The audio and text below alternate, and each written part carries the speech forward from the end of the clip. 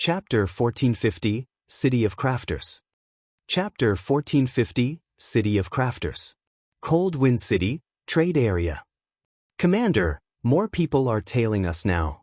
Matchless families probably found out about our return already. Should we notify Big Brother Yifeng about? Xianxia asked worriedly as she glanced at the players stalking them. News of the slaughter of Matchless families members had already spread throughout the city. Yet now, the main culprit boldly walked down the city streets without a care in the world. It was a slap in the face to the guild. Once the Matchless families members arrived, they would not leave without a fight. Thousands of players from Matchless City resided in the city. Killing a single player would be child's play for the guild. Furthermore, their group still had the soul lock debuff. Solitary 9 nodded in response to Xianxia's question. Based on his understanding of Matchless family, the guild would seek revenge for the smallest of grievances. It wouldn't hesitate to take action against Shifeng even in the city. Although he trusted in Shifeng's strength, Matchless family had the home ground advantage. Regardless of how powerful the man was, he was at a disadvantage. Solitary 9 walked up to Shifeng and whispered, "Brother Yifeng, why don't we head to the library? I'm afraid that if we linger around here any longer, Matchless families members will find us. Dealing with them will be troublesome." Troublesome? Curious, Shifeng asked, do players have full power over the city? Solitary 9 hadn't gone into the management style in the Ice Crystal World's NPC cities. If these cities were like the Dark Den's shelters, where players had full authority to determine a city's rules, they would indeed have some trouble to deal with. That's not the case. Matchless family just has a lot of members inside the city, Solitary 9 said, shaking his head. Shifeng breathed a sigh of relief when he heard Solitary 9's reply. He then pointed at the Cold Wind auction house a short distance away and said, "That's all right, then. I've already visited most of the shops, so let's make a trip to the auction house before we head to the library." This, Solitary 9 was speechless. The man even wondered if Shifeng understood what he meant by a lot of members. Cold Wind City was the Matchless family's main headquarters. The guild could easily gather over 10,000 players at a moment's notice. Centurion Dynasty was the only existence capable of contending with the guild in the city. "Commander, what should we?" "Forget it. We'll just accompany him until the end. Hopefully, Thundering Sky can keep his cool and avoid doing anything rash." As Solitary 9 watched Shifeng leisurely approach the auction house, he struggled with various complex feelings. He could not understand what was going through Shifeng's mind. However, since Shifeng had saved his and his teammates' lives, he could not escape by himself. He could only pray that Matchless family did not do anything too reckless. After all, they were currently standing in the heart of the city. Patrolling NPC guards were everywhere. If it really came down to a fight, Matchless family would not have too much of an advantage either. Upon entering the auction house's main hall, the sight of players hawking their items greeted Shifeng. Selling cheap, top-tier level 40 fine gold weapons. 10 gold per item. Get a 5% discount if you buy 2. Selling refined meteorite copper for 3 gold per stack. Selling frost steel or for 1 gold per stack. The players selling items in the hall outnumbered the shopping players. The items these players were selling shocked Shifeng. On the God's Domain continent, even the cheapest level 40 fine gold weapon could sell for 15 gold or more, yet players here were offering the same for 10 gold each. Moreover, they were all player-made weapons. With how high current demand was for level 40 fine gold weapons in his world, he could easily turn a massive profit if he bought and resold these player-made weapons. As for the refined meteor copper, the rare forging material currently sold for 30 silver per ingot. Moreover, it was very difficult to purchase. Each stack, containing 20 ingots, sold for 6 gold, yet these players were selling each stack for half that. The various forging materials sold in the hall were all significantly cheaper than those in God's Domain. In addition, this world had an abundance of forging resources. Even empires famous for producing ores paled in comparison to the Ice Crystal World. This place is really impressive. It's a pity that I don't have a way to return once I leave. I guess I have no choice but to stock up on rare materials before I depart. Shi Feng sighed ruefully as he looked through the various items these players offered. If he could travel between the Ice Crystal World and the God's Domain continent, he could earn more income from reselling items than what he earned from Stone Forest Town. Moreover, he could rely on the large quantity of materials to nurture the candlelight trading firm's forgers. If luck would have it, he might nurture a few master forgers. After all, creating new items required experimentation with various materials. With so many rare materials in the Ice Crystal World, one could experiment to their heart's content. This was most likely the reason that the standard of Cold Wind City's forgers was far above those in the Candlelight Trading Firm. Based on Solitary Nine's explanation, the Ice Crystal World should have other NPC cities. As players reached higher levels, Cold Wind City's guilds began to prepare to challenge the Snow Rift. It was only a matter of time before Cold Wind City's players encountered cities in other regions. At this point, Shi Feng suspected that the Ice Crystal World had birthed the game's first master forger. However, purchasing a large amount of materials required a lot of coins, but he hadn't been carrying many when he had come to the Ice Crystal World. His only option was to make money by selling the Matchless family's secret silver and fine gold items for a low price. Unfortunately, the dark gold items were precious to Zero Wing, so Shi Feng intended to hold on to them for now. After Shi Feng finished putting the loot from Matchless family up for sale, he left the auction house and made his way to the library. Seeing Shi Feng finally willing to leave this risky location, Solitary Nine and the others breathed a sigh of relief.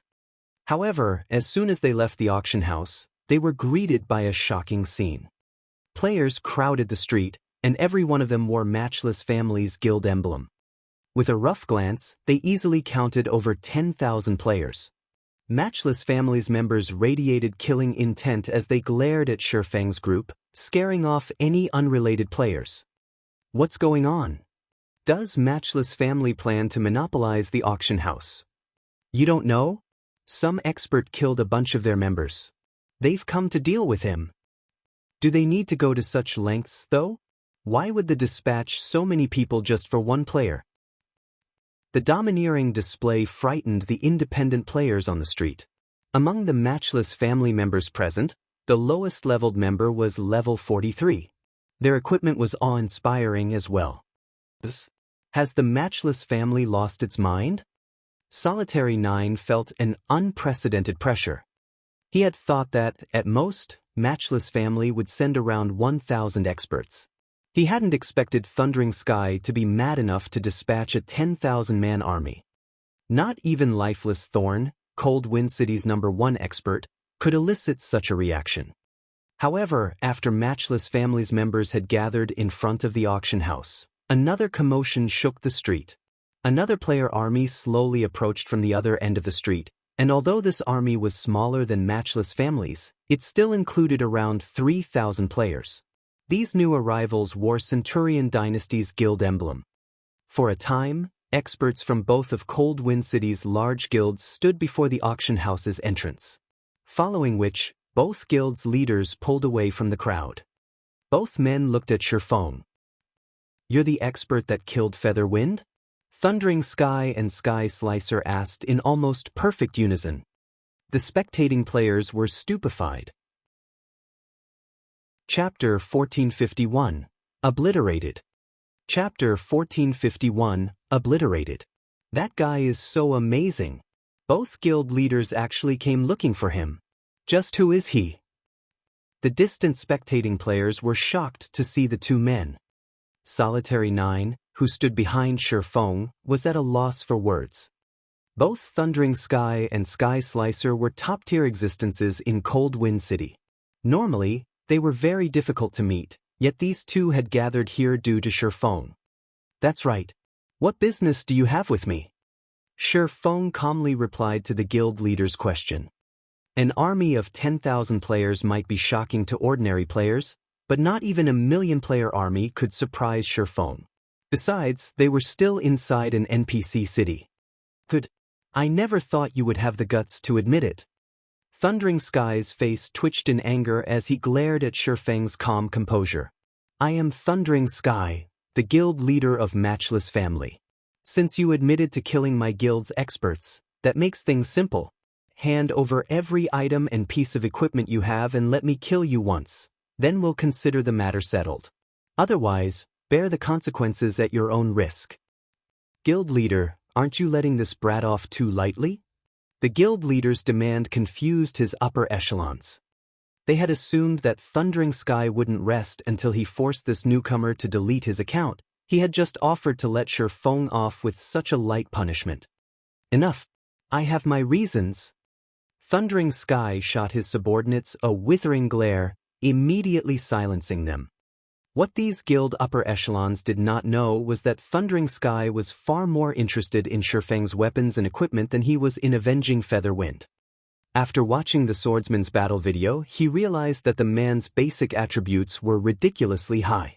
Not even Thundering Sky was confident of killing Featherwind in one hit.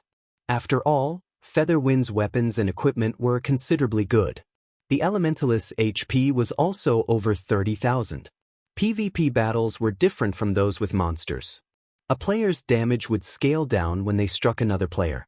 Killing expert players of the same level was very difficult. Yet Shi Feng had done it. Moreover, he had thrown level 44 and 45 shield warriors with his normal attacks. His strength could definitely rival that of a great lord of the same level.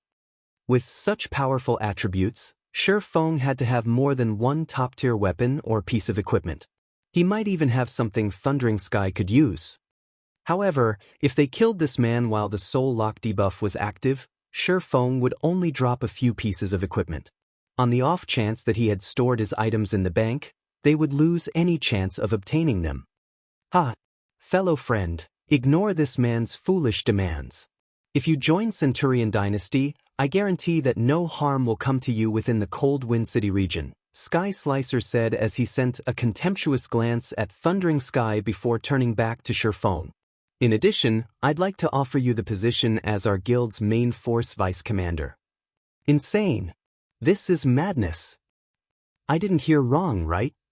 Sky Slicer actually offered so much to an unknown expert.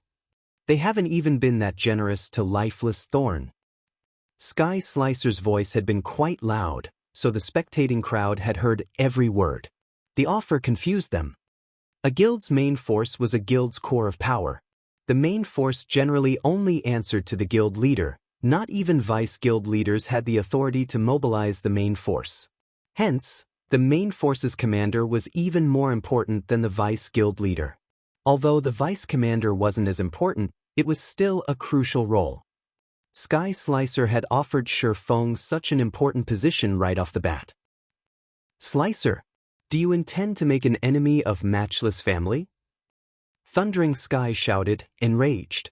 Although he had expected Sky Slicer to oppose him, he hadn't expected the man to be so brazen about it. Have our guilds ever been friendly?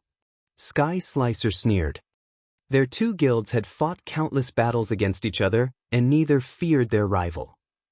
Now that he had an opportunity to suppress his rival's momentum and recruit a powerful expert, he couldn't miss the chance to kill two birds with one stone. Good. I'll take care of your Centurion Dynasty as well. Thundering Sky's expression darkened. Immediately, he commanded, everyone attack. Thus, let's see who is afraid of whom. Sky Slicer also commanded his guild members to fight. For a time, the Matchless Family and Centurion Dynasty's members slaughtered each other inside the city. Due to so many players involved, the NPC patrols couldn't quell the incident quickly. They could only clear out the fighting players, little by little. Both guilds' members fought with everything they had, fully intent on annihilating their enemy. Now that players were reaching higher levels, it was only a matter of time before they could raid the Snow Rift. To compete with guilds in other NPC cities, they first needed to deal with Cold Wind City's problems. Otherwise, they would have to face enemies on both fronts. The entire street had transformed into a battlefield. Spells and arrows blotted out the sky, and explosions and screams filled the air. Unfortunately, as Centurion Dynasty had brought fewer members, Matchless Family quickly suppressed its players. As a result, the former guild's members were forced to retreat. Of course, Matchless family couldn't eliminate their rivals' members as Centurion Dynasty's reinforcements began to arrive. All Matchless family could do was push the other guild back. Shortly after the battle had begun, the dead players' weapons and equipment littered the street. Even experts were forced to use their life-saving skills. The weaker players died before they could even react as numerous attacks struck. The spectators were stunned. This fight helped them realize just how weak an individual was compared to a guild. Even the well-known adventurer teams were nothing. Very quickly, Sky Slicer was forced into a corner. Meanwhile, Matchless family's members surrounded the auction house. Do you think that we can't touch you just because Centurion Dynasty wants to lend a helping hand? Thundering Sky sneered at Shifeng, who had not participated in the battle. I guarantee you that no one can protect you in the Cold Wind City region. If you hand over all of your weapons and equipment now, I can still let you off the hook. If you try to retaliate, I'll eliminate you, Solitary 9, and his group hiding behind you. The watching crowd gasped when they heard Thundering Sky's threat. They all knew that Thundering Sky was a man of his word, but they hadn't expected him to be ruthless enough to target Solitary 9's group as well. However, as soon as Thundering Sky finished speaking, Shifeng, who had maintained a relaxed posture, unsheathed Killing Ray. He then casually walked towards Thundering Sky, who stood 50 yards away from him, as if he were just taking a stroll through his own backyard. What? He actually dares to defy Thundering Sky. Is he insane? Even Matchless family's members were stunned. Setting aside Thundering Sky's individual prowess, the man was surrounded by hundreds of his experts. These subordinates would likely kill the swordsman before he got close to their guild leader. You asked for this? Thundering Sky frowned. He hadn't thought this newcomer would be so foolish. He gestured with a hand and ordered, "Kill him." The instant Shifeng was within the ranged player's reach, over 100 spells and arrows flew towards him, forming a tight wall that left no room for Shifeng to dodge. However, Shifeng raised the sacred sword and swung it forward. Lightning edge. Suddenly, countless arcs of blue lightning streaked towards the incoming spells and arrows. In the blink of an eye, the lightning destroyed everything in a 50-yard cone. I am only one person. However, you can't just kill me because you want to, Shifeng calmly stated as he watched Thundering Sky and his numerous subordinates transform into particles of white light. Chapter 1452, Overwhelming Difference. Chapter 1452, Overwhelming Difference. Silence. It seemed as if time had stopped. The fighting players from both guilds froze as they stared at the particles of light that had once been Thundering Sky and his subordinates. All of a sudden, a large, empty space had opened on the crowded street. Even now, faint arcs of electricity flickered around the clearing. In a single move, Shifeng had killed hundreds of Matchless family's players. Thundering Sky, who ranked among Cold Wind City's top 10 players, had died before their eyes. He hadn't even put up the slightest fight before he had died. It was hard to believe that an ordinary-looking swordsman with a blue long sword had been responsible for this. When Solitary 9 and the others, who stood behind Shifeng, saw this, they could not help but gasp, the corners of their lips twitching slightly. They already knew that Shifeng was very powerful, but it now seemed that Shifeng hadn't taken his fight with Featherwind seriously. Just who is this guy? The corners of Sky Slicer's eyes twitched as he stared at the empty clearing a short distance away. He wouldn't have been so surprised if Shifeng had been a magical class player. However, this was the first time he had seen a swordsman in God's domain possessing such a powerful skill. Moreover, this skill had such a short channeling time, giving the skill's targets no time to react. How is this possible? The guild leader died? Matchless family's members were at a loss. Everything had happened too quickly. He killed our guild leader. We can't let him get away. That skill must have a long cooldown. He can't use it again anytime soon. Kill him. Suddenly, Matchless family's members turned their attention away from Centurion Dynasty as they charged at Shifeng. A guild leader was directly connected to the guild's reputation. The fact that this man had killed their guild leader instantly humiliated every one of them. If they did not kill Shifeng right now, Matchless Family's reputation would suffer. This would severely impact their guild's development. Damn it! Matchless Family's players have lost their minds. Tension gripped Solitary 9 as he watched the players swarm towards him. However, before the Matchless Family's members reached their group, Shifeng pointed Killing Ray at the approaching crowd. Dragon Breath. Suddenly, a beam of white light shot forth. The white light vaporized any player it touched. In the blink of an eye, several hundred more players had died. After using Dragon Breath, Shifeng followed up with Dragon's Authority, inflicting the fear debuff on all enemies within a 50-yard radius, reducing their movement speed and attack speed by 40% for 1 minute. Everyone within the skill's range felt as if they had plunged into a muddy swamp. Following which, Shifeng activated Defensive Blade, increasing his attack range. He then took a step forward and vanished. Where is he? As the crowd recovered from the shock and fear Shifeng's Dragon Breath had inflicted, the man had disappeared. They could not help their growing confusion. However, before anyone had realized it, Shifeng had reappeared among Matchless Family's members. He lightly swung his 2 swords at the nearby enemies. Boom! A tornado formed around Shifeng. Following which, all players within 15 yards of Shifeng collapsed, staring at their empty HP bars in a daze. Not even the MTs with high HP had escaped Shifeng's wrath. Following which, Shifeng advanced once again. This time, however, he didn't execute void steps.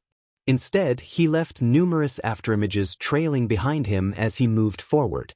At the same time, he brandished his swords without a care in the world, slaughtering every player that came within 15 yards. None of the players within his range escaped death's embrace.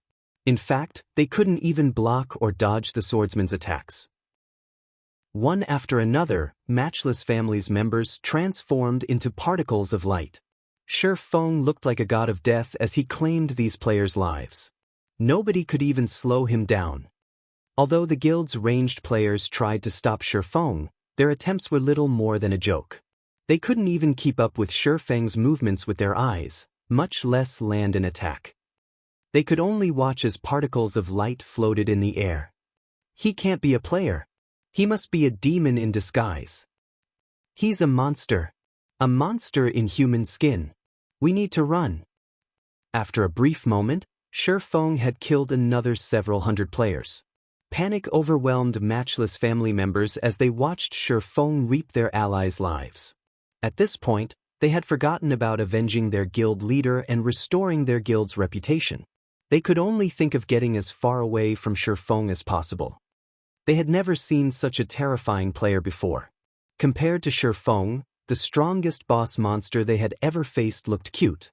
After all, they had some hope of damaging a boss. Against Shifeng, however, they couldn't even resist. How was this supposed to be a PvP battle? This was just a one-sided massacre. Like frightened rats, the thousands of Matchless Family members scattered and fled in all directions. The players watching from a safe distance were stupefied. Before today, they had seen thousands of players pursue a single person. They had never watched one player chase after a 10,000-man army. This scene had shattered everything they had thought they knew about God's domain. Isn't he a little too strong? Just who is he? Solitary 9 was beyond shocked. An individual having the power to suppress an entire guild only ever happened in his dreams. Yet he watched as that dream became a reality. What Solitary 9 did not know was that, while Cold Wind City's players might be stronger than those in God's domain as forgers, their weapons and equipment were nothing in comparison. To prove this point, not one player from Matchless Family dropped an epic weapon or piece of equipment. The best they had was level 40 dark gold equipment. On the other hand, Shifeng wielded 3 fragmented legendary items. He was also a tier 2 player. With both advantages, the difference between Shifeng and his opponents was horrifying. As the other players from Aurora Sword watched Shifeng's massacre, an indescribable excitement bloomed in their chests. They were fully aware that Shifeng was a player. They fully intended to boast to their friends that they had met such a powerful expert. After around 30 seconds, the originally clogged street was empty of players. Only Shifeng and a bunch of weapons and equipment remained. The survivors from Matchless family had long since fled the battlefield. Despite so many items covering the street, none of the spectators moved forward to steam them. On the contrary, they distanced themselves from the loot, making sure that at least 100 yards lay between them and the nearest item. As for the NPC guards, they spared Shifeng little more than a glance before pursuing Matchless family's surviving members. In NPC cities, the NPC guards would target the side that attacked first. Matchless family members had teamed up before surrounding Shifeng. If any member of the team attacked, they would implicate the entire team in the crime. Hence, within a fixed amount of time, Shifeng could kill as many members of the team as he wanted without receiving any punishment from the system. Even if this mechanic hadn't existed, Shifeng could have simply found a secluded location and altered his appearance with the demon mask. With Nightwalker Cape's passive concealment effect, not even high-tiered NPC guards could touch him.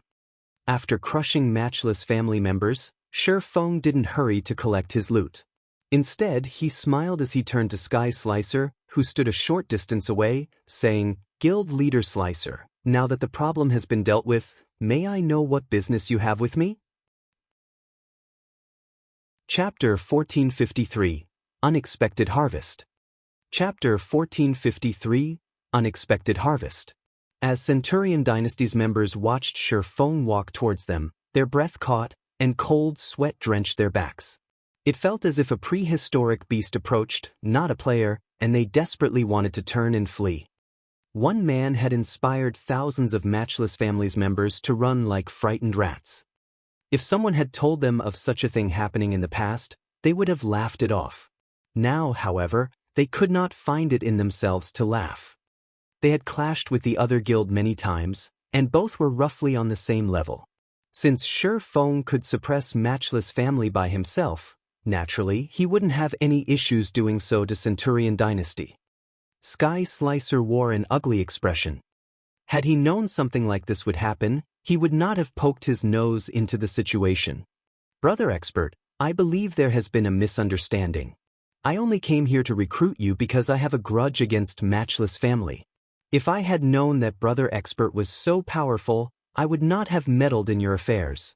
For this offense, I am willing to pay 10,000 magic crystals as compensation," Sky Slicer respectfully told Shifeng.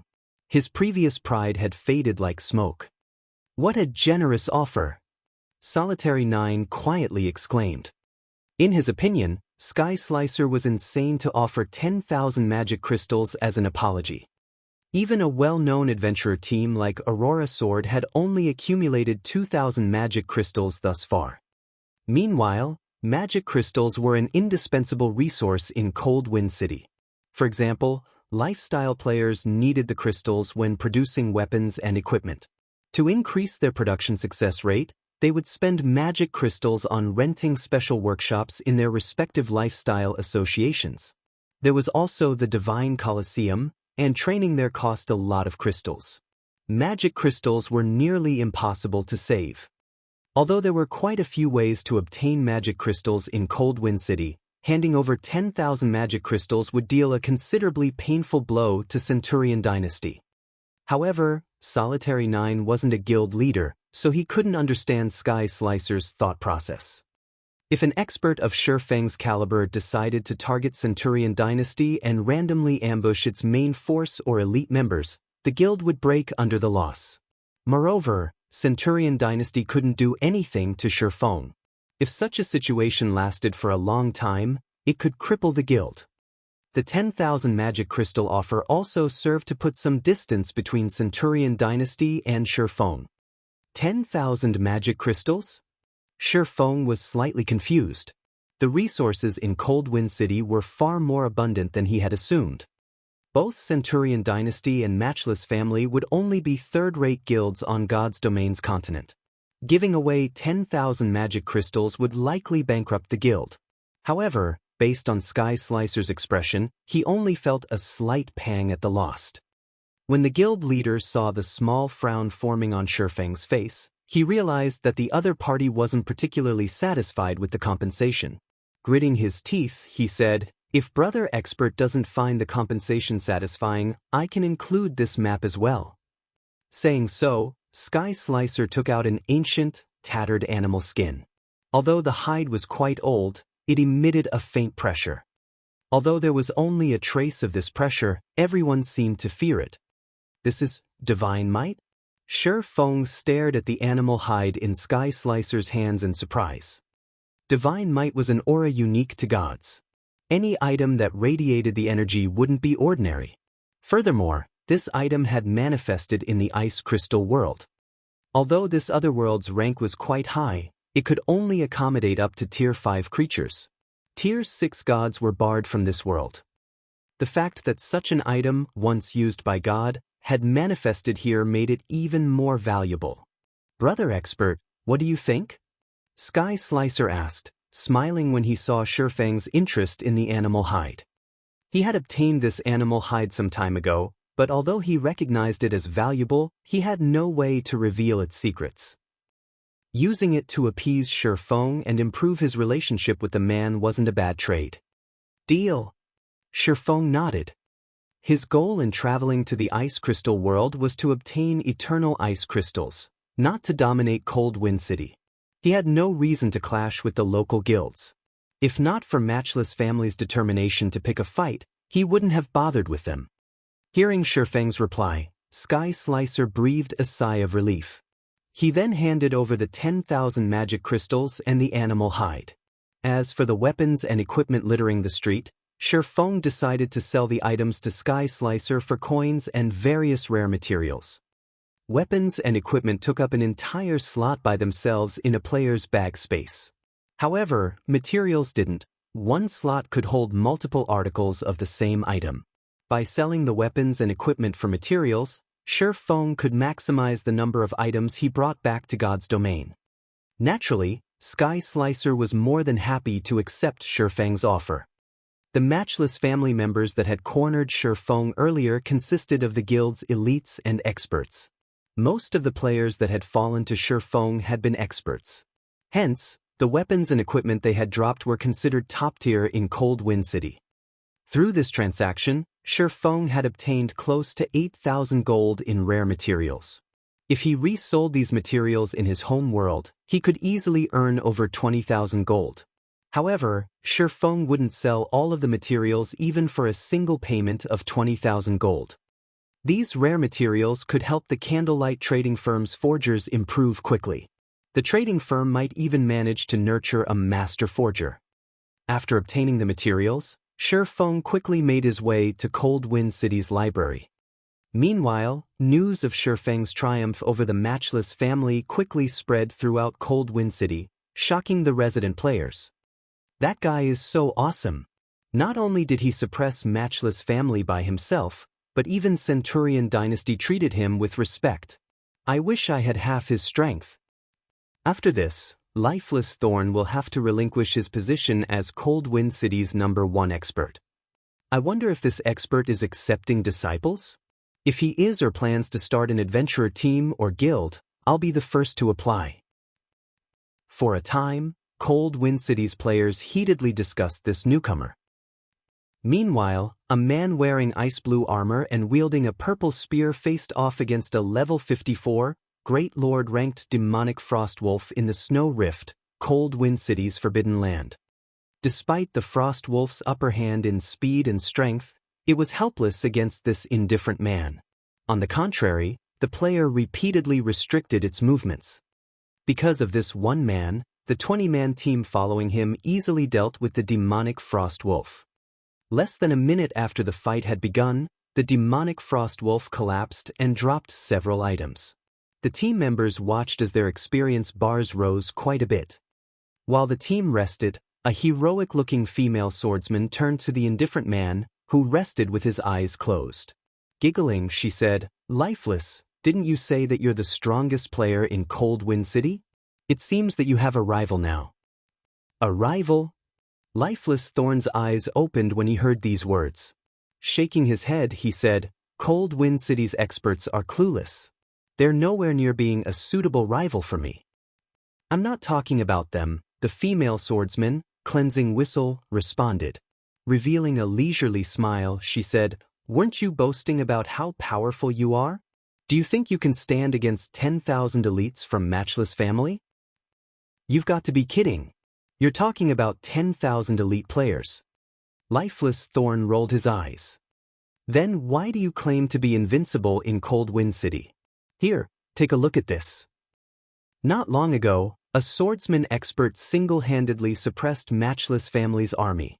Centurion Dynasty even offered him a gift as an apology, Cleansing Whistle said, giggling as she sent a copy of Shifeng's battle video to Lifeless Thorn. Although Lifeless Thorn wanted to refute Cleansing Whistle's words, he couldn't help his shock as he watched the battle video. How can there be such a powerful expert in the city? Well, hadn't you said something earlier about the swordsman class being crap? Now you know how powerful swordsmen are. Cleansing Whistle said, feeling a little proud when she saw the man's shock. He is powerful. He is on an entirely different level than I am, Lifeless Thorn straightforwardly admitted. The assassin's admission stunned Cleansing Whistle. She had thought the news would shake Lifeless Thorn's confidence, allowing her to get some payback for his insults towards her class. Before Cleansing Whistle could say more, Lifeless Thorn stood and took a return scroll from his bag. "What are you doing?" Cleansing Whistle asked curiously. "Do you really have to ask?" "I'm going to look for that expert," Lifeless Thorn said, excitement flashing in his eyes. "Are you mad? We wasted all that time to get here, yet you're going back just like that?" Cleansing Whistle was astonished. However, ignoring her words, Lifeless Thorn activated the return scroll. He then transformed into a streak of light as he left the snow rift. Seeing this, Cleansing Whistle and the other team members had no choice but to take out return scrolls and head back as well. Meanwhile, in Cold Wind City's Nobles District, Shifeng impatiently took out the animal hide Sky Slicer had given him and carefully inspected as he traveled in an advanced carriage. Chapter 1454, Treasure That Surpasses Epic Rank. Chapter 1454, Treasure That Surpasses Epic Rank. It's no wonder why Sky Slicer couldn't do anything with this. When Shifeng tried to inspect the hide, he was only able to learn its name, Tattered Animal Hide. The item displayed no further information. Although this animal hide radiated a faint trace of divine might, due to time, it was damaged beyond recognition. The images and words that had been inscribed on the item were nearly impossible to discern. Fortunately, Shifeng was confident that he was even more skilled at analyzing items than a master appraiser. "I wonder what this item is exactly." Shifeng then activated Omniscient Eyes and inspected the hide once more. The moment he tried to do so, a loading bar appeared above the item. Watching the loading bar, Shifeng was astonished. How is this possible? Just what kind of item is this? When he used Omniscient Eyes to appraise dark gold items, the process took no more than 10 seconds, yet this scrap of hide required 30 seconds. Not even epic items took so long to appraise. As the seconds ticked by, the process restored the images and words on the animal hide. By the time the loading bar was full and disappeared, the originally tattered hide seemed as if it had regained its vitality as it began to restore itself. In the blink of an eye, the tattered animal hide looked brand new. "This is an ancient shrine?" Shifeng gave the leather an incredulous look. "Big brother Yifeng, has something happened?" Yenya asked from beside Shifeng. Everyone in the carriage was curious, looking to Shifeng for an explanation. This man had remained calm even when he stood against an army of 10,000 players, yet he stared at the hide Sky Slicer had given him in surprise. "It's nothing. I'm just satisfied with the transaction with Sky Slicer," Shifeng said, chuckling. Although Shifeng had brushed the matter off verbally, inside he was ecstatic. Ancient shrines were considerably old and mysterious locations. No one knew who had built them, yet every large-scale otherworld had them. Ancient shrines were extremely dangerous, guarded by powerful monsters. They were also crowded with traps. Even so, players residing in large-scale otherworlds swarmed to these ancient shrines like madmen. This was because ancient shrines housed the passage to travel from their otherworlds to God's domain's continent. As otherworlds experts grew more powerful, they would find clues leading to these ancient shrines. They would then search for the shrines' locations before exploring their interiors.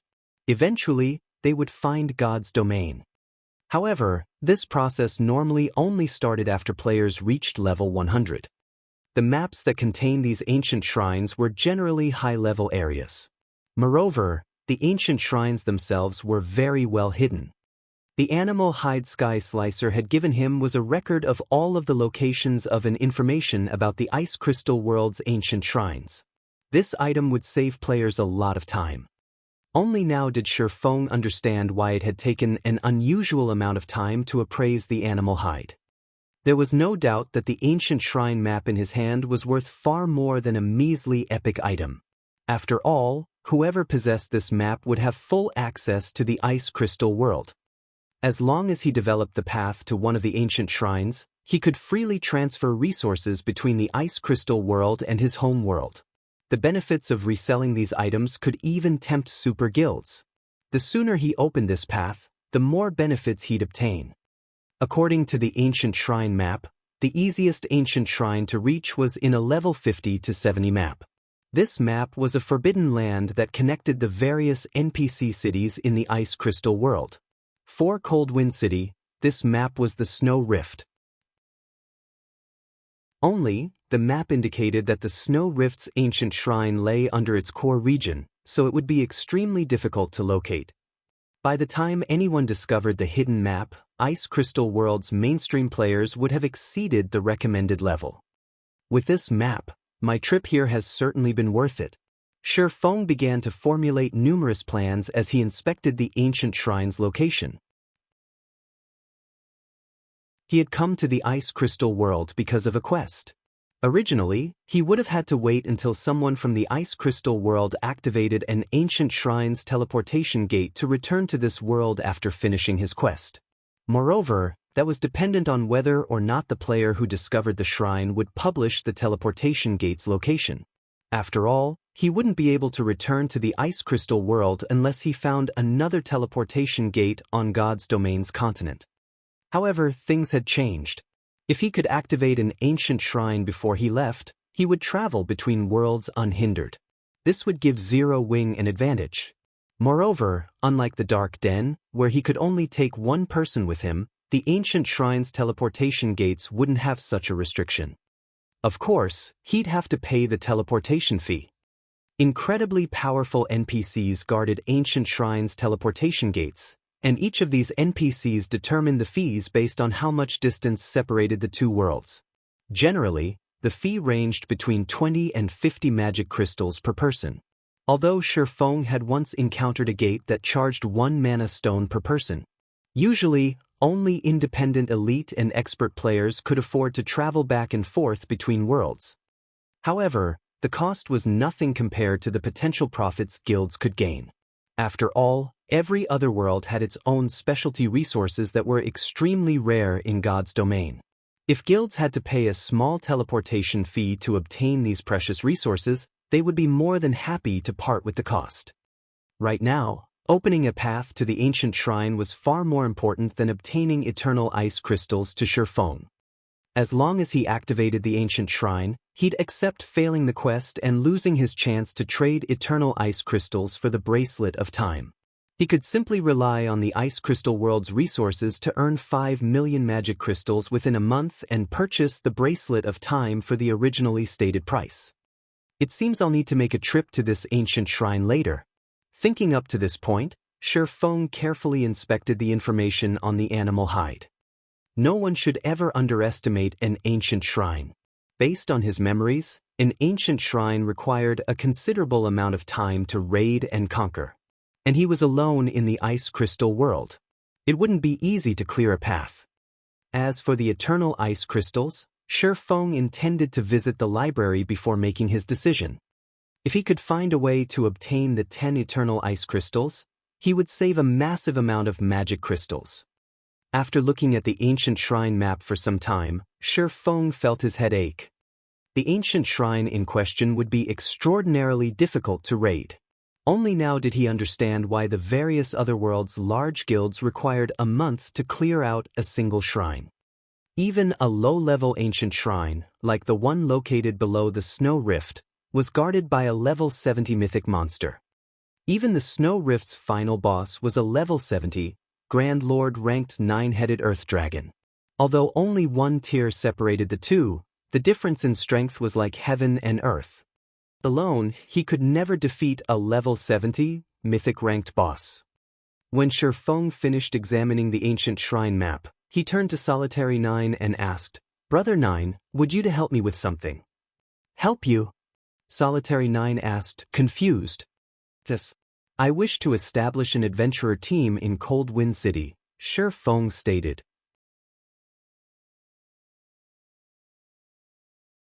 Chapter 1455, Adventurer Team Established. Chapter 1455, Adventurer Team Established. Establish an adventurer team. Big Brother Yifeng, are you joking? For a moment, everyone in the advanced carriage looked at Shifeng in surprise, wondering if they had misheard. Shifeng had previously expressed his lack of interest in establishing his own force. He had only come to Cold Wind City from another region to complete a quest. Yet, this man had just stated that he wanted to establish his own adventurer team. They were both confused and excited to hear this. If Shifeng formed an adventurer team, it would undoubtedly flourish. In addition, during the previous battle, Shifeng had made a name for himself in Cold Wind City. He wouldn't have any issues establishing a guild, much less an adventurer team. They could already see players lining up to apply. "What do you need our help with?" Solitary 9 asked, practically glowing. He had already decided to join any force this man established. After all, Shifeng's strength and combat standards were far more impressive than his own. Watching Shifeng's battle had opened the doors to a completely new world for him. Unfortunately, Shifeng hadn't shown any interest in setting up his own force, so he hadn't asked the swordsman about it. He had only hoped to form a close relationship with the swordsman and find an opportunity to seek Shifeng's guidance. Now, however, he didn't need to do so. He could simply join Shifeng's adventurer team. His goal in establishing an adventurer team was to improve his combat standards by delving into God's domain's various ruins and dungeons. He did not like participating in the struggles between guilds. Most importantly, he had always hated the way Matchless Family and Centurion Dynasty had operated. Hence, he had established the Aurora Sword Adventurer team. He had thought that he and his companions could join Wave Heart, Cold Wind City's #1 adventurer team, if the guilds put too much pressure on Aurora Sword. Fortunately, he didn't have to worry about that anymore. "I'd like to ask your help in advertising and organizing the adventurer team's recruitment." After giving the matter some more thought, he continued, "I don't need a lot of people for the team. 3,000 or 4,000 members will be enough. Official members will have to reach the Trial Tower's 5th floor at the very least, though the requirement will increase as time goes on." Cold Wind City had its own divine coliseum, and although it wasn't connected to those in other cities, it wouldn't affect players' evaluations. The 5th floor. Xianxia's jaw dropped. Big Brother Yifeng, very few people in Cold Wind City will be able to meet that requirement. Most experts can only reach the 4th floor. Xianxia was one of Aurora Sword's top-ranked experts, but even she had only recently made it to the 5th floor. Quality is more important than quantity. Of course, we could let players take another set of tests before joining the adventurer team, Shifeng said. He then took out the list of Zero Wings test criteria when recruiting members, displaying it for Solitary 9 and his party. Not all talents in God's domain were powerhouses. Rather than only recruiting those who were already strong, they could also look for players with potential. Players with potential would become reserve members for the moment. Reserve members would then be tested and judged based on their improvement speed. They could become official members once they reached a certain standard. If not, they would have to resort to the primary test, reaching the Trial Tower's 5th floor. Although this two-stage process was tedious, it helped Zero Wing avoid missing out on potential experts. Of course, there was a minimum requirement to become a reserve member. Players had to reach the Trial Tower's 4th floor. At this stage of the game, the Trial Tower's fourth floor was still a fairly difficult hurdle for players. However, as player standards continued to improve, more of them would reach the fourth floor. If a player could not even reach the fourth floor, there was no point for them to take the test to become a reserve member. Even so, Shifeng's requirements stunned Solitary 9 and his companions. In Coldwind City, players who could reach the Trial Tower's fourth floor were generally recruited to become elite members in one of the two major guilds, yet they would only be reserve members in Shifeng's adventurer team. Once the city's players found out about this, they'd call him a madman. After all, how could an adventurer team offer more benefits than a guild? Convincing 1,000 people to join this man's adventurer team would be immensely difficult, much less 5,000 people. Brother Yifeng, what do you intend to call your adventurer team? Solitary 9 asked. The adventurer team's name? Shifeng thought about how others had called him an Azura. Being intensely uncreative, he replied, "Let's call it the Azura Adventurer Team." At first, he had considered simply calling it the Zero Wing Adventurer Team. After all, he had planned to use this adventurer team as reinforcements for Zero Wing's core members. However, after giving the matter some thought, he gave up on the idea. After all, many of God's Domain's experts disliked the restrictions guilds imposed on their members. Instead, he could invite the experts that refused to join Zero Wing to his Azura Adventurer Team. This way, the Azura Adventurer Team could collect independent experts who disliked guilds, forming a symbiotic relationship with Zero Wing. Then, Brother Yifeng, can my Aurora Sword Adventurer Team join yours? Solitary 9 asked anxiously after taking a deep breath. Of course. It'll help me out quite a bit if you join. As long as your team members can meet one of the two requirements, they are welcome, Shifeng said, smiling. He already had a rough estimation of Solitary 9's strength. He had also listened to Yenya's comments on the matter. Not only was Solitary 9 one of Coldwind City's top 3 MTs, but he had also reached the last stage of the Trial Tower's 6th floor. He was only a step away from the 7th. Although he didn't know any advanced combat techniques, he was not that far from the half-step refinement realm. In Zero Wing, he could easily rank among the guild's top 10 MTs. It was quite impressive. Furthermore, Solitary 9 hadn't received any official training like Zero Wing's core members had. The man had reached that standard of his own power. If Solitary 9 were offered sufficient training and guidance, he could easily reach the half-step refinement realm. Given enough time, reaching the refinement realm wouldn't be much of an issue. As such a capable expert, why wouldn't he welcome Solitary 9 into his adventurer team? Unfortunately, he'd have no choice but to let go the Aurora Sword members who couldn't meet the recruitment requirements. It was important that an organization adhere to its own rules. Otherwise, the organization would lose its members' trust. I understand. Solitary 9 replied. The Azura Adventurer Team wanted experts. He'd have no choice but to compensate the Aurora Sword members who didn't make the cut. Following which, Shifeng and his new companions drew up a list of benefits that the Azura Adventurer Team would offer its members. With such a high recruitment requirement, not many players would apply if they didn't offer appropriate benefits. Before they realized it, their advanced carriage had arrived before Coldwind City's library.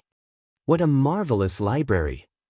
As soon as Shifeng alighted from the carriage, he could not help but stare at the mountainous building before him. Compared to White River City's library, Coldwind City's was a giant. The building was well over 300 meters tall. It was large enough to fill 3 sports arenas. At the same time, the library felt ancient like some long-lost ruin. Following which, Shifeng activated his Demon Hunter title and approached the entrance. The 4 NPC guards by the doors glanced at Shifeng as he passed by, showing no intention of stopping the swordsman. Elsewhere, Solitary 9 published the recruitment information for the Azura Adventurer Team on Coldwind City's official forums. At the same time, Yenya and the others saw to the necessary arrangements to spread the news throughout the city. Very quickly, news about Shifeng's adventurer team reached every player in Coldwind City. What? He's actually trying to establish an adventurer team? When Thundering Sky, who had recently resurrected, received the news, his expression darkened. Chapter 1456, Adventurer Teams Benefits. Chapter 1456, Adventurer Teams Benefits. Guild Leader, quite a few of our members have withdrawn from the guild as soon as they heard the news.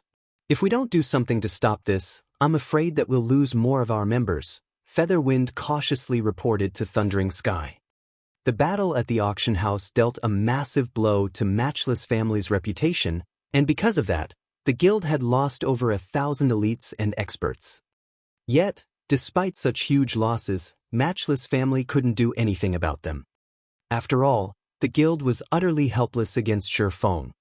To make matters worse, Shifeng had decided to establish his own adventurer team. They couldn't afford to provoke Shifeng when he stood alone, but they could still avoid the man. Matchless Family had over 100,000 members.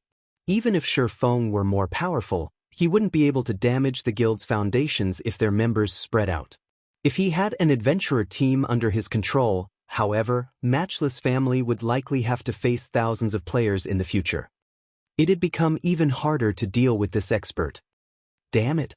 Just who is he? Why haven't we heard of this guy before? Thundering Sky's expression twisted as he read the latest report. If not for Shifeng's sudden appearance, their plans wouldn't have been interrupted, and he would have secured his hold on Cold Wind City. Guild Leader, should we contact those people? Featherwind asked softly. It can't be helped. At this rate, Cold Wind City will either end up in Centurion Dynasty's hands or the Azura adventurer teams. Since they've taken Cold Wind City from me, I won't let them have it either, Thundering Sky growled, a cold glint flashing in his eyes. Contact them. Tell them that Matchless Family is willing to join their guild. However, we require that they destroy Centurion Dynasty and the Azura adventurer team. Although Cold Wind City's players couldn't travel to other NPC cities right now, they could communicate with players in these cities offline. An upper echelon from Hecate, a large guild in another NPC city, had contacted Matchless Family, stating Hecate's interest in purchasing the guild. Initially, Thundering Sky had hesitated. After all, Hecate was far more powerful than Matchless Family, controlling more than 5 NPC cities. Hecate even ruled over Ice Crystal City, the Ice Crystal world's largest NPC city. Thundering Sky wasn't confident of Matchless Family's survival should it insult this massive guild. He had hoped to solidify his control over Cold Wind City before anyone cleared the Snow Rift. Even if his city were connected with other NPC cities, he'd more or less have the power to withstand outside forces. Now that he had lost any hope of becoming his city's overlord, joining Hecate was his best choice. Once the passage opened, with Hecate's secret support, Matchless Family would send both Centurion Dynasty and Shifeng to meet their maker. Understood. I'll see to it right away. Featherwind then logged out of the game and disappeared from the office.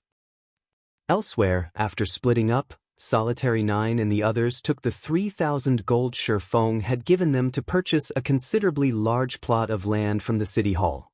They then visited the Adventurers Association to begin their residence's construction. Although the residence was not as luxurious as a guild residence, it could easily accommodate 1,000 people at a time. Hopeful applicants had already surrounded Azura's residence. Over 4,000 players waited for their evaluation, and this was only the beginning. As expected of the adventurer team established by Cold Wind City's #1 expert, Azura's residence is even larger than Wave Heart's. That's right. I bet it won't be long before Azura becomes the #1 adventurer team in Cold Wind City. While the crowd waited for the application process to start, Solitary 9 emerged and posted the recruitment requirements at the entrance. As Azura's recruitment standards went public, many players were shocked. Is the Azura adventurer team crazy? Only those who reach the Trial Tower's 5th floor qualify to join? Do they not know what it means to reach the Trial Tower's 5th floor? What? Even those who can reach the 4th floor have to deal with further testing? If I had that kind of strength, I would have joined a guild as a core member. Why would I even bother joining an adventurer team? Is this really an adventurer team? Why do I feel like its recruitment requirements are harsher than a large guild's? With these standards, I doubt that Azura will even recruit 1,000 members. No, it might not even get 500 members. Is the Azura adventurer team toying with us? Crap, isn't this just an adventurer team? Who would be desperate enough to deal with this crap? When the players outside Azura's residence saw the requirements, some laughed, some cursed, and others simply turned and left. Everyone thought that the Azura adventurer team was mad. As far as they knew, Azura's recruitment requirements were even higher than a first-rate guild's, not to mention Cold Wind City's guilds. With such high requirements, only a small number of players throughout the Ice Crystal world would bother to join the adventurer team. After all, Azura was merely an adventurer team. It couldn't offer any significant benefits. An adventurer team just existed to give players an easier time forming teams and parties to raid dungeons and explore ruins. Expert players never needed to worry about finding party members. Furthermore, the Azura adventurer team had only recently been established. Even with an expert like Shifeng, without dungeon raid or ruin exploration results, expert players were less inclined to consider an adventurer team. Commander, players have stood outside our doors for quite some time now, yet only a few have applied. What should we do? Xianxia stated at the crowd outside in frustration. Xianxia, stop calling me commander. Now that we've joined the Azura adventurer team, Yifeng is the commander. I am simply one of Azura's party leaders, Solitary 9 said. Regarding the recruitment issue, the commander has stated that if people don't apply, we'll reveal this benefit to the public. He had mentioned the possibility of this awkward situation to Shifeng, and after giving the matter some thought, the man had decided to raise the team members' benefits. Any official member of the Azura adventurer team could use contribution points to purchase dark gold weapons and equipment as well as the opportunity to learn various combat techniques. What?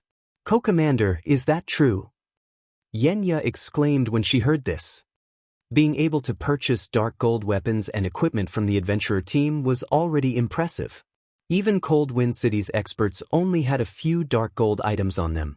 Usually, only guild's core members had any access to such items, yet the Azura's official members could bid on these items. However, the dark gold items paled in comparison to the combat techniques.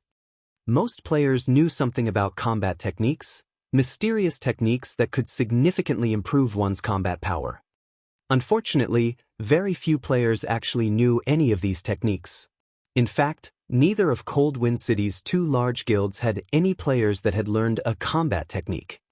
Yet, the Azura adventurer team offered to teach its members various combat techniques.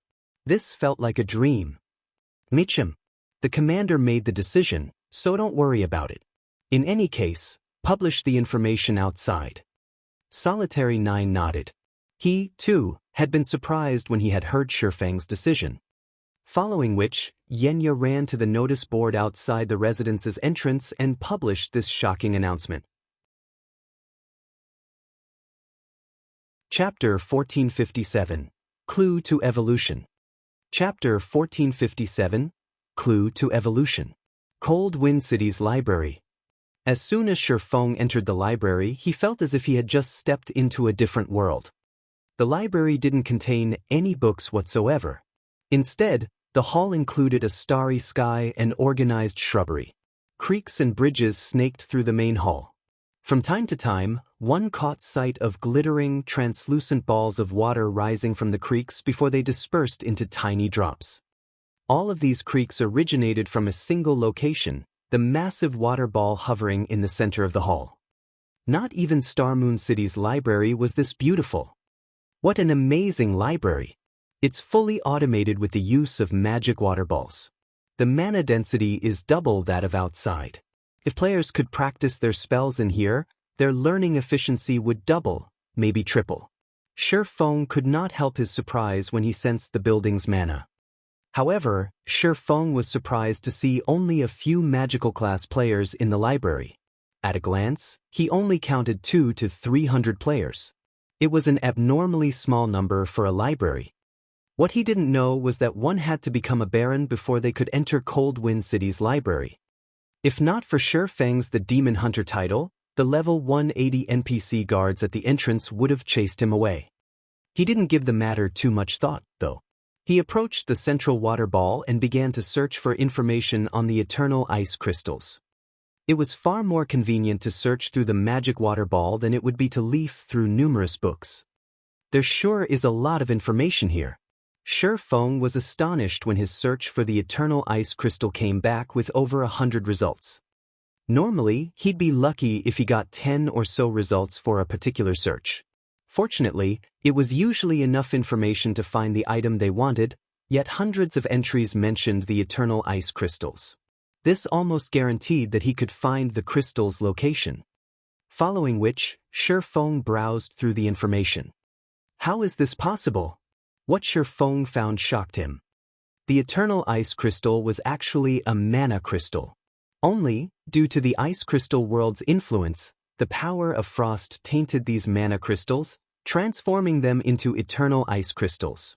These crystals could be found in the ice crystal world's various forbidden lands, but only Great Lord-ranked bosses and above had a chance of dropping them. Unfortunately, these bosses wouldn't drop complete eternal ice crystals. Rather, they had a very low chance of dropping ice crystal fragments. One had a 50% chance of successfully synthesizing 10 ice crystal fragments into one completely eternal ice crystal. No wonder she gave me a month for this quest. It's certainly not going to be easy. Feng frowned. Although the Snow Rift was a forbidden land, it didn't have many field bosses. Considering the low drop rate and the 50% success rate, it would take a long time to obtain one eternal ice crystal, much less 10. I guess I need to hurry. Now that he knew that eternal ice crystals were actually mana crystals, he had even more reason to obtain them.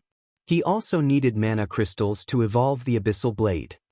Although the Tier 1 Abyssal Blade was plenty powerful, particularly when it came to compatibility rate, its basic attributes weren't quite on the level of top-tier epic weapons.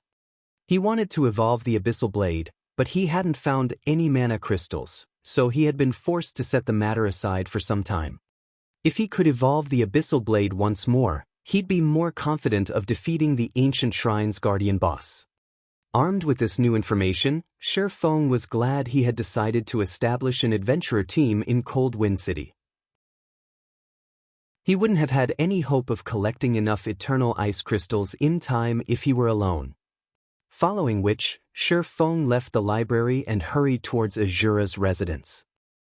Shortly after the Azura adventurer team had published the new benefits, the crowd outside the team's residence went into an uproar.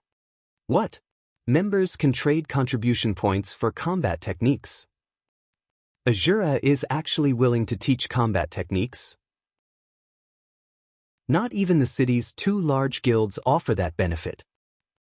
Although Cold Wind City had many experts, only a handful had learned combat techniques.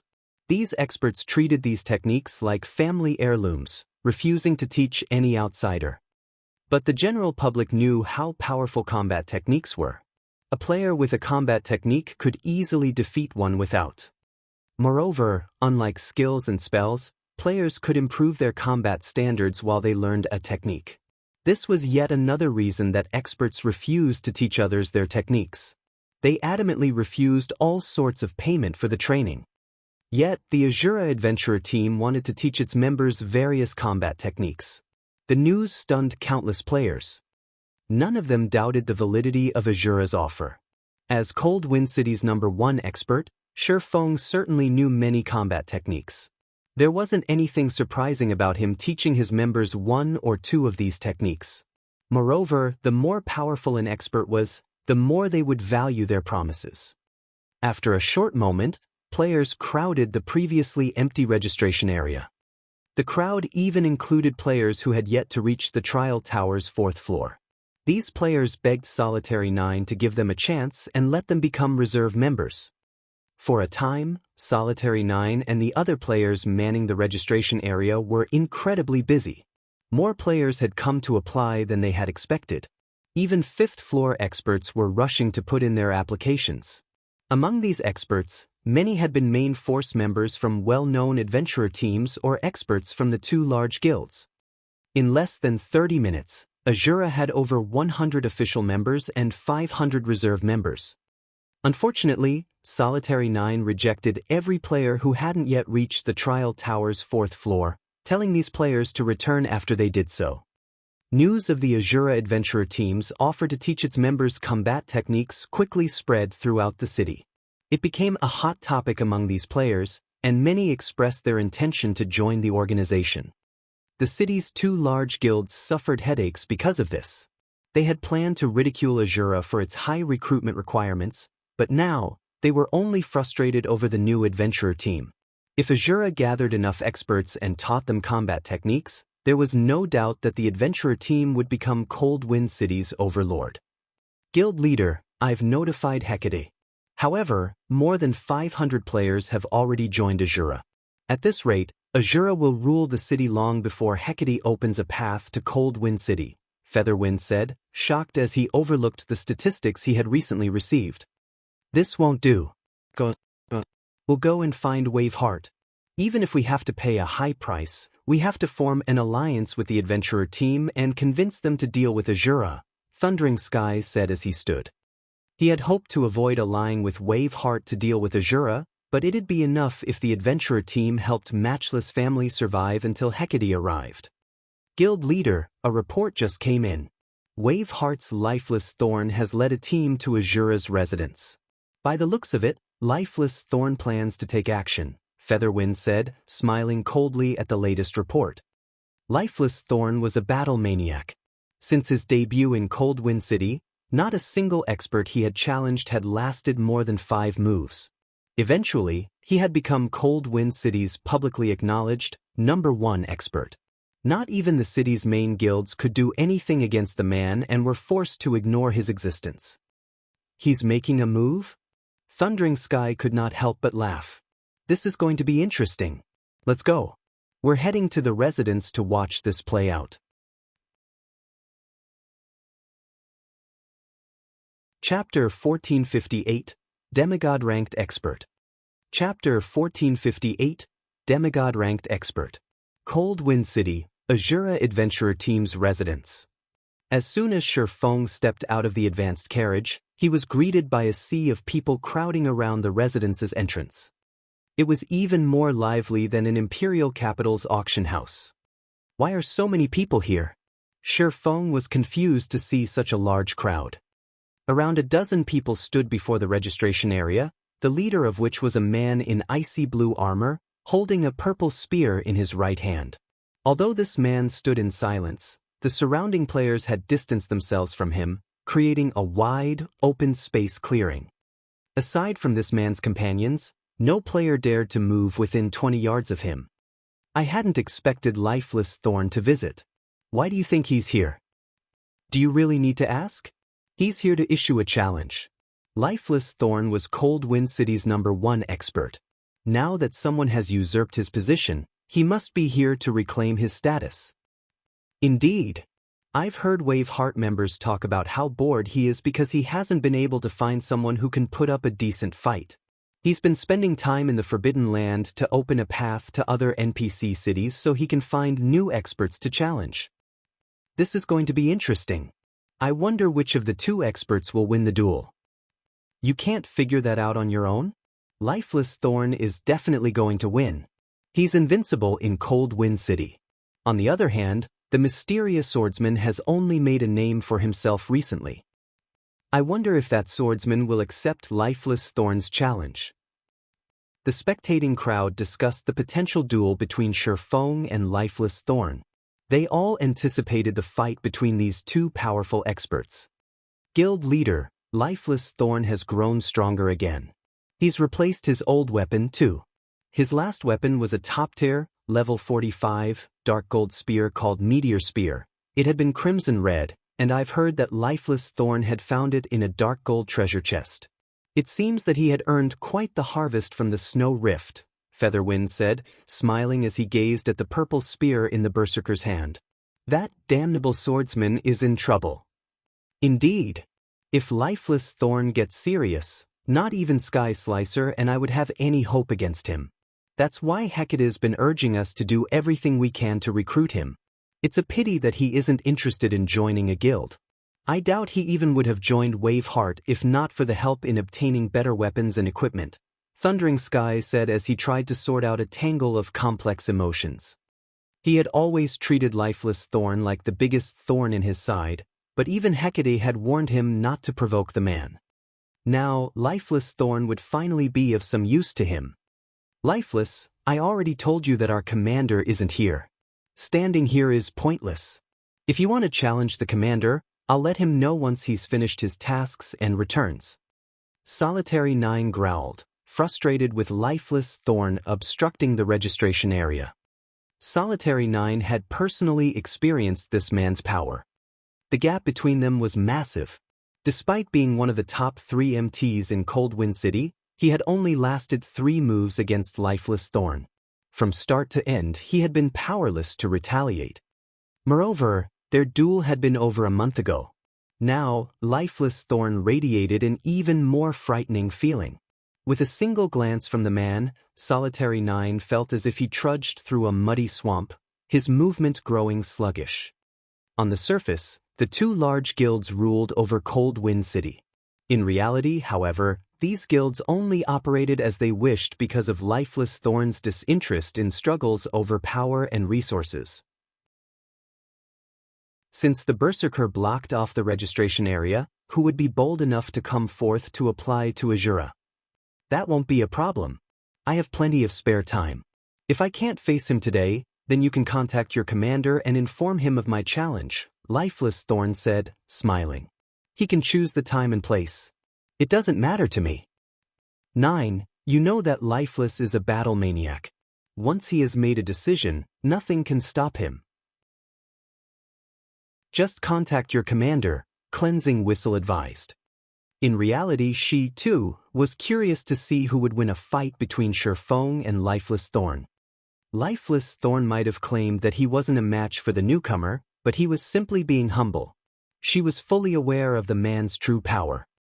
Not only had he obtained the top-tier, epic weapon, Thunder Spear, but he had also obtained the Lightning Saint's legacy, a peak legacy.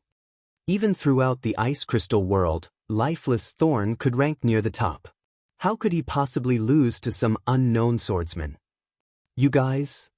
As Solitary 9 struggled with his frustration, a deep voice reached him from down the hall. All right, I accept your challenge. Everyone immediately turned towards the voice. Commander! Solitary 9 gave Shifeng a confused look as he approached. Shifeng had told him that he needed to concentrate on finding certain information, and they shouldn't disturb him unless it were of the utmost importance. Hence, he had avoided contacting the commander. Ha! You've finally shown yourself. Lifeless Thorn smiled at Shifeng, who hid his name and appearance. His eyes shining with fighting spirit, he said, I knew an expert like you wouldn't refuse a challenge. The crowd had gasped when they heard Shifeng's answer. They hadn't expected the Azura Adventurer team to accept the challenge. I'll agree to your challenge, but a simple duel would be too boring. Why don't we make a bet? Shifeng asked, smiling. Even during his previous life, he had heard of this man. One of the 12 sacred berserkers, Lightning Warrior. Lifeless Thorn had only been a step away from becoming a Tier 6 berserker god. This player had become so famous in the past because he had provoked the super guild, King's Return. Although the guild eventually killed him, his defeat had been glorious. During the final battle, King's Return had dispatched 3 Tier 5 players to suppress Lifeless Thorn, yet he had killed one of these Tier 5 players before he had fallen. In the end, a Tier 6, God-ranked expert had joined the fray, and Lifeless Thorn had faltered and died. Lifeless Thorn's rise to prominence had been extremely fast. Although he had been incredibly famous in his own otherworld, he had only become truly renowned after venturing to God's Domain's continent. Once there, he had caused quite the commotion as he had challenged and defeated one expert from the God's Domain experts list after another. It hadn't taken him long to rank among the top 50 on the list. If not for the fact that he had remained a solo player, refusing to join any organization, he wouldn't have been stuck at Tier 5. If he hadn't been so stubborn and simply joined some random, first-rate guild, he would have likely become a Tier 6 God-ranked expert. Shifeng had never thought that he'd encounter Lifeless Thorn in the Ice Crystal world. He was truly blessed.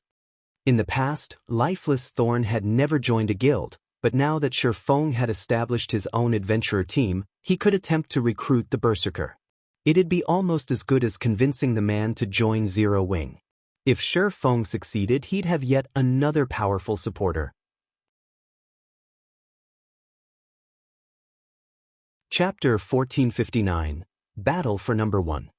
Chapter 1459, Battle for Number 1. A bet? Smiling, Lifeless Thorn responded without hesitation, "That won't be a problem. Even if you hadn't offered, I would have. I just wonder if you're brave enough to accept my wager." When they heard Lifeless Thorn's reply, Wave Heart's members sent Shifeng provocative glances. At the same time, their gazes contained a hint of pity. They acted as if they already knew this bet's outcome. Solitary 9 finally realized what was happening. Quickly, he whispered to Shifeng, "Commander, you must not agree to his bet. He wants your combat techniques." Not long ago, he had challenged every expert in Cold Wind City who had their own combat technique and forced the defeated to teach him. That's why he's become so powerful. Combat techniques? Realization dawned on Shifeng. He had been confused by how fast Lifeless Thorn had accepted his offer. Now, he knew why the man was so eager. He had proposed the bet to create an opportunity where he could recruit Lifeless Thorn into the Azura adventurer team. He hadn't expected this Berserker to have designs on him as well. Combat techniques were precious in God's domain. The various large guilds that had their own only taught their most important members. Everyone else would have to rely on others' battle videos, either mimicking those with combat techniques or creating their own. Shifeng now understood why Lifeless Thorn had risen so quickly on God's domain's continent. "You're the one who suggested a bet. Are you chickening out?" Lifeless Thorn ridiculed as he glanced at Shifeng. "I have no issues. I'll accept your wager as long as it is within my capabilities to fulfill." Every core member in Zero Wing could learn the guild's combat techniques. Even if Lifeless Thorn didn't want to gamble combat techniques, if he joined Azura, he could easily purchase them with enough contribution points. "Good." Hearing Shifeng's reply, Lifeless Thorn hurriedly said, "My request is simple. If I win, you teach me that special footwork technique you used earlier. If you win, you can ask for whatever you want." Ordinary players would have watched Shifeng's battle against Matchless Family as entertainment. They wouldn't have examined the swordsman's skills. However, he had realized that Shifeng's disappearing act wasn't the result of a skill, but due to the man employing a special footwork technique to fool his opponent's eyes. He had never even heard of such powerful footwork before. Compared to this combat technique, those he had learned were garbage. Although Azura had declared that its members could purchase combat techniques with contribution points, he was fully aware that there were differences between techniques. This swordsman would never let his adventurer team's members trade CP for such an effective footwork technique. This guy really has a big appetite. He's actually aiming for Big Brother Yifeng's unique combat technique right off the bat. He is shameless. Xianxia stared at Lifeless Thorn with contempt. Solitary 9 and the others nodded in agreement. They had a rough understanding of combat techniques as well. For example, offensive combat techniques were the most common, while defensive combat techniques were much rarer. Footwork and breathing techniques were the rarest, capable of enhancing a player's maneuverability. If a player learned one of those, their combat power could reach a whole new level. Yet, despite understanding the value of such a technique, Lifeless Thorn shamelessly asked for it. "That's all?" Shifeng asked. "Yeah, that's all I want. Do you accept?" Lifeless Thorn nodded, curious about Shifeng's calm reaction. "I don't have any problems with that. My request is pretty simple as well. If I win, you have to join the Azura adventurer team," Shifeng said, smiling. "Deal." "I'll join Azura if you can defeat me," Lifeless Thorn agreed without hesitation. However, he continued, "To ensure that our duel is fair, we'll use balance mode." An uproar ripped through the crowd when they heard this. Lifeless Thorn, aren't you asking for too much? Not only have you asked for a powerful combat technique if you win, but you dare to ask for balanced mode. You're Cold Wind City's #1 expert. How is this fair? Solitary 9 cursed. In a balanced mode PvP, the opponent's basic attributes would equalize, and any level or tier suppression would be rendered useless. Normally, players only used this mode if they wanted to compare their techniques. Although I like PvP, I have no interest in one-sided oppression, Lifeless Thorn declared righteously. After watching Shifeng's battle video, he realized how high the swordsman's basic attributes were. He definitely wasn't a match for the swordsman. Although he was proud of his strength, he wasn't blindly confident. Alright, let's use balanced mode. The suggestion didn't particularly surprise Shifeng. If Lifeless Thorn could not tell the difference between their basic attributes despite watching his battle video, he wouldn't want to recruit the man for the Azura Adventurer team. Good. Let's sign a contract, then.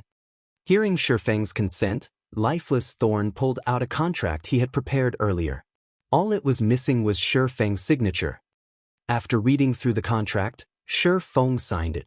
With the main god system as the judge, no one could deny the duel's outcome. Following which, Shifeng and Lifeless Thorn headed to one of the Divine Colosseum's combat rooms. The combat room, which could accommodate up to 10,000 spectators, was full. The large screen in the main hall would livestream the duel. Almost every player in Cold Wind City with nothing better to do made their way to the Divine Colosseum to watch the match. This duel would determine Cold Wind City's true #1 expert. No one wanted to miss this. Azura's commander is pretty arrogant. He dares to face Lifeless Thorn in balanced mode. He'll humiliate himself, Cleansing Whistle stated, smiling faintly at Shifeng, who stood in the arena. That's right. Brother Lifeless Split Spear is no laughing matter. Even Shadowless, the city's second-ranked expert, couldn't evade it after activating a berserk skill. Now that Brother Lifeless has the Thunder Spear, his Split Spear is even stronger. He can probably instant-kill Shadowless now, a level 45 shield warrior said, nodding. While Waveheart's members merrily chatted, the timer above the stage began to count down. As if he had become someone completely different, Lifeless Thorn began to release a bone-chilling killing intent. The look in his eyes had changed as well. He felt like a ferocious beast. Tension gripped the stage as the seconds ticked by, and the players in the stands felt stifled. The moment the timer reached 0, Lifeless Thorn activated twofold Berserk, his aura becoming explosively intense. The Berserker knew he couldn't afford to be careless against Shifeng. If this fight had happened before he had obtained the Lightning Saint's legacy, he would have hesitated to challenge Shifeng. The swordsman's combat techniques were clearly superior to his. He would have been asking for a beating if he had challenged the man to a balanced mode duel. However, Peak Legacies granted Legacy Berserk skills, which could be used in conjunction with ordinary Berserk skills. If he activated twofold Berserk, his basic attributes would exceed Shifeng's by leaps and bounds. Even if Shifeng's combat standards were superior, the swordsman could never make up for the gap in attributes. I have a hidden class. Don't blame me for hiding it. You only have yourself to blame for being careless. I'll gladly take that footwork technique now.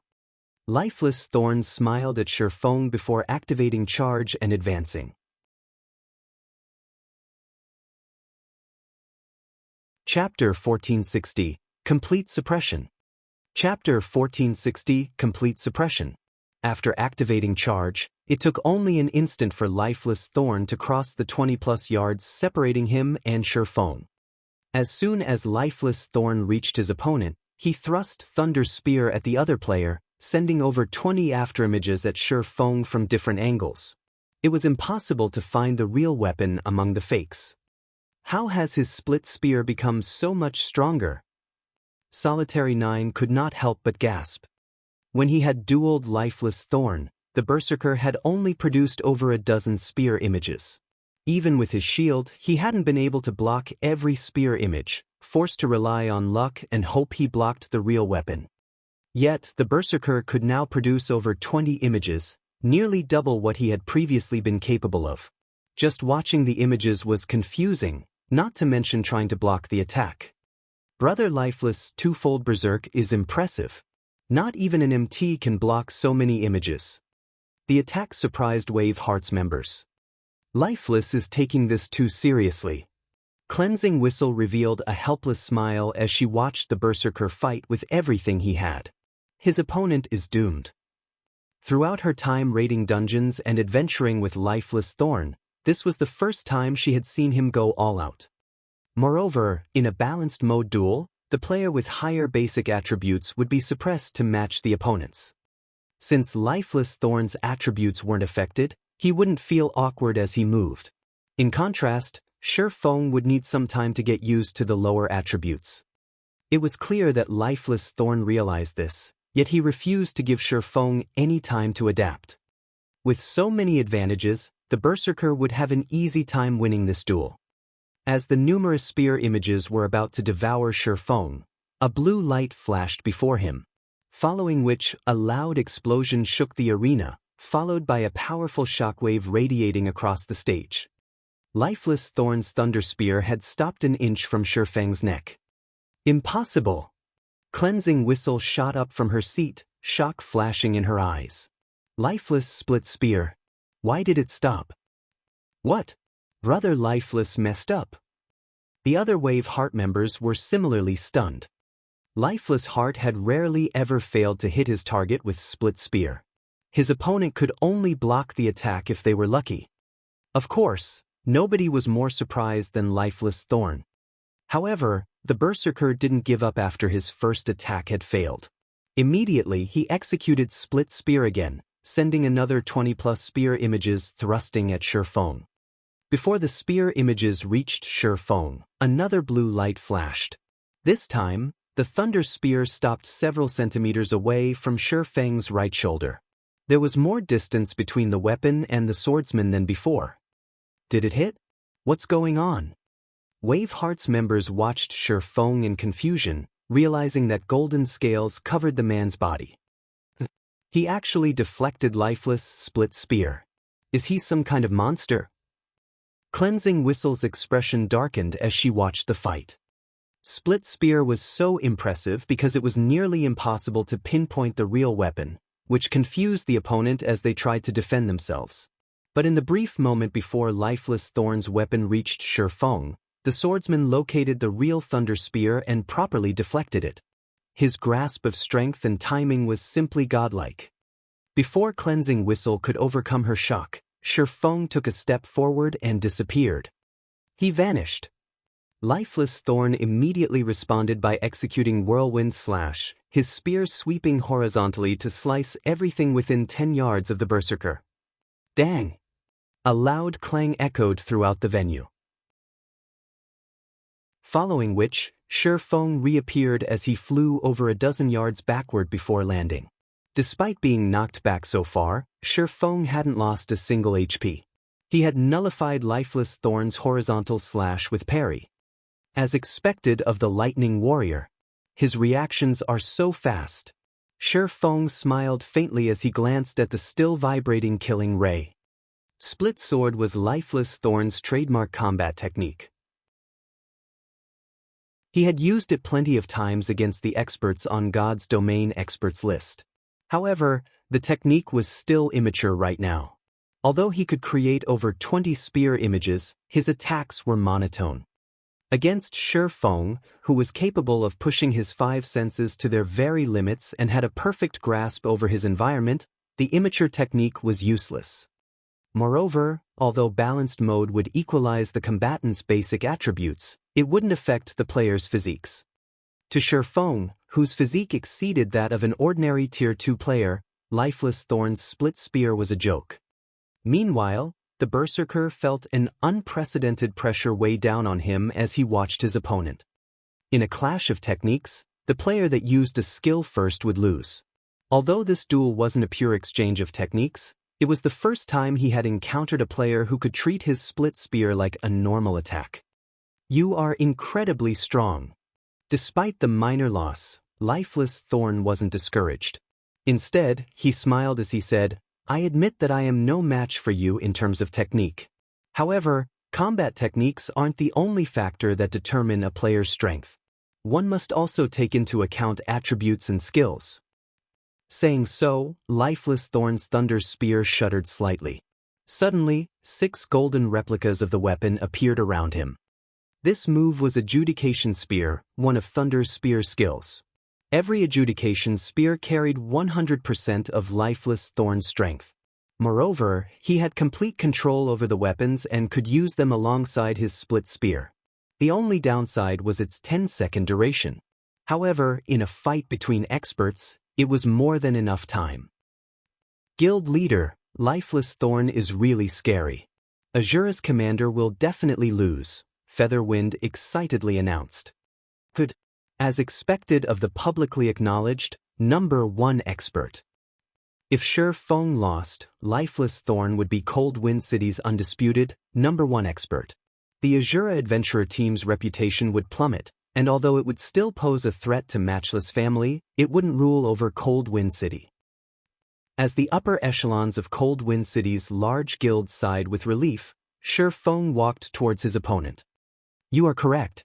A player's strength doesn't solely depend on their combat techniques. Attributes and skills do play a factor, Shi Feng said, nodding. He then activated Tier 2 Blade Liberation and 9 Dragon Slash. Suddenly, the intensity of Shi Feng's aura skyrocketed. At the same time, 12 Abyssal Blade Phantoms manifested around him. You have a hidden class as well? Lifeless Thorn was dazed as he felt the power of Shi Feng's aura, his heart pounding madly. Suddenly, he lost his previous confidence. Twofold Berserk was his biggest trump card. With absolute power, he could easily overwhelm his opponents, even if his techniques were inferior. However, based on the man's aura, Shi Feng's basic attributes were now much higher than his. His opponent's 12 Phantom Swords even outnumbered his prided Adjudication Spears. As Lifeless Thorn stared, Shi Feng appeared before him and lightly swung Killing Ray. Tier 2 Legacy Skill, Shadow Blade. Although Lifeless Thorn tried to defend himself, he was too slow, and 10 streaks of light, 1 blue and 9 black, struck him. Instantly, Lifeless Thorn's HP vanished, his body transforming into particles of light as he disappeared. As if time had frozen, silence dominated the combat room. Lifeless Thorn, Cold Wind City's #1 expert, had been defeated.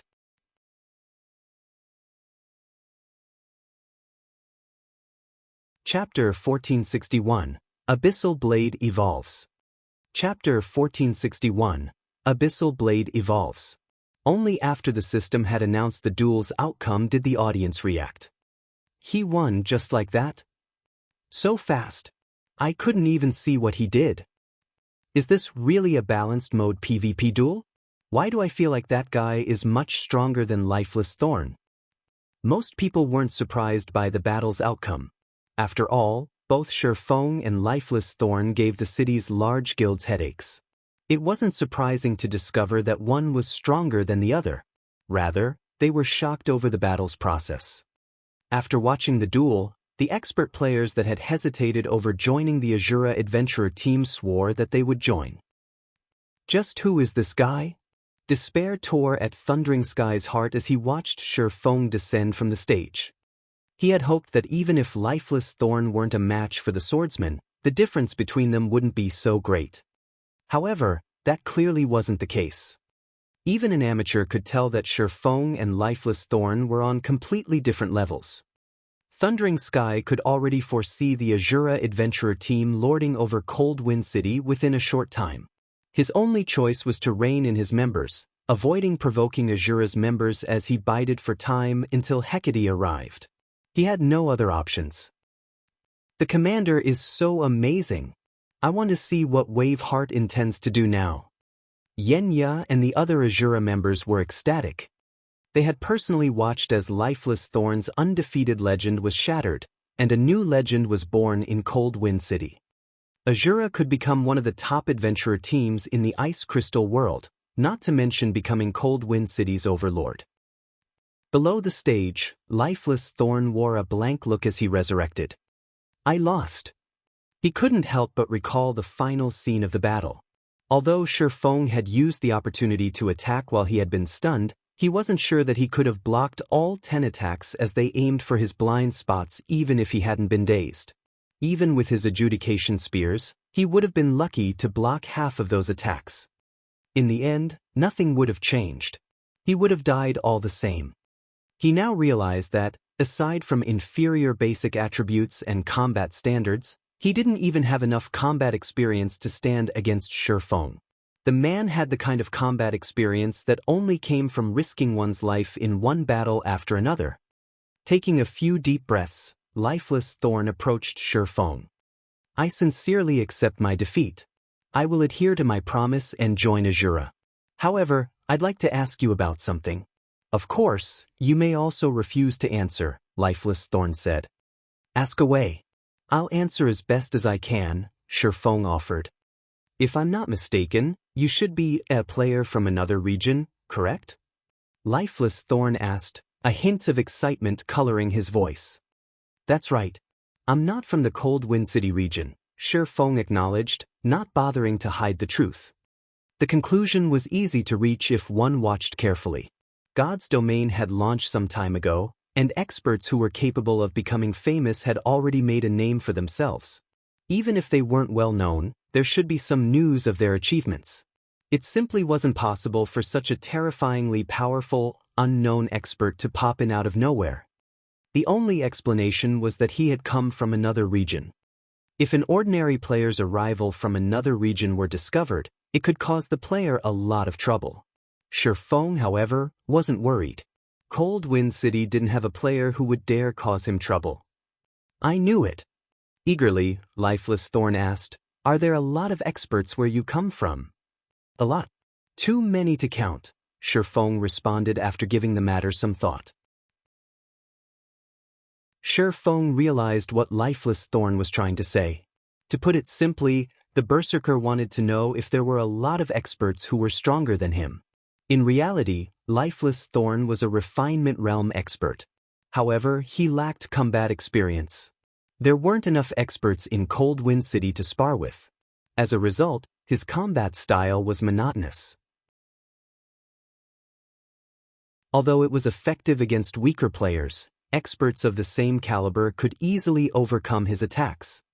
Of course, Lifeless Thorn wasn't the only person in such a predicament. Solitary 9 and the other experts faced the same problem. Unfortunately, there was nothing they could do about it due to the Ice Crystal World's unique rules. Fortunately, if Lifeless Thorn and the others were trained properly, they could increase their strength in a short amount of time. Currently, Zero Wing was expanding on two fronts. Although the guild seemed strong on the surface, it sorely lacked experts. Recruiting Lifeless Thorn and these other experts would be of great help.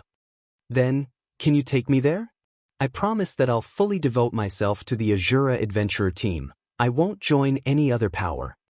Hearing Shi Feng's words, fighting spirit burned in Lifeless Thorn's gaze. He wanted to rush out of the Ice Crystal World and face those experts as soon as possible. Not now. I still have some matters that I need to deal with. Once I've finished, I'll lead the top-ranking experts in Azura to develop elsewhere, Shi Feng said, shaking his head. In reality, he wanted to leave this place as soon as possible as well, but he couldn't return to God's domain until he collected the eternal ice crystals. And unfortunately, he didn't have a strong enough team to raid the Snow Rift's ancient shrine yet. We'll leave once you finish your task? Lifeless Thorn's excitement grew. Commander, just tell me what you need. My team will accomplish it for you.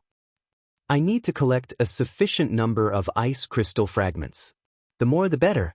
Only the Snow Rift's boss monsters, Great Lord rank and above, have a chance of dropping them, Shi Feng explained. Understood. I'll lead a team and kill those bosses right away. Lifeless Thorn nodded, turning to prepare to depart. Hold on a minute. Before you go, take a look at these. Shi Feng snatched the impatient berserker's collar. First, he added Lifeless Thorn as a friend. He then sent the man a tutorial video for Void Steps. This is only a tutorial. How much of it you learn depends on you. Void Steps was an advanced footwork technique, which Shi Feng taught Zero Wing's core members. Even if a player failed to learn the full technique, they could grow stronger by studying it. Now that Lifeless Thorn had officially joined Azura, it was best that he learn the technique as quickly as possible. This is shock-colored Lifeless Thorn's face as he watched the tutorial video. He had never expected Shi Feng to give it away so nonchalantly. His heart warmed, and his respect of this swordsman grew. After the duel, Cold Wind City's experts surged towards Azura's residence. In a few short hours, Azura's member count shot past 5,000. Although only 1,000 or so were official members, the rest became reserve members. Even so many experts made it easier for Shi Feng to kill the Snow Rift's field bosses easily. He split the 5,000-plus Azura members into 50-man teams and sent the teams to various locations of the Snow Rift. Any team that encountered a Great Lord or higher boss was to contact him immediately.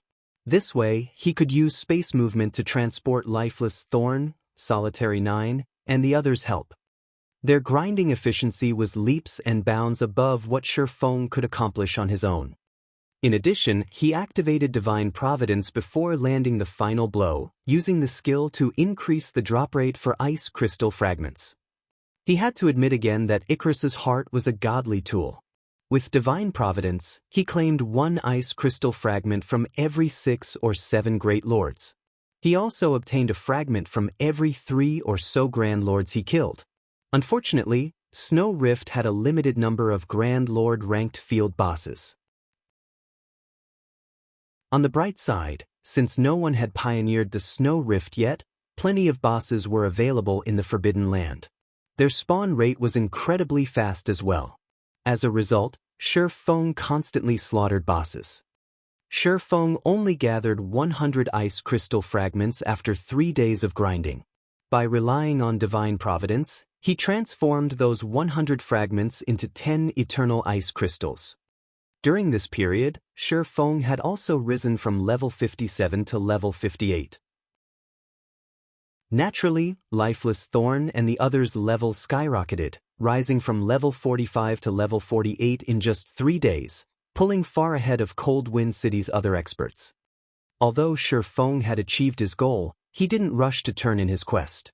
Rather, he ventured to a deserted location and took out the Abyssal Blade. He then attempted to evolve the magic weapon with the eternal ice crystals. I hope this will work. Shi Feng took in a deep breath and clicked the Evolve button on the Abyssal Blade's attribute panel. He chose the eternal ice crystals as the evolution material.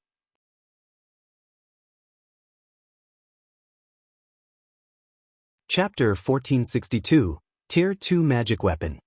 Chapter 1462, Tier 2 Magic Weapon. Even after Shi Feng selected the evolution material, the Abyssal Blade didn't react.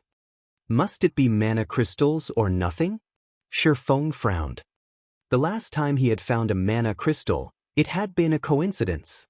They were practically impossible to hunt down. As Shi Feng was about to give up, the sound of a system notification reached his ears. System, replacement evolution material detected, eternal ice crystal.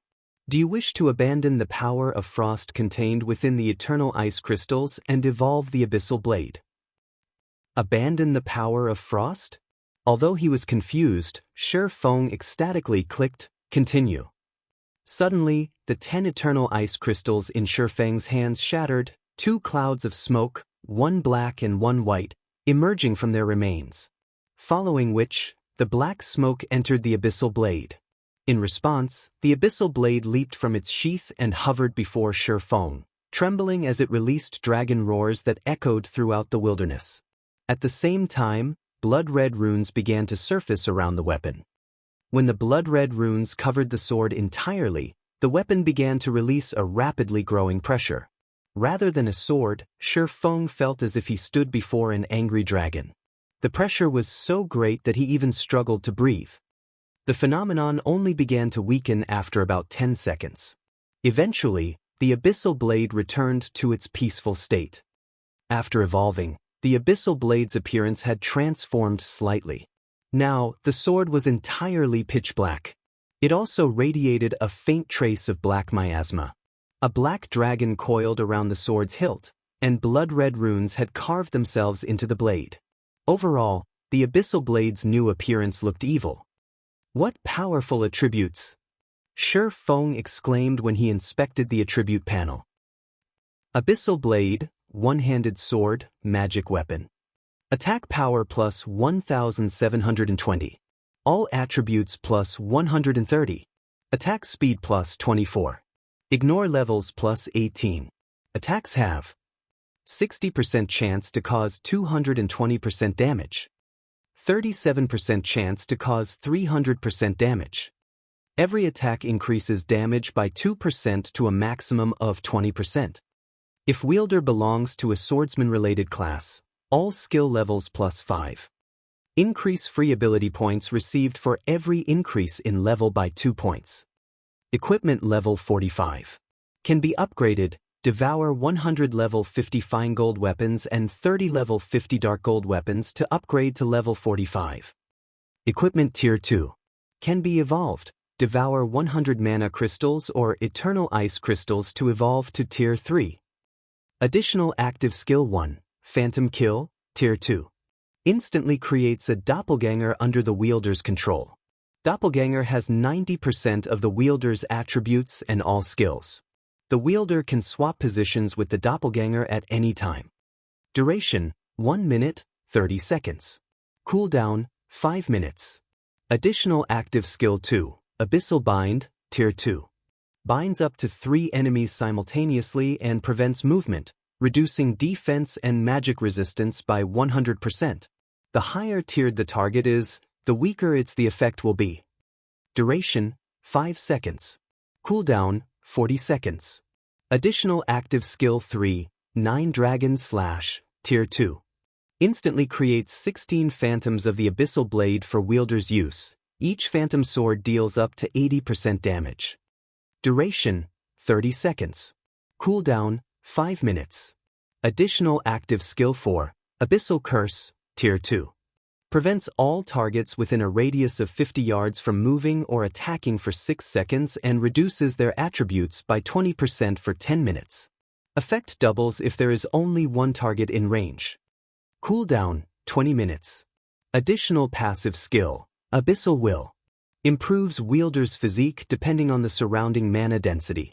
The higher the mana density, the greater the improvement. Additional Profound Inheritance, Black Emperor, tier 2. When activated, every critical hit will accumulate 1 stack of death aura. Each stack can be used to increase all attributes by 2% and attack speed and movement speed by 1% for 12 seconds or to reduce the cooldown of a skill by 4 seconds. Maximum of 30 stacks of death aura. Duration, 10 minutes. Cooldown, 8 hours. The famed Smith Alices personally created the abyssal blade using the Black Dragon King's fangs as material. It is one of 36 famed swords, ranking 31st. However, the Black Dragon King himself has cursed this sword. Beyond the immense strength the blade offers, the wielder must face a backlash after a certain amount of time. However, after Jack had remodeled the abyssal blade with a star crystal, the strength of the backlash has been reduced greatly. If the wielder is unable to suppress the backlash, the wielder will receive the Black Dragon King's curse, permanently reducing all attributes by 50%. Unable to be dropped. Unable to be traded. Unable to be destroyed. After evolving to Tier 2, both the Abyssal Blade's basic attributes and skill effects had become much stronger than in epic weapons. The Abyssal Bind's strengthening made it particularly effective against Tier 3 bosses. Although it would be weaker against Tier 4 bosses, the skill would at least be somewhat effective now that it had reached Tier 2. With this, my chances of clearing the ancient shrine have increased by 10%. Shi Feng was very satisfied with the Abyssal Blade's upgrade. As for upgrading the Abyssal Blade to Tier 3, he decided not to worry about it for now. Even with Icarus's heart, gathering 100 eternal ice crystals would require more than a month of effort.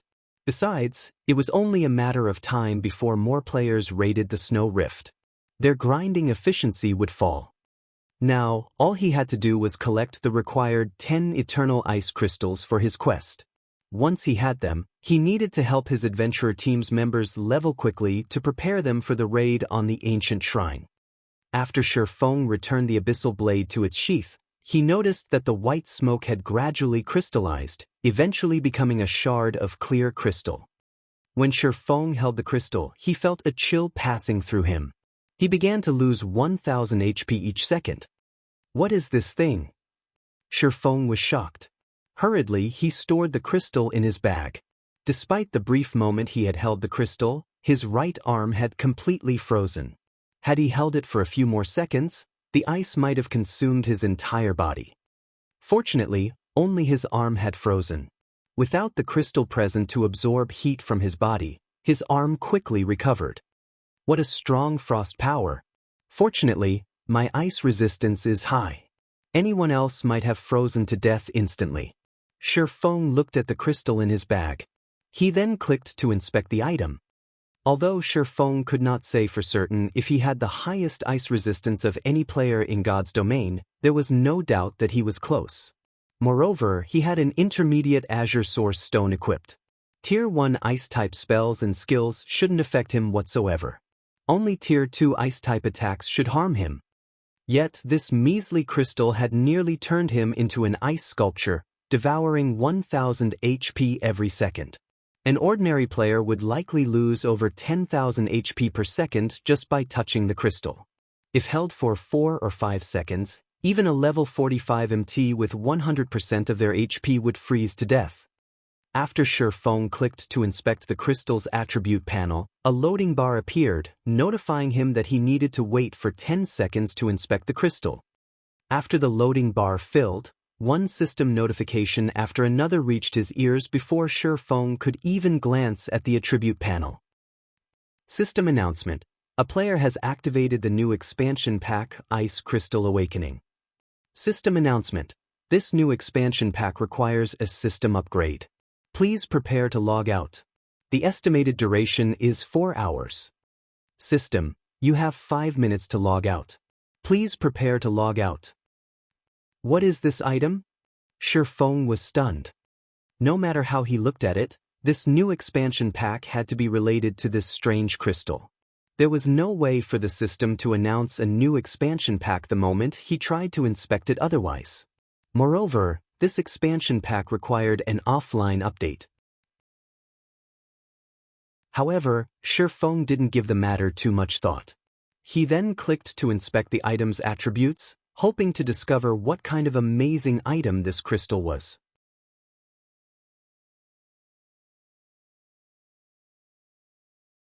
Chapter 1463, Origin Weapon.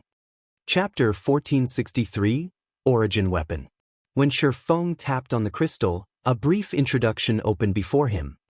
As he read the text, Shifeng was stunned. This is an elemental source? Shifeng couldn't believe his eyes. Source of true frost. Contains the purest frost power. Although the introduction was simple, almost everyone had known about elemental sources in the past. Any elemental source was valued more than an epic item. In fact, most people offered 2 epic items for a single crystal. However, players almost never sold them. The elemental mana within elemental sources was even purer than 7 luminaries crystals, and these items had a wide variety of uses. They could be used in forging, alchemy, engineering, magic arrays, and so on.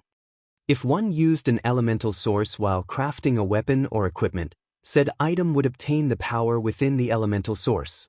Not only would this strengthen the item's attributes, but it would also carry a powerful original skill. If one could produce an epic weapon or equipment with an origin skill, its value would only be second to fragmented legendary items. Fragmented legendary items were extremely rare in God's domain. Even first-rate guilds were lucky to have a handful, much less second- and third-rate guilds. Hence, in the past, epic origin weapons and equipment became some of the best the various large guilds could procure in large quantities. The epic weapon Shifeng had used in the past had been refined by a Grandmaster Forger who used an elemental source. To obtain the weapon, he had spent more than half of the wealth he had accumulated throughout playing God's domain. Although hiring a master forger would have been cheaper, it was much safer to hire a grandmaster. He had never expected to get his hands on an elemental source this early. Shi Feng now understood how he had activated a new expansion pack that would require a 4-hour-long update. When elemental sources had made their appearance in the past, it had started a new era for lifestyle players. That had been due to the various uses for these crystals. Elemental sources could even help lifestyle classes improve their abilities. Hence, a lot of changes had to happen to the game. After the first elemental source had appeared in the game, the crystals became more common. If one were lucky, they could even obtain one from a dark gold treasure chest. No one knows the elemental source's true value yet. I can use this opportunity to send Melancholic Smile to purchase them. Thinking up to this point, Shi Feng realized that he had to purchase the crystals in bulk.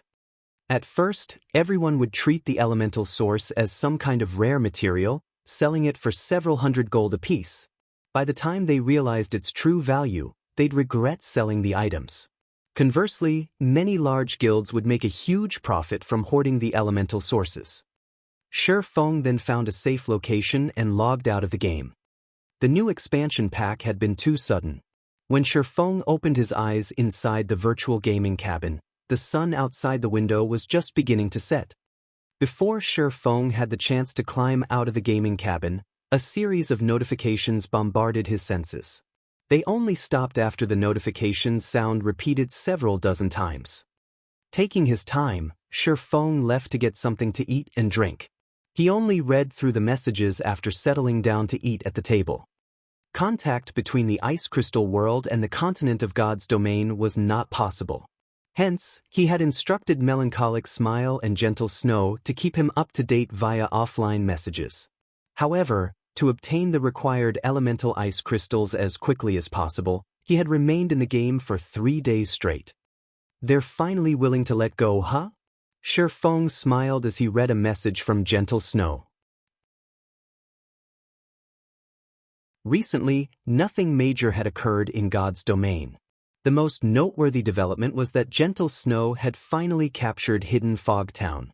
Meanwhile, Zero Wings branch guild in the Black Dragon Empire had recruited 70,000 additional members. The number might not be significant for a first-rate guild, but it was a different story for Zero Wing.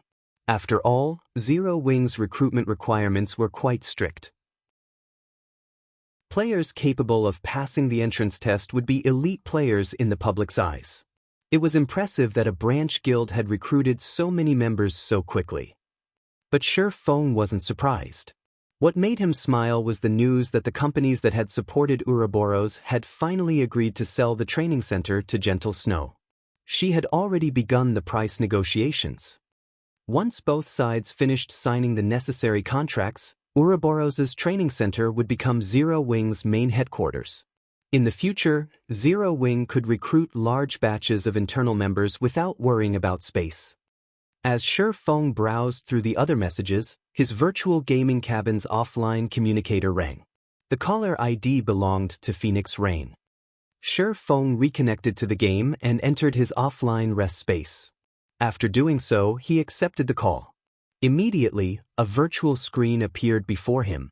The screen showcased Phoenix Rain, who currently wore a set of exquisite, blue mage robes. She had already reached level 48, and excluding Zero Wings members, she could hold the top position on the Black Dragon Empire's ranking list. Phoenix Pavilion Master, to what do I owe the pleasure? Has something urgent happened? Shi Feng asked curiously. Indeed, something has happened. I've been competing with 9 Dragons Emperor on a quest, but for some reason, something has changed on his side. Not only did he complete the quest before I did, but he's also completed the quest much sooner than expected. Many of the guild elders have begun to side with him. Now, the Dragon Phoenix Pavilion just so happens to be activating some ancient ruin. I hope that guild leader Black Flame can lend me a few experts on the raid. Phoenix Raid said straightforwardly, not bothering to hide anything from Shi Feng. As for the remuneration, I'll sell you a high-potential shop in the Apocalypse Empire's capital. What do you say? She had an acute understanding of Zero Wing's experts. This was especially true for Zhao Yueru, who had participated in the Black Dragon Empire's ranking competition. There was also Aqua Rose to consider, who had put on a shocking performance during the siege war in Green Rain Town. If experts like these women joined her team, she'd have a much higher chance of successfully raiding the ancient ruin her guild had found. Shi Feng was surprised to hear Phoenix Rain's offer. He had never thought that this woman would be generous enough to sell an imperial capital shop for a handful of experts. Such shops were incredibly hard to come by. Many organizations offered 2 or 3 times the market price for them, but only a fool would willingly sell an imperial capital shop so early in the game. Ancient ruins? Can you tell me which ancient ruins you intend to raid? Shi Feng asked after calming down. We've activated the Apocalypse Empire's Sunset Forest, Phoenix Rain answered, confused as to why he'd ask such a question. I see. Realization immediately dawned on Shi Feng. After giving the matter some thought, he said, If you wish to borrow some manpower, then you shall have it. However, I have a better proposal. I'll help you clear the ruins. In return, I want 20% of the resources we obtain during the raid. God's domain had countless ancient ruins, many of which stored various items and materials that had been hidden since before the Great Destruction. Normally, these items wouldn't surface on the market. Meanwhile, the Apocalypse Empire's Sunset Forest had been particularly famous in the past due to its ancient origin wood, a top-tier material used in ships construction. Phoenix Rain couldn't help but frown when she heard Shi Feng's counteroffer. Seeing the man's confidence, she had to ask, That's a level 50 to level 60, grade 1 ancient ruin. Are you confident in clearing it? Will you believe me if I say that I'm 60% confident? Shi Feng understood that she had many questions, but he had no solid explanation. After all, he couldn't possibly tell her that he had learned about the Sunset Forest during his previous life, or that he knew certain tricks to raid the ruin.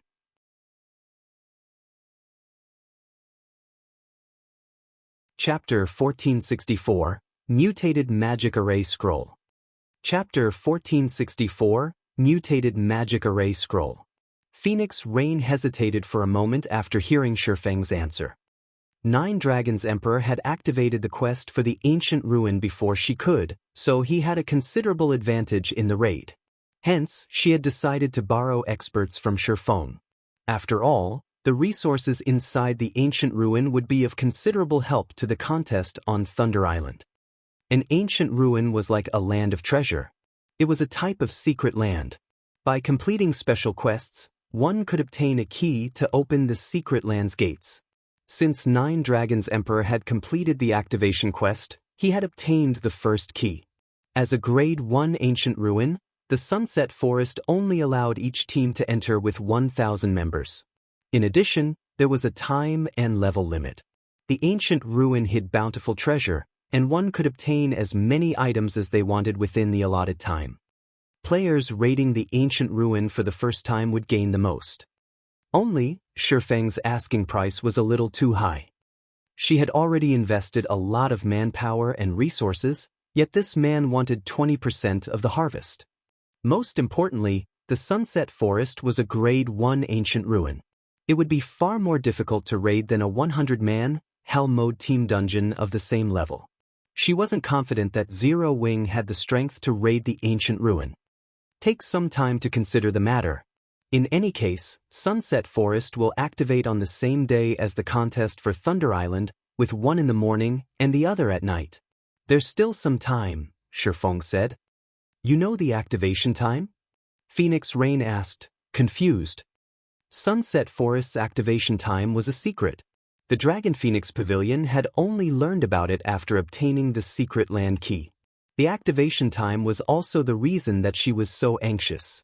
If she could claim the ruin's treasures, she could boost her force's combat power, increasing her chances of success on the island. Otherwise, she wouldn't be in such a rush to gather experts. I've read about it in an ancient tome. The tome also mentioned something about the final guardian boss, Shi Feng said casually. In reality, he had never read about the ancient ruin in any book, but certain ancient tomes did mention various ruins in the game. He had used the lie as a way to convince Phoenix Rain that he had a method to raid the Sunset Forest. An ancient tome? Realization dawned on Phoenix Rain. The great pavilion master had learned about the Sunset Forest from some ancient book as well. Only after his research had the Dragon Phoenix Pavilion investigated the ancient ruin and its activation quest. It wasn't unusual to learn that Shifeng had learned about the Sunset Forest in the same way. Alright, I agree to your offer. However, the precondition is that you can actually raid the Sunset Forest. That's only natural. Shifeng nodded. Alright, we'll meet up tomorrow in Apocalypse City, Phoenix Rain responded before disconnecting the call. Following which, Shifeng started to prepare. First, he sent Melancholic Smile a message, getting her to send some people around the continent to purchase elemental sources, though they couldn't spend more than 300 gold per item. That price was the equivalent of an epic-ranked material item. If the price exceeded that amount, others could become suspicious. After taking care of that, Shifeng notified Aqua Rose to lead a team to a neutral map, the Flaming Rain Mountains, to grind for flame potions. The potion was necessary to raid the Sunset Forest. As Shifeng finished delegating and waited patiently for God's Domain's system update to finish, a call came in from Liang Jing. Head instructor, the White Tiger Dojo has sent someone to see you again. The representative has stated that the White Tiger Dojo has agreed to your conditions and would like to invite you to discuss the details, Liang Jing reported. They've agreed. Shifeng suddenly remembered his conversation with the White Tiger Dojo's Jiang Tianyuan regarding his price for nurturing their experts.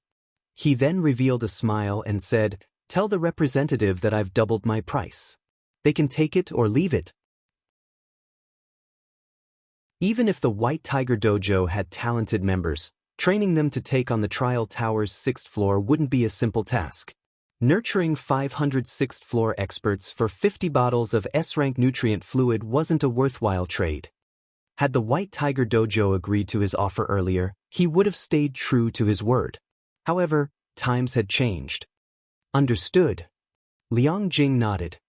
Following which, Liang Jing conveyed Shifeng's decision to Xie Chiwen, who had waited in a reception room. What?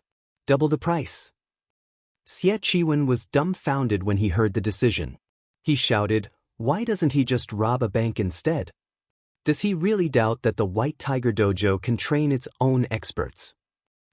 "I apologize, but this is our head instructor's will. I can't do anything about his decisions," Liang Jing said. In reality, she was curious about what business Shifeng had with the White Tiger Dojo to warrant one visit after another from a genius like Xie Chiwen. Just wait. He'll regret this decision. Xie Chiwen then left in a fit of rage. After 4 hours, Shifeng returned to his virtual gaming cabin and logged back into God's Domain. Upon entering God's Domain, Shifeng contacted Lifeless Thorn, Solitary 9, and the others, having them select experts from the adventurer team to form a 100-man team. He then used a return scroll to teleport to Cold Wind City. He had planned to help Lifeless Thorn and the others level up some more before raiding the ancient shrine, opening the teleportation channel. But Phoenix Rain's request had forced him to move his plans up a few days. While he had been out killing the Snow Rifts field bosses, he has sent some people to the library to research the ancient shrine. Because of them, he now had a better understanding of the area. After returning to Cold Wind City, Shifeng returned to the adventurer team's residence and retrieved a large amount of materials. He then began to produce the 9-star Polar Domain Magic Array. He and his team had zero chance of defeating the Guardian boss in a head-on confrontation. He had planned to use magic arrays to suppress the boss and rely on Zerg tactics to distract it while damaging it with miniature ballistas. However, the situation had changed. He now had the source of true frost, which was also why he had made his promise to Phoenix Rain.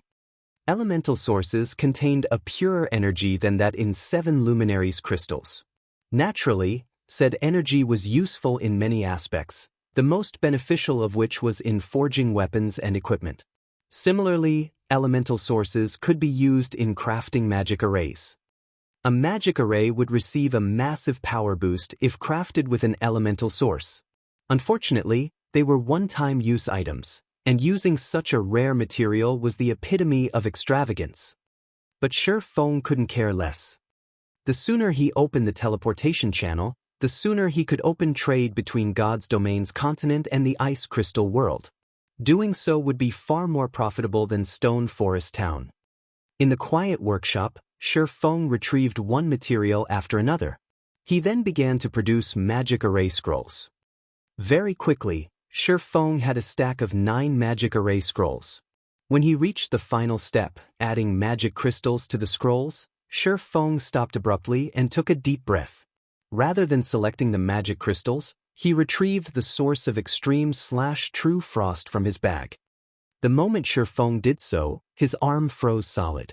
He very quickly placed the elemental source in the center of the scrolls. The source of extreme/true frost gasified rapidly. Streams of cold mist flowed into the stack of magic array scrolls, following which the scrolls' power began to increase.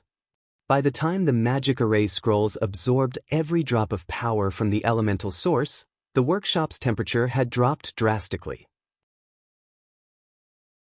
Even with his high ice resistance, Shi Feng couldn't help but shiver.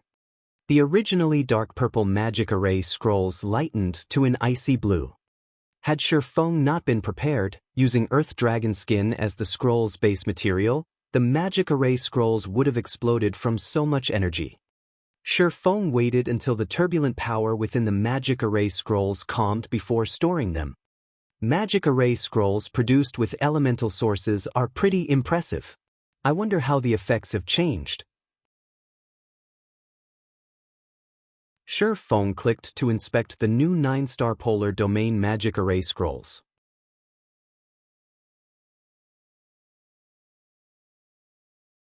Chapter 1465, Top Tier, 8-piece set. Chapter 1465, Top Tier, 8-piece set. So, this is the power of an elemental source. Shi Feng stared at the icy blue scroll's attribute panel in shock. The 9-star polar domain was an intermediate magic array. Normally, it had no problems containing and suppressing Great Lord-ranked monsters. It was even somewhat effective against Grand Lords. Of course, mythic monsters could easily break free with a few attacks. However, after improving the 9-star polar domain with the source of extreme/true frost, the magic array had undergone a heaven-defying change, although it still required 9 players to activate and maintain it. Now, it could suppress trapped enemies' attributes by 70%. It could even weaken a mythic monster by as much as 50%. Most advanced magic arrays could barely suppress a mythic monster's attributes by 30%. Now, the mutated 9-star polar domain magic array could rival a master magic array. It's a pity that it's only a one-time use item. It would be great if I could use it a few more times. Shi Feng was slightly disappointed. With such a powerful magic array, he could lead Zero Wing's main force to a neutral map, hunting its various mythic-ranked field bosses.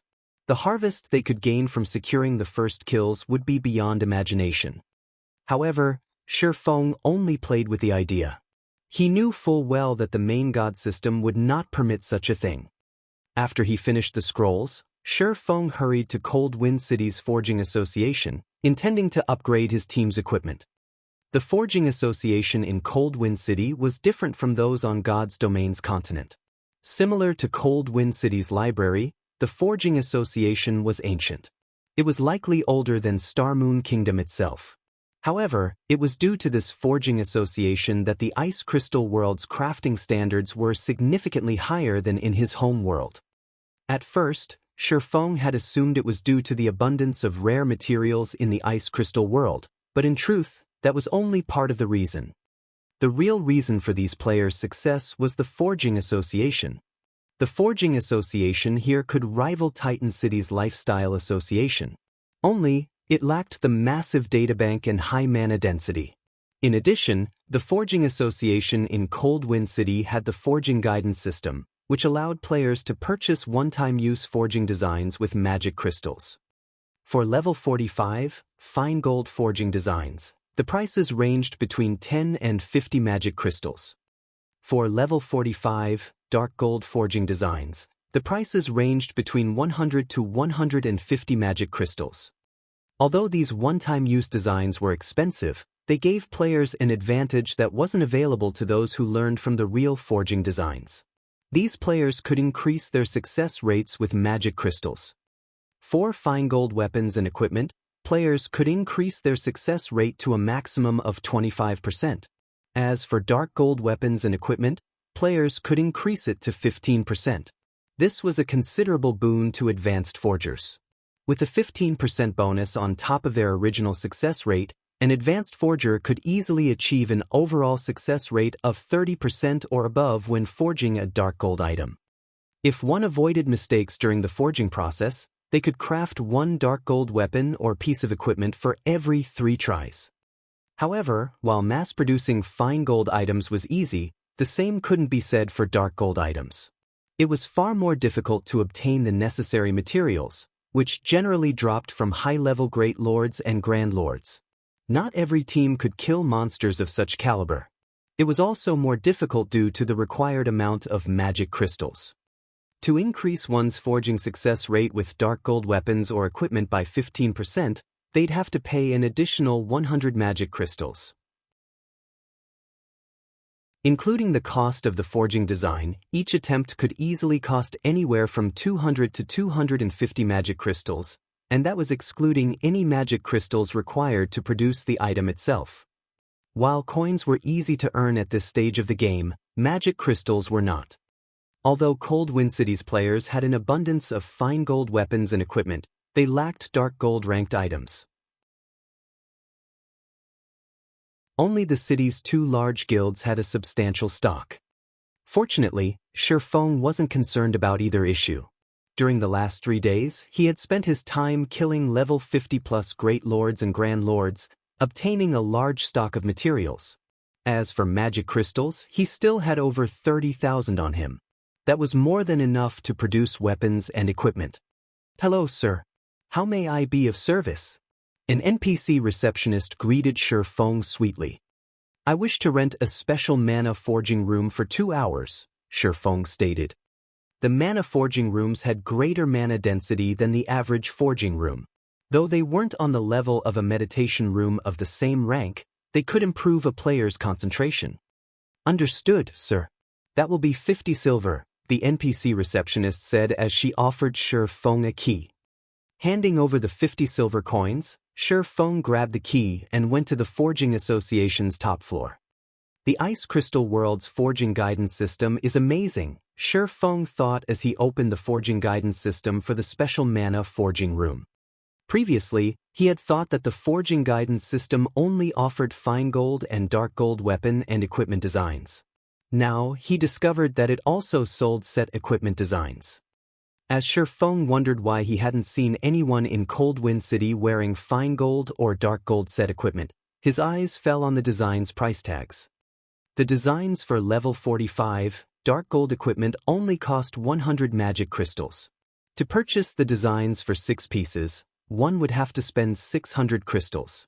However, the design for a 6-piece, level 45, dark gold set equipment cost 1,800 crystals, 2,500 crystals for an 8-piece version.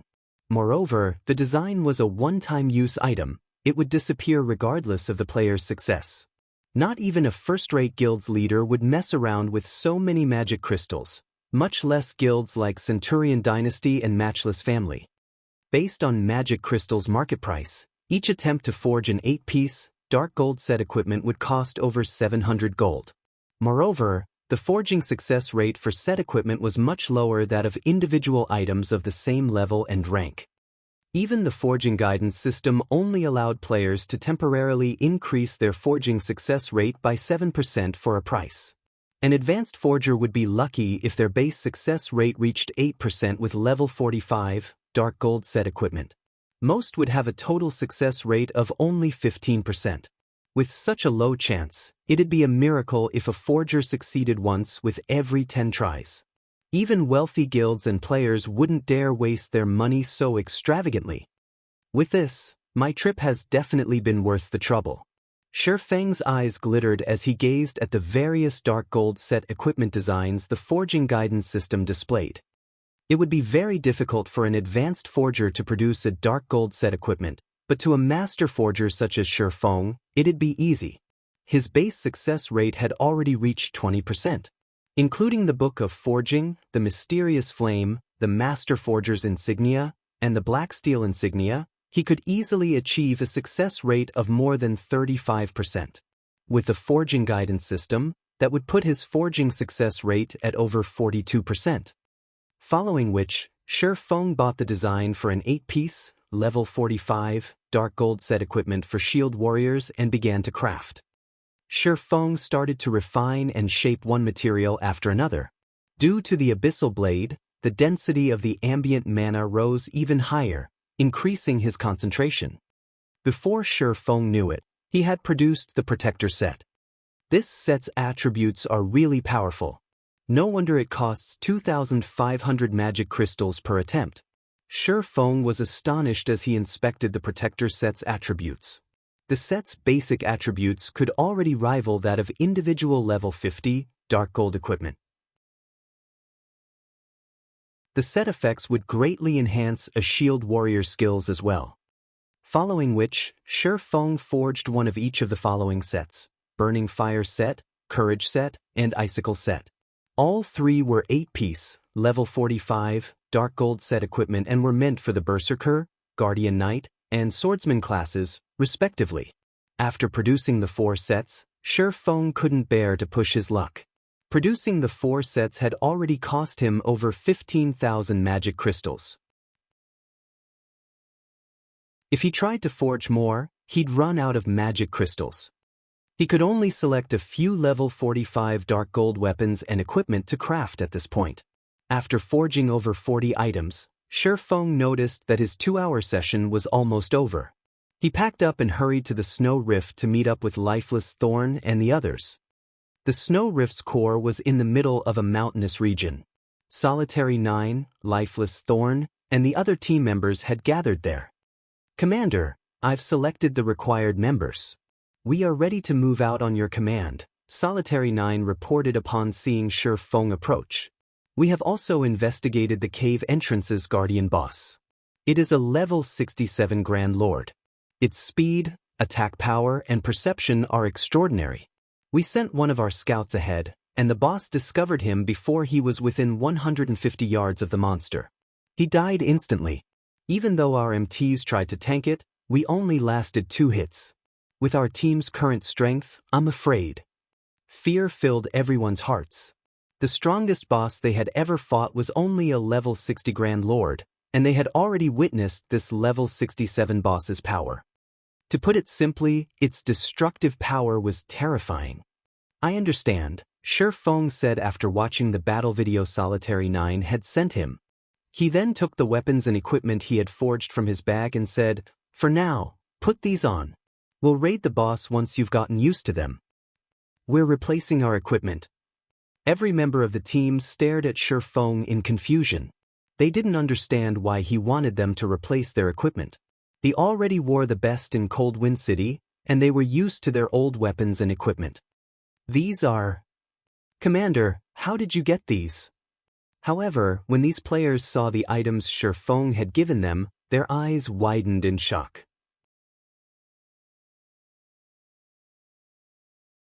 Chapter 1466, First Kill Jackpot.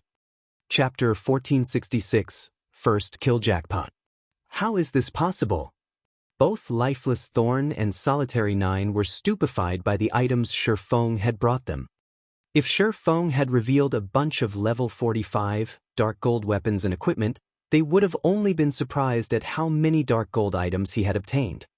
But when they saw the 4 dark gold sets, as far as they knew, Cold Wind City didn't have a single available dark gold set, not to mention level 45 dark gold set equipment. Not even Centurion Dynasty or Matchless Family had succeeded to forge a full set, yet Shi Feng had brought 4. Moreover, they were all 8-piece sets. 9, Lifeless, Whistle, and Madness. "You 4 will be the team's main force, so put these sets on," Shi Feng instructed his players after glancing over the team. After the Azura adventurer team had developed for some time, Lifeless Thorn had finally persuaded Dark Madness, Waveheart's commander, to join. As a result, the rest of the Waveheart adventurer team had followed his lead, helping Azura become Cold Wind City's bona fide #1 adventure team. At this point, Azura had over 2,000 official members with over 10,000 reserve members. Not even Centurion Dynasty or Matchless Family had so many experts. Moreover, due to Dark Madness becoming a member, they had solved the problem of Azura's main force lacking MTs. Dark Madness, the city's #1 Guardian Knight, was the reason Waveheart had become Cold Wind City's #1 adventurer team. Due to his presence, Waveheart had easily raided one powerful dungeon and field boss after another. Hearing Shifeng's orders, the four nodded enthusiastically before joyfully replacing their old equipment with the 8-piece sets. No one on the team complained. After all, these four players' strength was irrefutable. If their team wanted to get the most out of the Dark Gold ranked sets, the best players among them should use the items. Don't be jealous. I will reward whoever reaches the refinement realm with even better Dark Gold set equipment, Shifeng said, smiling when he saw the other team members' envious expressions. Commander, are you serious? Everyone breathlessly turned to Shifeng. These 8-piece Dark Gold sets were the best available in Cold Wind City. They dreamed of obtaining such a set, not to mention even better equipment. Of course, I always keep my word. As long as you reach the refinement realm, you can come to me directly, Shifeng said, nodding. He wasn't lying. The sets he had given to Lifeless Thorn and the others were merely level 45, Dark Gold set equipment. Meanwhile, he could head to Titan City and purchase the level 50, Dark Gold ranked Magic Light set equipment design. In the past, he had only been an advanced forger, so it would have been very difficult to forge the set, but no, he was a master forger. It'd be easy as long as he had enough materials. When the team members heard Shifeng's confirmation, an intense fighting spirit burned in their eyes. They were even more inspired to reach the refinement realm. After a quick break to switch out the old equipment with the new, Shifeng prepared his team to raid the three-headed Frostwolf, the cave entrance's guardian boss. Three-headed Frostwolf, elemental creature, Grand Lord. Level 67. HP 130, 000/130, 000/000. Despite the upgrade to better weapons and equipment, these players stared anxiously at the three-headed Frostwolf, standing over 20 meters tall, as their hearts began to pound. Although their basic attributes had increased, defeating a Grand Lord that was over 20 levels higher than they were was unrealistic. 9. Dark, you'll be on support. Everyone else, spread out alongside the boss. Shifeng commanded the team as he watched the sleeping Frostwolf. He then took out the Bible of Darkness and activated demon summoning. With the team's current strength, it was impossible to raid the ancient shrine. However, he had the Bible of Darkness, so he could, more or less, make up for the lack. Following which, a massive demon gate appeared before Shifeng. A Tier 3 demon wielding a dark blue greatsword then emerged. Fear Demon, Dark Creature, Demon. Level 73. HP 23, 500, 000/23, 500, 000. When the Fear Demon arrived, Lifeless Thorn and his companions gasped, wary of the human-like creature. Although the Fear Demon wasn't as powerful as the three-headed Frostwolf in terms of attributes, its intellect was much higher. To players, a high-intellect monster with low attributes was far more frightening than a dumb monster with high attributes. Don't be afraid.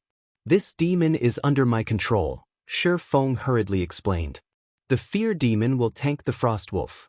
You just need to deal as much damage as possible. Commander, this is your summoned creature? Solitary 9 and the others were astonished. Shifeng had already impressed them when he had defeated Matchless Family's 10,000-man army by himself, and now they found out that he could summon such a powerful demon. These players only recovered their wits after some time. They then moved into position. Once everyone was where they needed to be, Shifeng commanded, "Charge." Suddenly, the fear demon's wings shuddered. It moved within the three-headed frostwolf's perception range in the blink of an eye. Taking advantage of the opportunity while the frostwolf woke, Shifeng's directed the fear demon to use the Tier 3 skill, Darkness Blade. 3 massive blades of shadow appeared above the guardian boss, smashing into the drowsy Grand Lord's heads a moment after. -1,576,487. -1,754,374. -1,945,344. Each subsequent blade dealt more damage than the previous, slamming the boss, who had just stood up, back to the ground. So powerful! Why does it seem like the commander doesn't need us to deal with this three-headed frostwolf? The team members gasped when they saw the damages above the frostwolf's heads. In a single attack, the boss had lost nearly 5% of its HP. Awoo!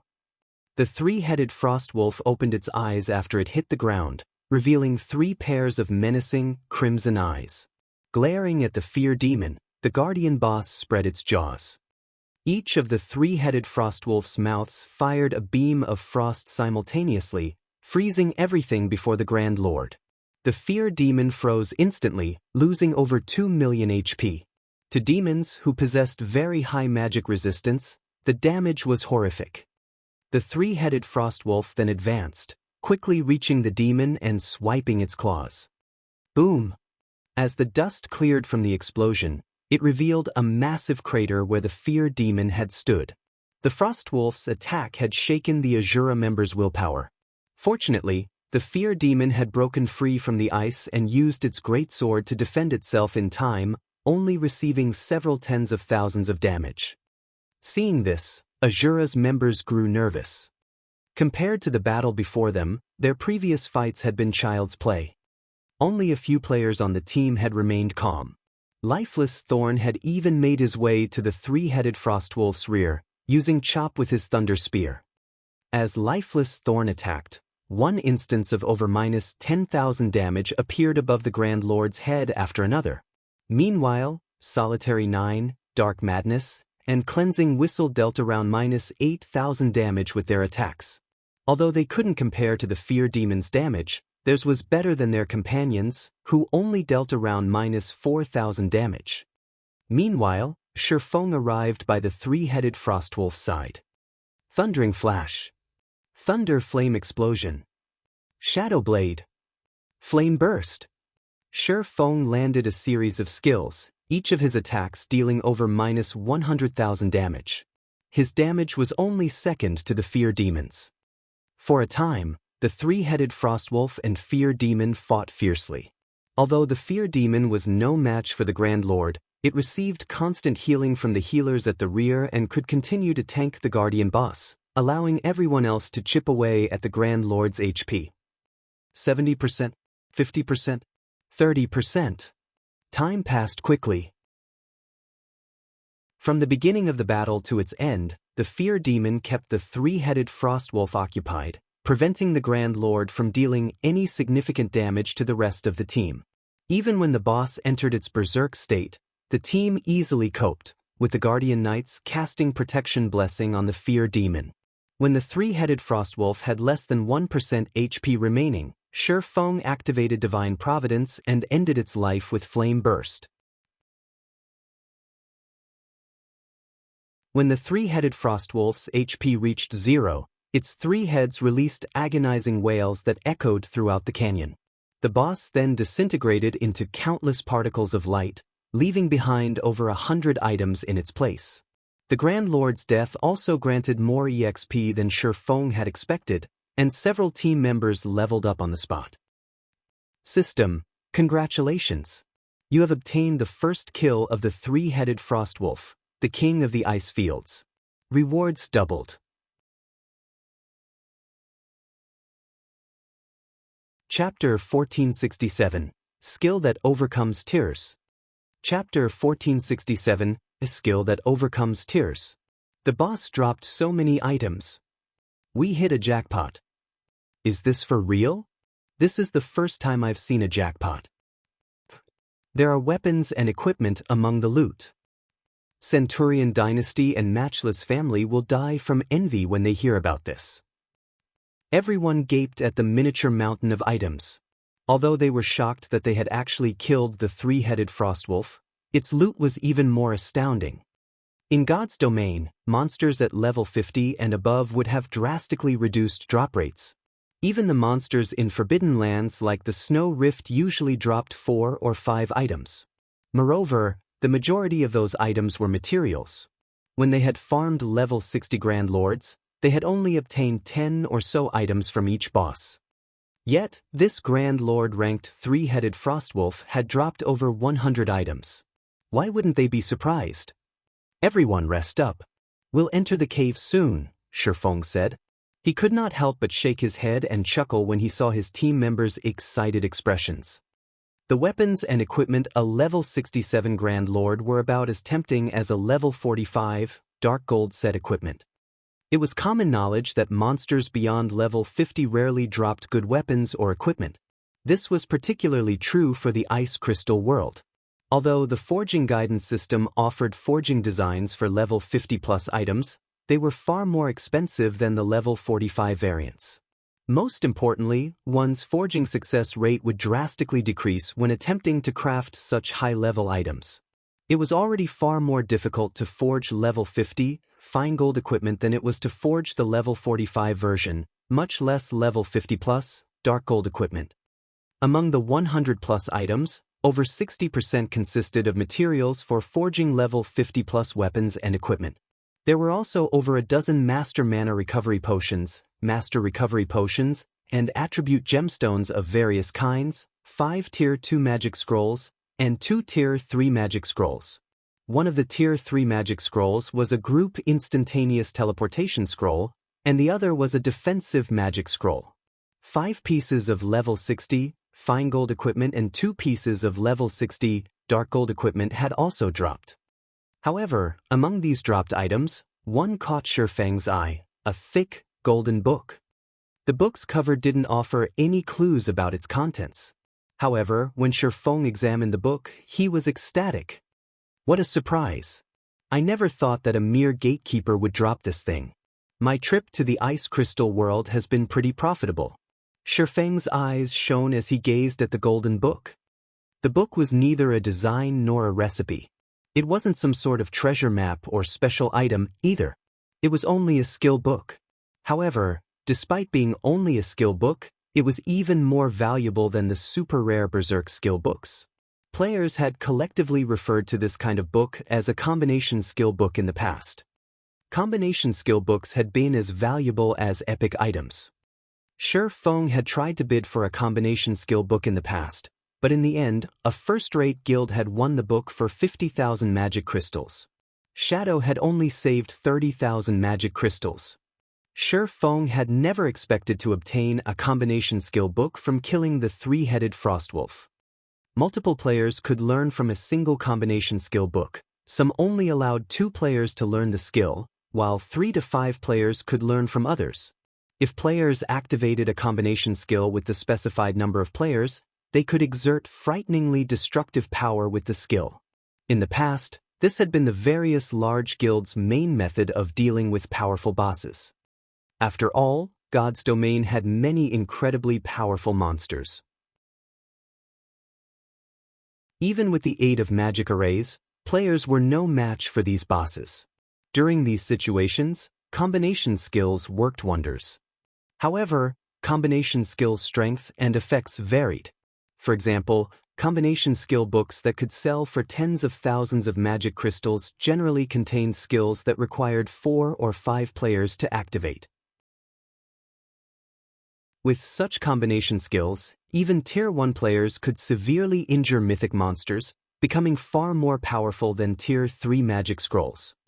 Generally, one could only obtain combination skill books from mythic monsters or dark gold treasures found in level 60 maps and above. He never thought that he would actually get one from a Grand Lord. Following which, Shifeng inspected the skill book. Triple Frost Moon, combination skill. Requires 3 melee classes to activate. A single target, attack skill that requires 3 players? Shifeng's excitement grew after reading the introduction. Normally, 2-man combination skills only allowed players the power to overcome a single tier. Meanwhile, Tier 1 players could even injure Grand Lords with a 3-man combination skill. Based on the market prices in Shifeng's previous life, the Triple Frost Moon skill book could easily sell for over 20,000 magic crystals. Combination skills were different from magic scrolls in that they were not one-time use items. They could be used indefinitely, although they did have a cooldown. 3 Tier 1 players using a combination skill were as powerful as a Tier 3 spell. The skill could even be used multiple times during a boss battle. A skill like this could significantly increase a team's overall combat power. However, Shifeng had no intention of learning this combination skill himself.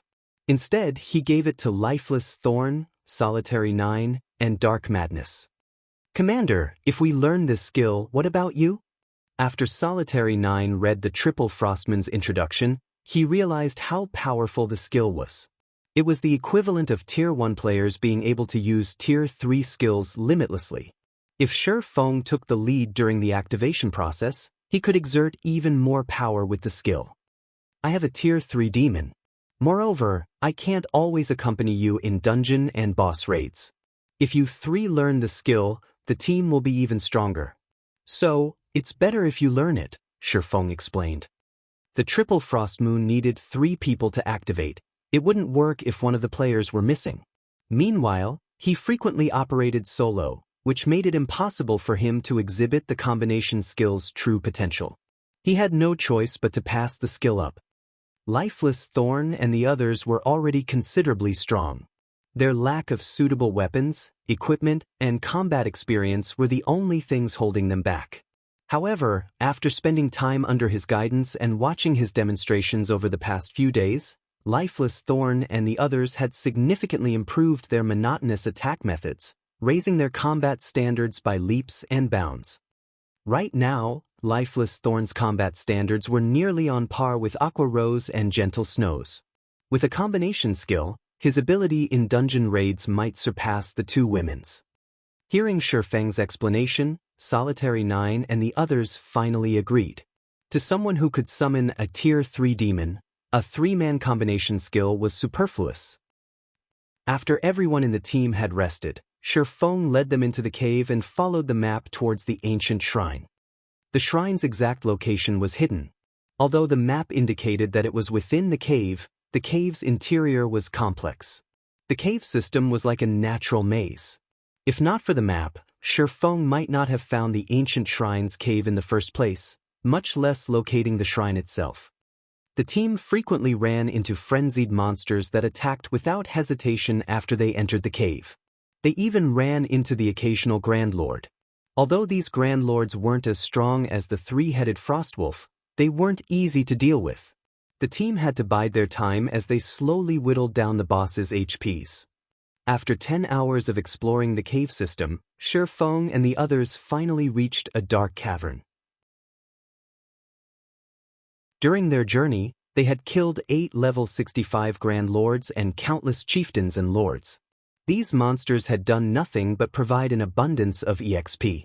At this point, Lifeless Thorn and a few others were level 50, and Shifeng was only a step away from reaching level 59. However, this was all due to the team securing these monsters' first kill. Disappointingly, these monsters hadn't dropped as much loot as the 3-headed Frostwolf. They had only dropped level 60, secret silver and fine gold weapons and equipment. Combined, these items' total value was nothing compared to the Guardian boss's loot. A towering, purple gold shrine sat in the center of the dark cavern. It radiated a sacred aura, and as players gazed up at the shrine, they shuddered. When Shifeng and his companions moved within 500 yards of the shrine, they heard the sound of a system notification. "System, you have discovered an ancient shrine." As they were alerted of the system notification, a magic array appeared on the ground in front of the shrine, illuminating the cavern. Following which, a 10-meter-tall, humanoid robot emerged. The instant this humanoid robot appeared, everyone, including Shifeng, felt a stifling pressure weigh them down. Even an expert like Lifeless Thorn paled under this pressure. The weaker team members nearly lost their footing.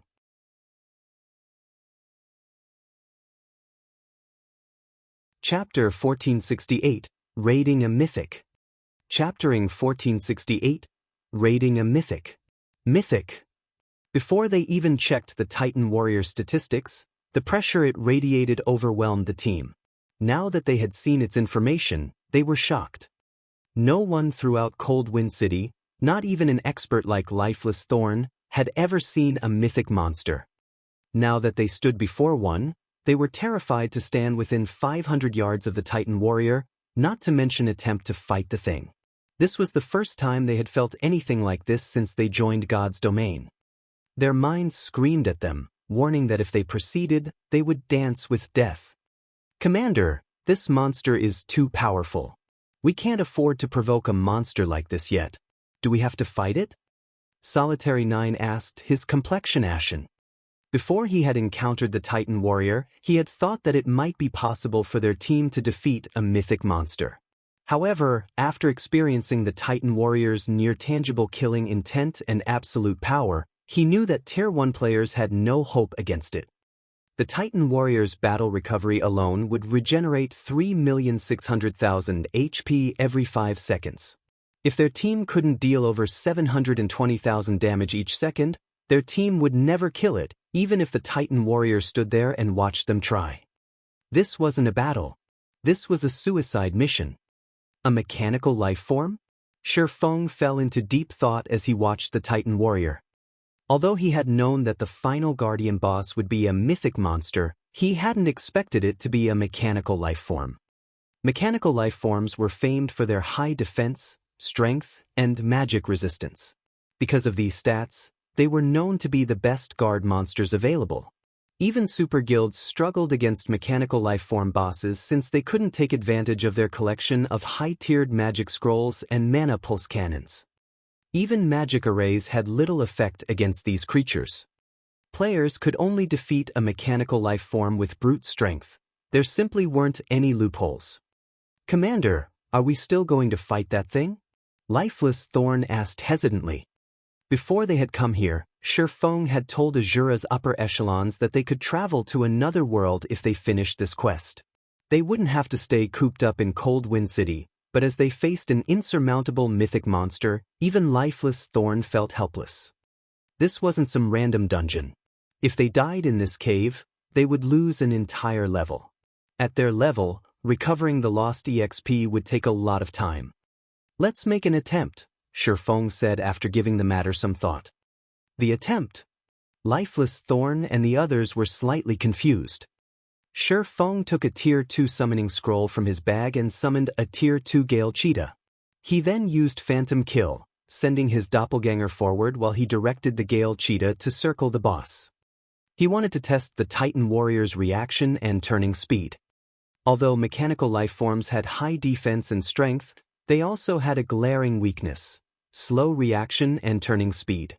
Of course, this was only compared to monsters of the same rank. A mythic-ranked mechanical life form's reaction and turning speed should be higher than a Grand Lord's of the same level. As his doppelganger approached the Titan warrior, Shifeng sat down and focused on controlling his summoned twin. 400 yards. 300 yards. When the doppelganger moved within 200 yards of the guardian boss, the previously immobile mythic monster abruptly opened its eyes, revealing 2 dazzling crimson orbs. It advanced on the doppelganger so quickly that by the time the watching crowd reacted, the boss had crossed 40 yards. When the boss had moved, it had created a massive crater where it had originally stood. It looked like a cannon had bombarded the area. So fast! Upon seeing the Titan warrior approach, Shifeng immediately had his doppelganger activate Defensive Blade. In the blink of an eye, the boss reached the doppelganger, swinging its colossal greatsword down at the invader. The moment the greatsword began to descend, the doppelganger jumped out from the weapon's path. However, the Titan warrior nimbly adjusted its attack trajectory halfway through the swing, slicing at the doppelganger, who had yet to land. Boom!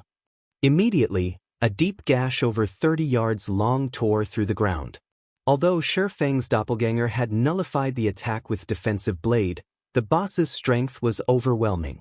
The impact threw the doppelganger over 20 yards away.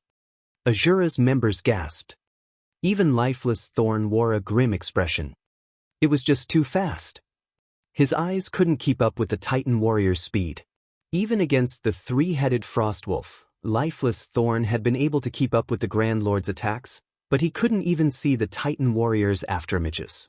He had no doubt that he wasn't capable of dodging an attack if he were on the receiving end of that mythic monster's greatsword. Its reaction speed is quite impressive.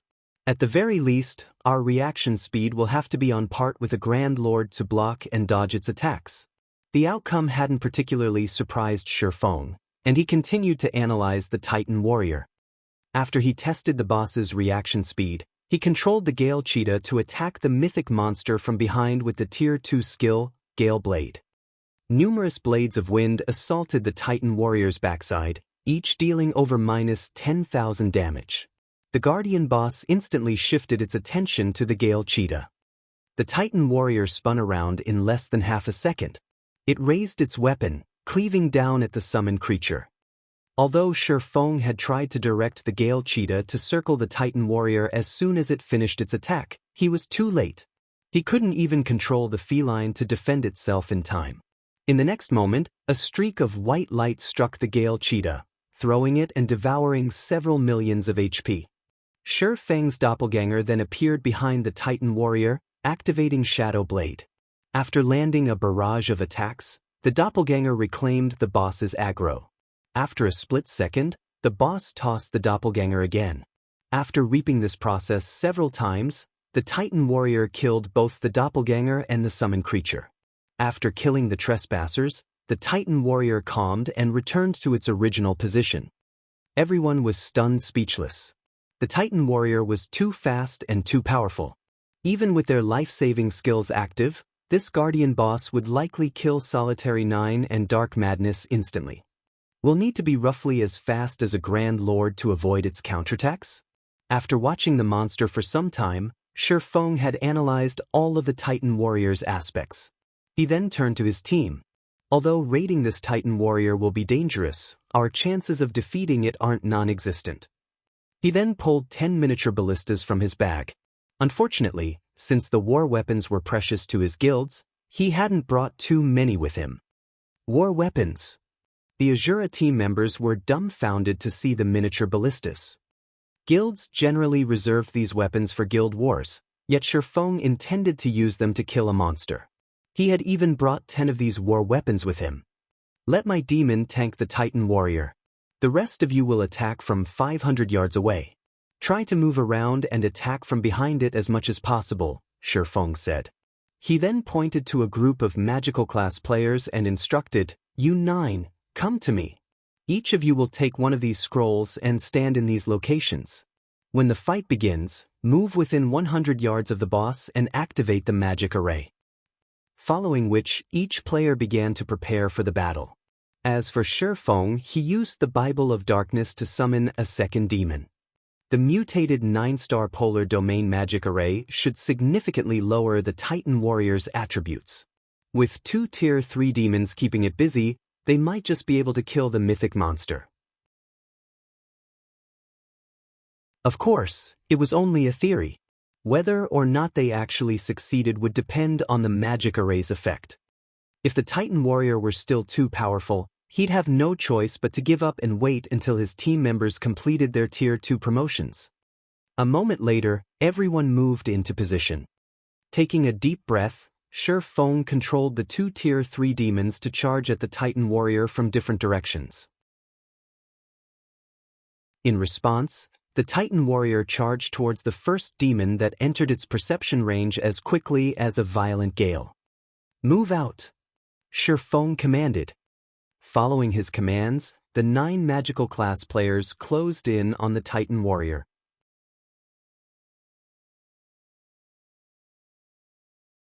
Chapter 1469, Godly Control. Chapter 1469, godly control. As soon as the summoned tomahawk demon moved within the Titan warrior's perception range, the mythic monster rushed up to meet the demon, its great sword rapidly descending. Even though Shi Feng saw the weapon through the tomahawk demon's vision, it was too fast to evade.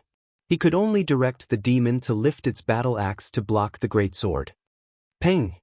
The impact instantly threw the tomahawk demon over 30 yards away, and although it had blocked the attack, it still lost tens of thousands of HP.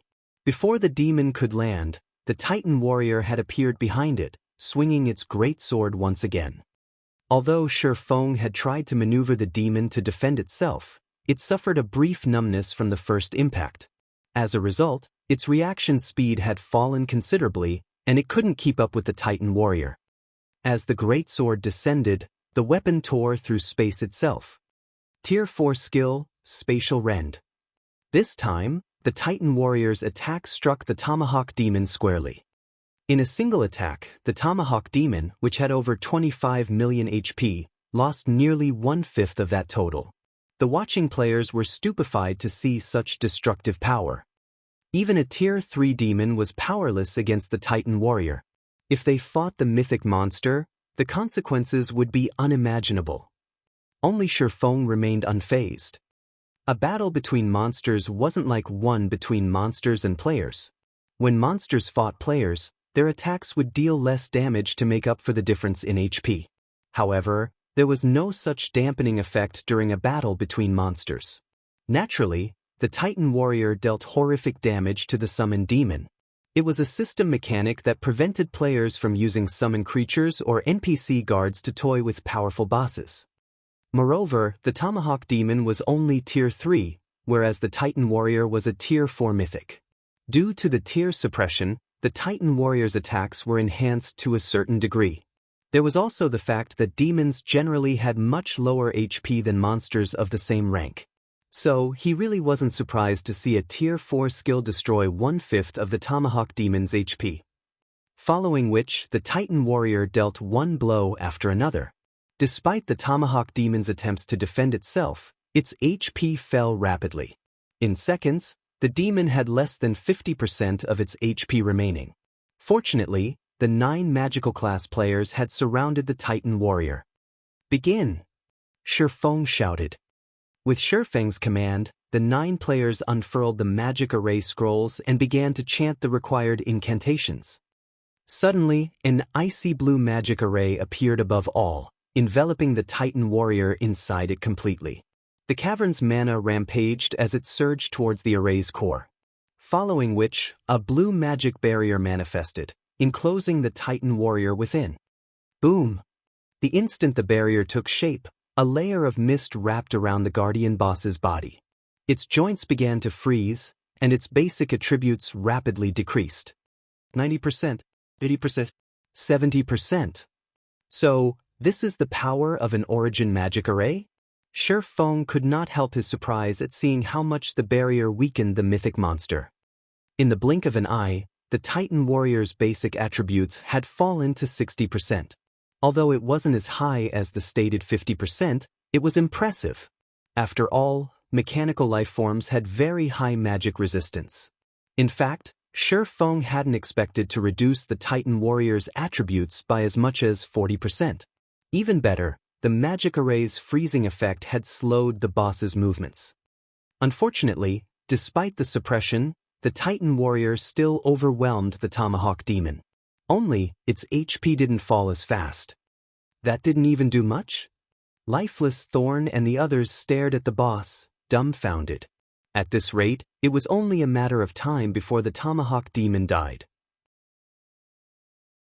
As expected of a mythic monster, even with the suppression, a Tier 3 demon still can't put up much of a fight. Shi Feng smiled bitterly. However, this wasn't unexpected. Following which, he took out the Ring of Gospel and fed it 5,000 magic crystals to activate world projection. The Ring of Gospel skills were not considered magic arrays and could stack with the 9-star polar domain. The Titan warrior's attributes fell further.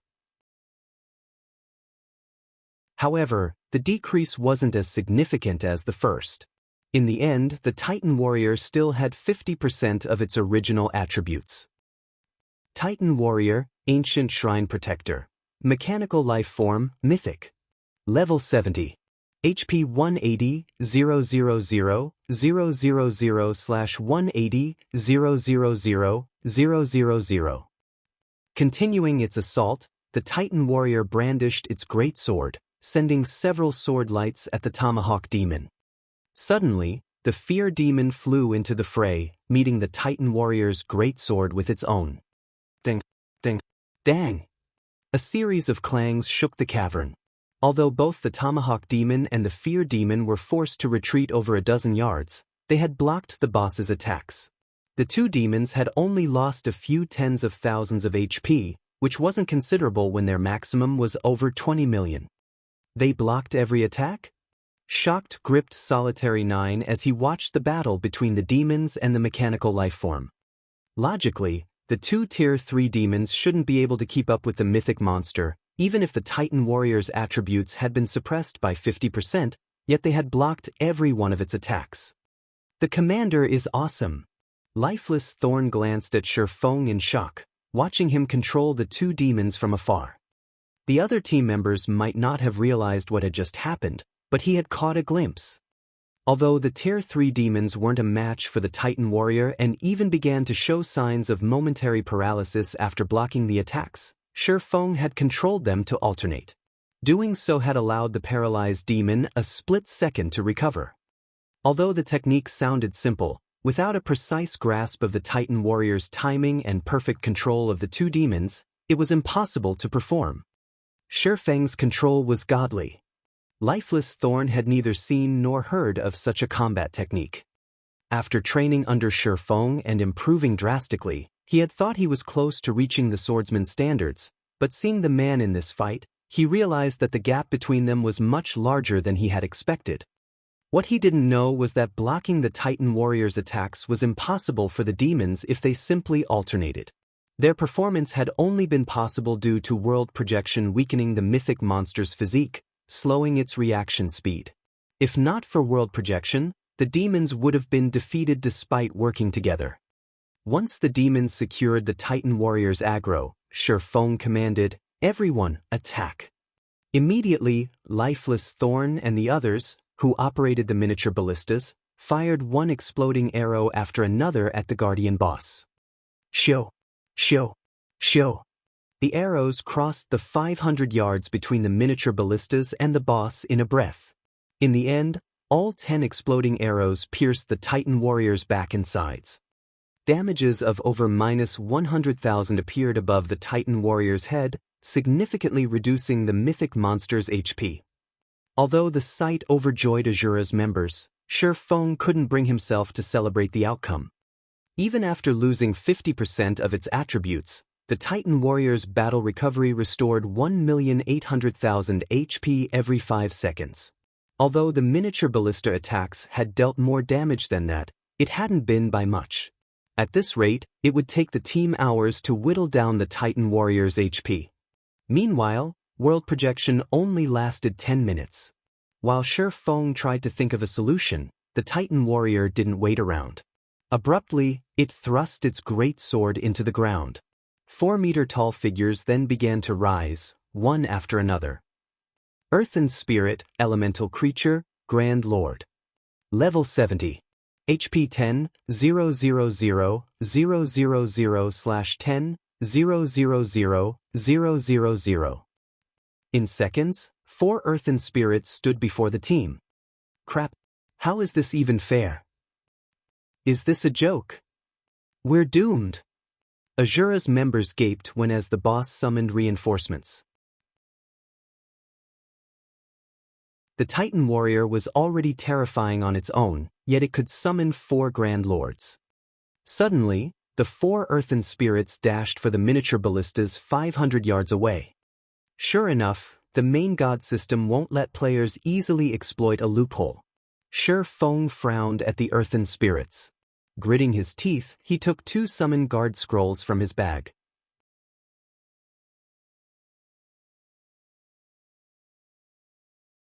Chapter 1470, Slaying a Mythic Monster. Chapter 1470, Slaying a Mythic Monster. Anna and Kite appeared shortly after Shifeng activated the Summon Guard scrolls. Although it had been some time since Shifeng had last summoned the NPCs, neither personal guard had leveled up much. Anna was only level 76, whereas Kite was level 75. Kill those earthen spirits, Shifeng commanded. Although Anna and Kite were only tier 2 NPCs, one was an epic guard, and the other was dark gold rank. On their own, they were more than capable of soloing a great lord of the same level. Although the earthen spirits were grand lords, with a 9-star polar domain and world projection suppression, they were only as strong as ordinary great lords. Neither of his personal guards should have any issues dealing with the earthen spirits. Following their master's command, Anna began to chant an incantation while Kite dashed towards the closest earthen spirit. While inside the 9-star polar domain, the earthen spirits were trapped. They could only bombard the magic barrier, but even the Titan warrior would struggle to destroy the strengthened 9-star polar domain, much less these weakened elementals. When he arrived before an earthen spirit, Kite swung one of his long swords. Dozens of wind blades bombarded the earthen spirit, each dealing minus 40,000 damage. By the time Kite's attack ended, the elemental had lost 1/10 of its HP. As a result of this attack, all 4 earthen spirits shifted their attention to the NPC. Although Kite's combat standards were superior to the earthen spirits, the latter had the advantages of higher attributes and numbers. Kite had no choice but to focus on defense. As he was forced to retreat one step after another, Anna finished her chant. Suddenly, a tier 3 golden giant and 10 tier 2 rock guardians appeared around Kite. These summon creatures easily pulled 2 of the earthen spirits' aggro, alleviating the pressure on the NPCs. With both guards working together, they quickly got the upper hand in the fight. It was only a matter of time before the 4 earthen spirits died. Just what rank are those personal guards? They can actually suppress 4 grand lords. How are those NPCs' levels so high? Just who is the commander? Azura's members, who had begun to despair, were dumbfounded. Although they had seen players with personal guards in Cold Wind City before, those NPCs had been very weak and of little use to players. They couldn't compare to Anna and Kite's strength. Everyone, prioritize the earthen spirits. We'll deal with the Titan warrior afterward. Shifeng hurriedly instructed as he glanced at the elementals. Lifeless, move your group forward and use your combination skill from the side. Tier 1 skills and spells were almost no threat to the earthen spirits and the Titan warrior, but the combination skill was a different story. If Lifeless Thorn, Solitary 9, and Dark Madness used Triple Frost Moon, the skill would be as powerful as a tier 3 spell. It should be able to deal a considerable amount of damage to the weakened mechanical life form, let alone the elementals. The players manning the miniature ballistas turned the weapons towards the earthen spirit Kite tanked, launching a volley of exploding arrows at the Great Lord. When the exploding arrows struck, the earthen spirit instantly lost 1/5 of its HP.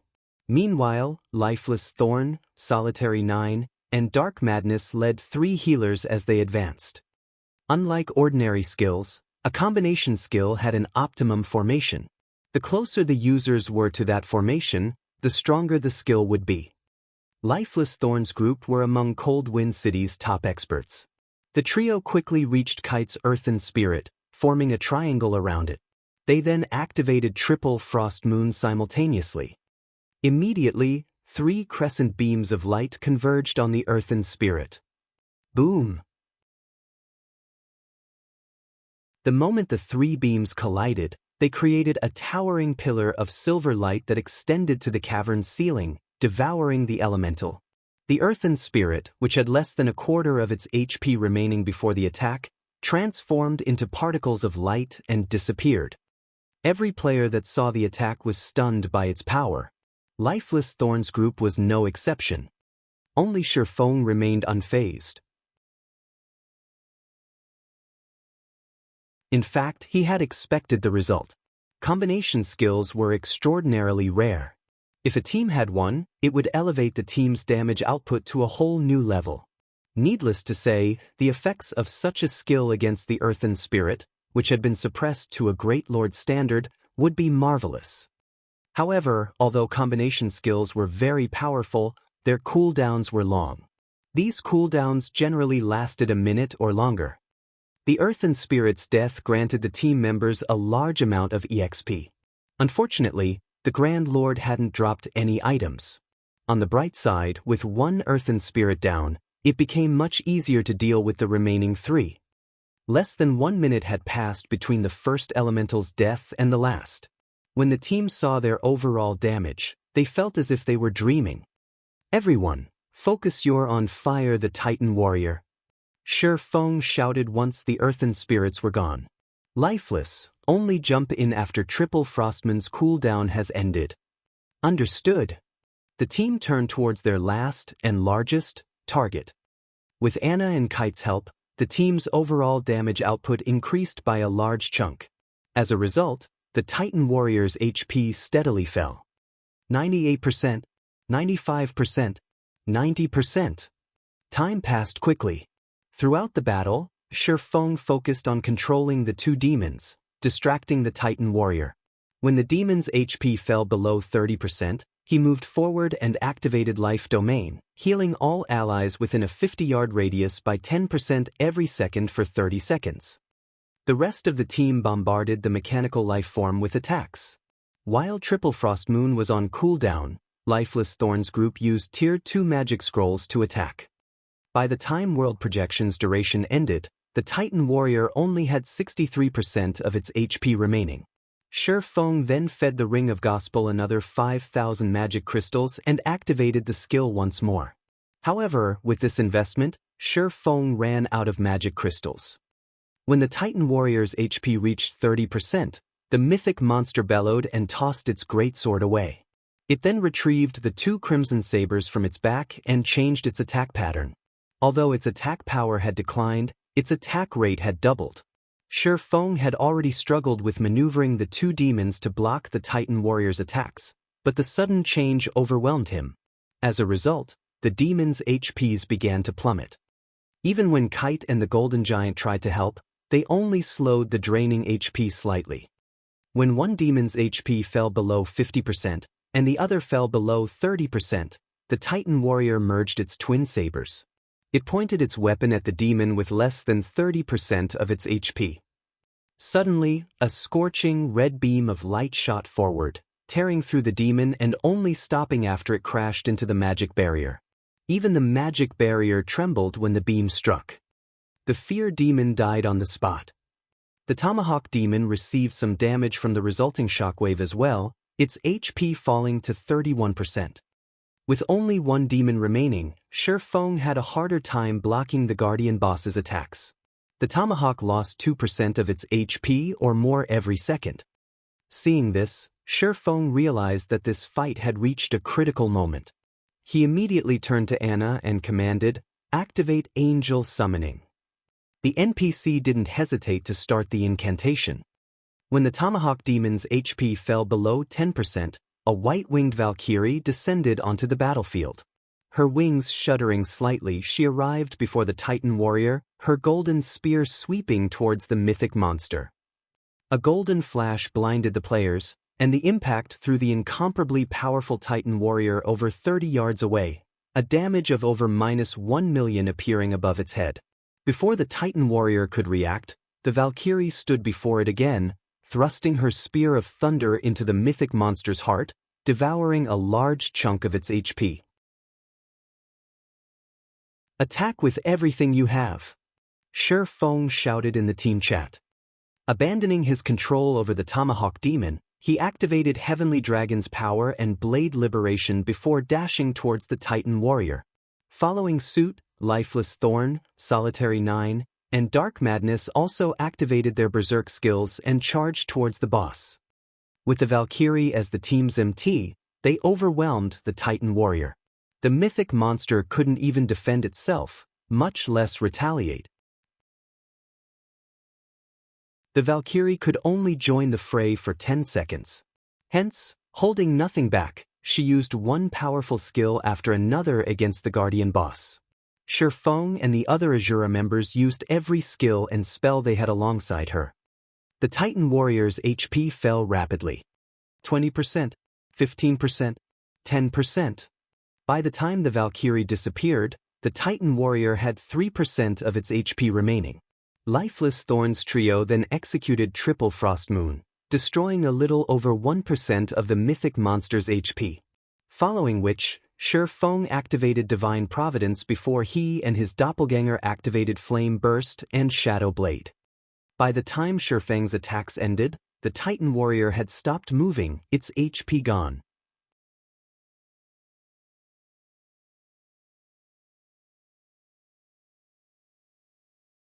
Chapter 1471, Mythic Monsters Loot.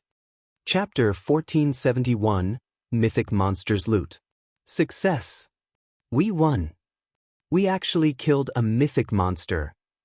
Despite their miserable state, when these players looked at the Titan warrior's corpse, excitement welled within in them. For a moment, they even felt as if they were dreaming.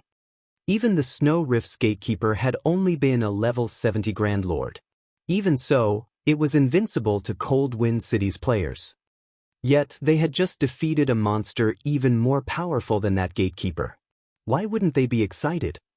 Shortly after the Titan warrior's HP reached 0, it collapsed to the ground before transforming into numerous, large particles of light. As the light faded, they revealed many dazzling items. System, congratulations! You have obtained the first kill of the Ancient Shrine Protector. Rewards doubled. Rewarding Shrine Warrior title. After the announcement, the team members' experience bars rapidly increased. What bountiful EXP! Feng was astonished at how much his experience bar grew. After all, he had already reached level 58.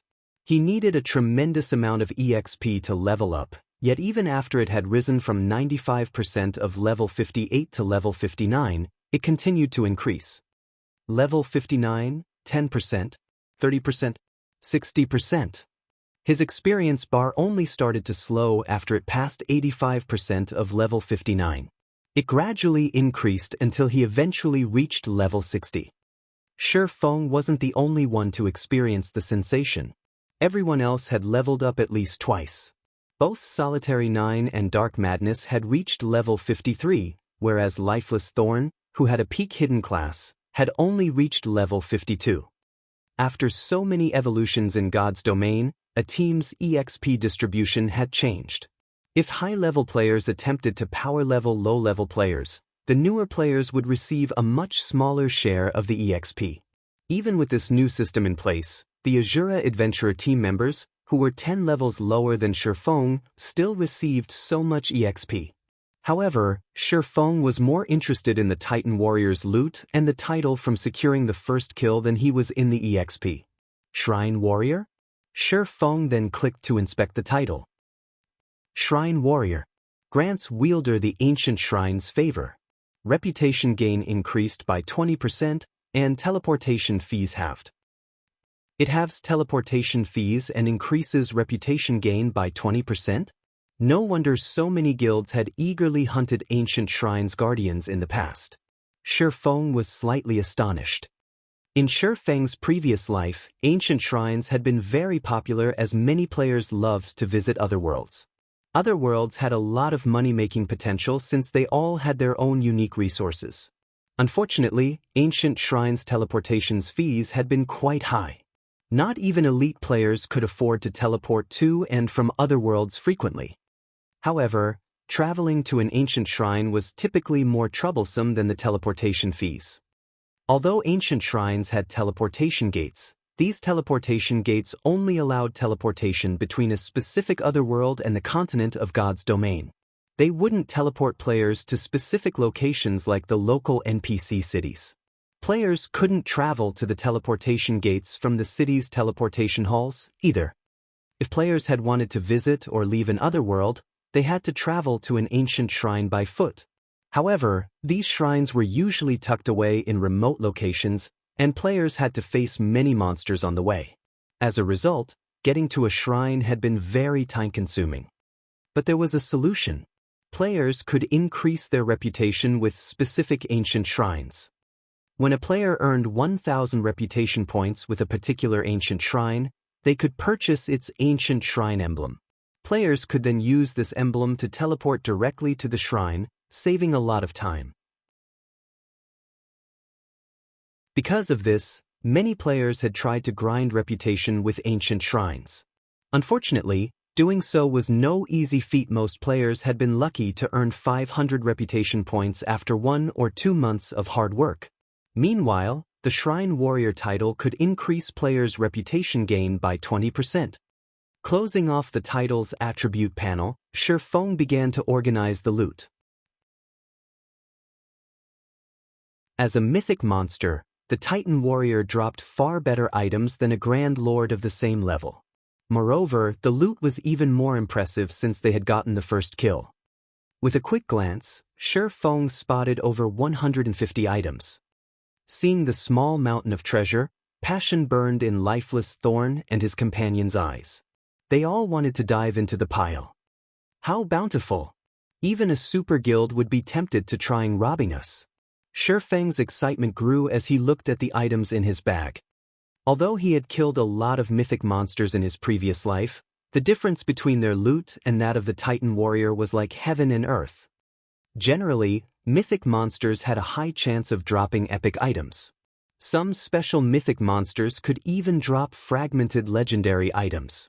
For example, the final boss in the Dragon's Graveyard, a forbidden land in the Black Dragon Empire, had a chance of dropping a fragmented legendary item.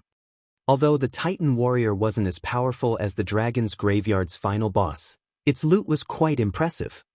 The majority of the 150-plus items were rare materials for crafting epic weapons and equipment, all of which could easily fetch over 100 gold on the market. Among them, a particular item was an important component for forging the epic ranked broken steel set equipment. Nucleus of Life. Epic set equipment had been out of Shifeng's reach in the past. The best he had equipped were individual epic weapons and pieces of equipment. It was common knowledge that set equipment was half a rank stronger than individual pieces of the same rank. If he had worn an epic set equipment back then, he would have had an 80% chance of completing his Tier 4 promotion. If he could forge the broken steel set now, he would become invincible. Although he had thought of doing so, the materials required to forge the broken steel set were simply too rare. Aside from the required mana stones, he had no way to collect the Titan or the flame, water, wind, and earth source crystals. And then there was the Nucleus of Life. One could only obtain a Nucleus of Life if they were lucky. There was no set method to obtain it. One could say that it was the most difficult material to obtain among the various required materials. Shifeng had never expected a Nucleus of Life to drop. Although he knew where he could obtain the rest of the materials, he wasn't strong enough to reach them yet. The Titan Warrior had also dropped plenty of master-ranked potions and magic scrolls of various tiers. Among the most precious scrolls was a Tier 4 magic scroll, Titan's Wrath, a Tier 4 large-scale destruction magic scroll. In a guild war, it would be a nightmare for the enemy. There were also quite a few Tier 2 skill books for various classes. The system only allowed players to learn low-tiered skills from NPCs during the early stages of the game to help them adapt to the game's environment. Players could only learn Tier 2 and above skills or spells from loot or purchasing them with legacy skill points. Skill books containing Tier 2 skills were incredibly rare, and many players in the past had only found a handful after reaching Tier 2, obtaining most from completing their promotion quest. As a result, those players hadn't been able to exhibit the true strength of their Tier 2 classes. The Titan Warrior had dropped over a dozen Tier 2 skill books. It had even dropped the popular Tier 2 spell for healers, Combat Resurrection.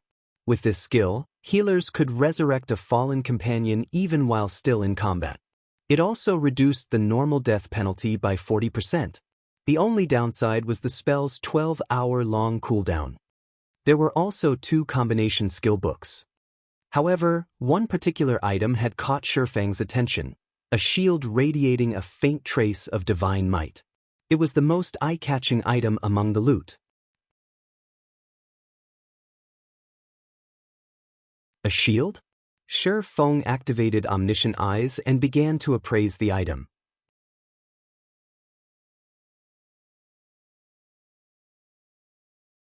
Chapter 1472, Titan Guard. Chapter 1472, Titan Guard. In God's domain, any item that radiated divine might was extraordinary, even more so were the weapons and equipment pieces that emitted the energy. After Shi Feng scanned the shield with omniscient eyes, the system informed him of appraisal time. 20 seconds? Shi Feng rejoiced. Normally, epic items only took a dozen or so seconds to appraise. Since the shield had a 20-second appraisal time, it must be particularly high quality. Shields were very important to a team. If a team's MT had a powerful shield, the team would have a much easier time against boss monsters. Because of their importance, they were hard to find on the market. Furthermore, these shields were generally worth twice as much as a weapon of the same level. Once omniscient eyes finished appraising the crescent shield, the shield's attribute panel revealed itself to Shi Feng. What an awesome growth-type shield! Shi Feng was ecstatic when he saw the shield's statistics. Titan Guard, Shield, Bronze rank can grow. Minimum equipment level, 50. Equipment requirement, Strength 800. Attributes adjust according to user's level. Defense plus 3,550. Level 50. Block rate, 32%. Strength plus 33. Endurance plus 47. Agility plus 29. Defense skill plus 1 levels. When equipped, all magic damage received reduced by 30%. Reaction speed increased by 20%.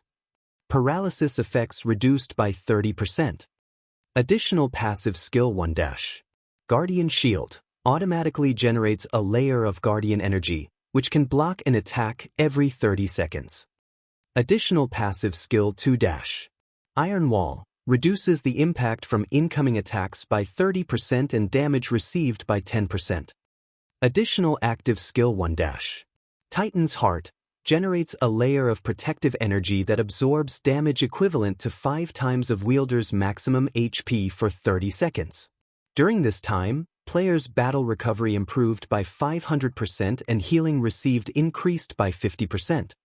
Cooldown, 5 minutes. Additional active skill 2 dash. Titan's Will becomes immune to all control effects. Reduces all damage received by 80%.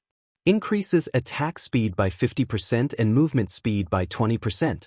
Starting movement speed set at 70% of maximum movement speed. Duration, 15 seconds. Cooldown, 3 minutes. Cannot stack with other defensive skills. Additional active skill 3 dash. Titan's Domain. Every non-friendly target within a 30-yard radius will increase wielder's basic attributes by 1%, reduces damage received by 1%, and heals wielder by 0. 1% HP every second. Duration, 1 minute. Cooldown, 2 hours. Maximum number of targets, 50. This shield can grow to Fragmented Legendary rank. Currently at Bronze rank. Growing to Mysterious Iron rank requires 1,000 magic crystals. This was the first time Shi Feng had ever seen a growth-type shield that could reach Fragmented Legendary rank. Although the Titan Guard was a Bronze-ranked shield right now, its skills were even more powerful than a Dark Gold shield of the same level. And these skills would become even more formidable as the shield's rank rose. Just thinking about how powerful the Titan Guard would become once it reached Fragmented Legendary rank made Shi Feng shudder with anticipation. Fragmented Legendary shields were extremely rare, arguably more so than legendary items. Any team with a shield of that rank would become famous throughout God's domain.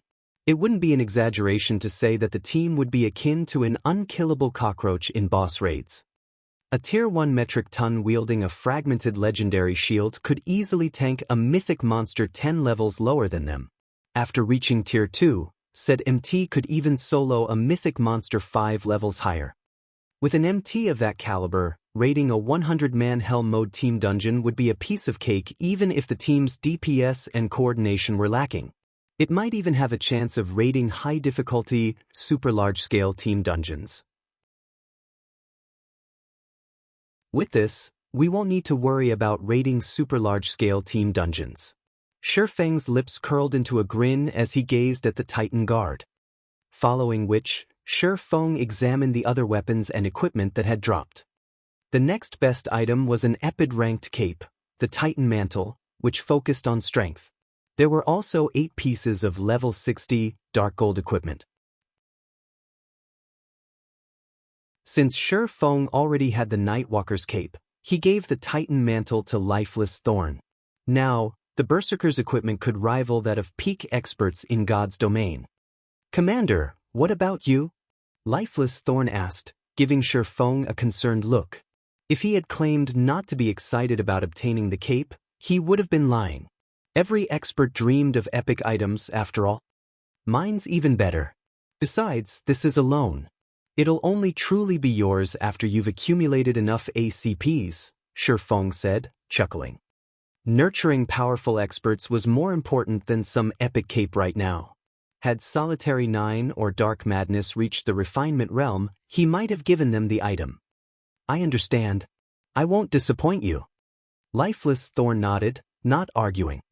Shifeng then awarded the rest of his team with the corresponding contribution points, which they could use to purchase various weapons and equipment from the Azura adventuring team. Now that the Titan warrior was dead, Shifeng could finally breathe. Once the team had rested, they proceeded to the ancient shrine itself. When the team entered the shrine, they felt as if they had just stepped into another world. The shrine's interior was resplendent, a stark contrast to the bleak cavern. They spotted elves and mechanical NPCs going about their business. The place looked nothing like a desolate location. Aside from NPCs, the ancient shrine had various shops selling all sorts of items. There were even places for players to rest and repair their weapons and equipment. Azura's members excitedly looked around, but Shifeng didn't give his team time to digest their new environment. Instead, he led them to the teleportation hall on the shrine's second floor. When the team reached the teleportation hall, they were greeted by rows of mechanical NPCs guarding the space-time teleportation gate. These NPCs were all level 200, and the weakest among them was Tier 3. Anybody that dared to cause trouble here would die instantly. "Hello, sir. If you wish to leave the Ice Crystal world, each member of your party must pay 1 mana stone or 100 magic crystals," the NPC elf standing before the teleportation gate explained, smiling when he saw Shifeng's group. "However, since you are one of our ancient shrine's shrine warriors, your travel will only cost 50 magic crystals." "How expensive?" Shifeng frowned slightly. Among the various other worlds he had visited in the past, the most expensive had cost him 80 magic crystals, yet leaving the Ice Crystal world cost 50 after his 50% discount. Azura's members, who had been elated to leave Cold Wind City's region, were stupefied by the price. Although they could afford it, they would only have a few magic crystals left. "Here's 50 mana stones." Shifeng didn't hesitate to hand over the mana stones he had prepared to trade for the temporal sand. As for the Countess's quest, he could send the Azura adventurer team to grind for the remaining ice crystal fragments. He still had enough time before the deadline. After Shifeng paid the teleportation fees for 100 people, the space-time teleportation gate slowly opened. Under Shifeng's lead, the team entered the gate and vanished from the ancient shrine's teleportation hall.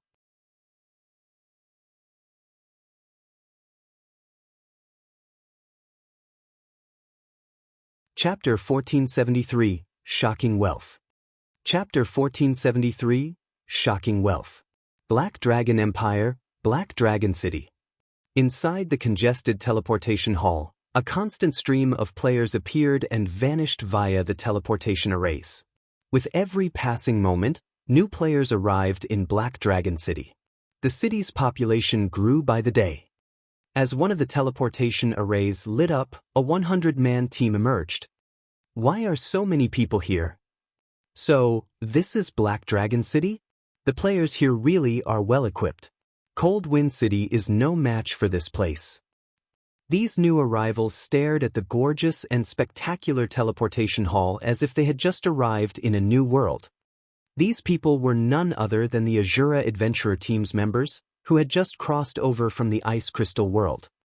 You must be tired after grinding for so long. We'll disband for now, so get some rest. You can also use this opportunity to explore. I'll notify you through the team chat when it's time to meet back up, Shifeng said, chuckling as he watched his curious teammates. After leaving the Ice Crystal World's ancient shrine, their group teleported to an ancient shrine in the Great Thorn Forest, a neutral map not far from the Black Dragon Empire.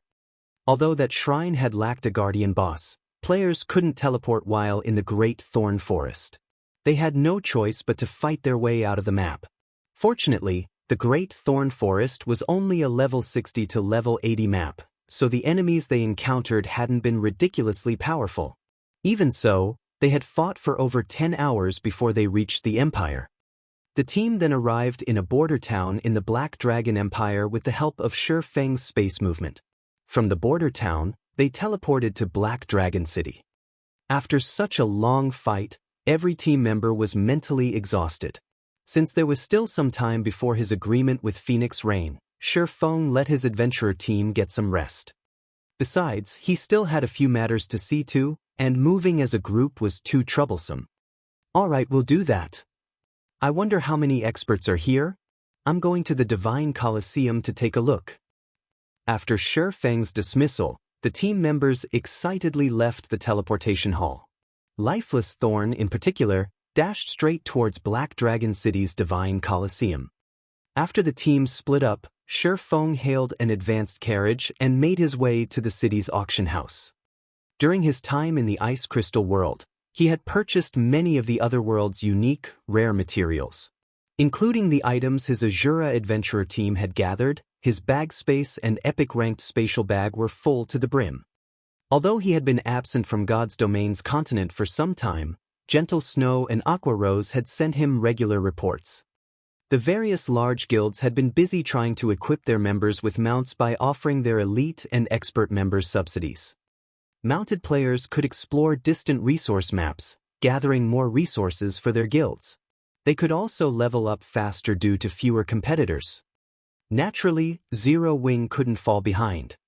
Although Zero Wing earned a lot from Stone Forest Town's Battle Arena and Auction House and White River City's Candlelight Trading Firm and Teleportation House, it didn't have much to spare to purchase mounts for its elites due to its expansion on two fronts.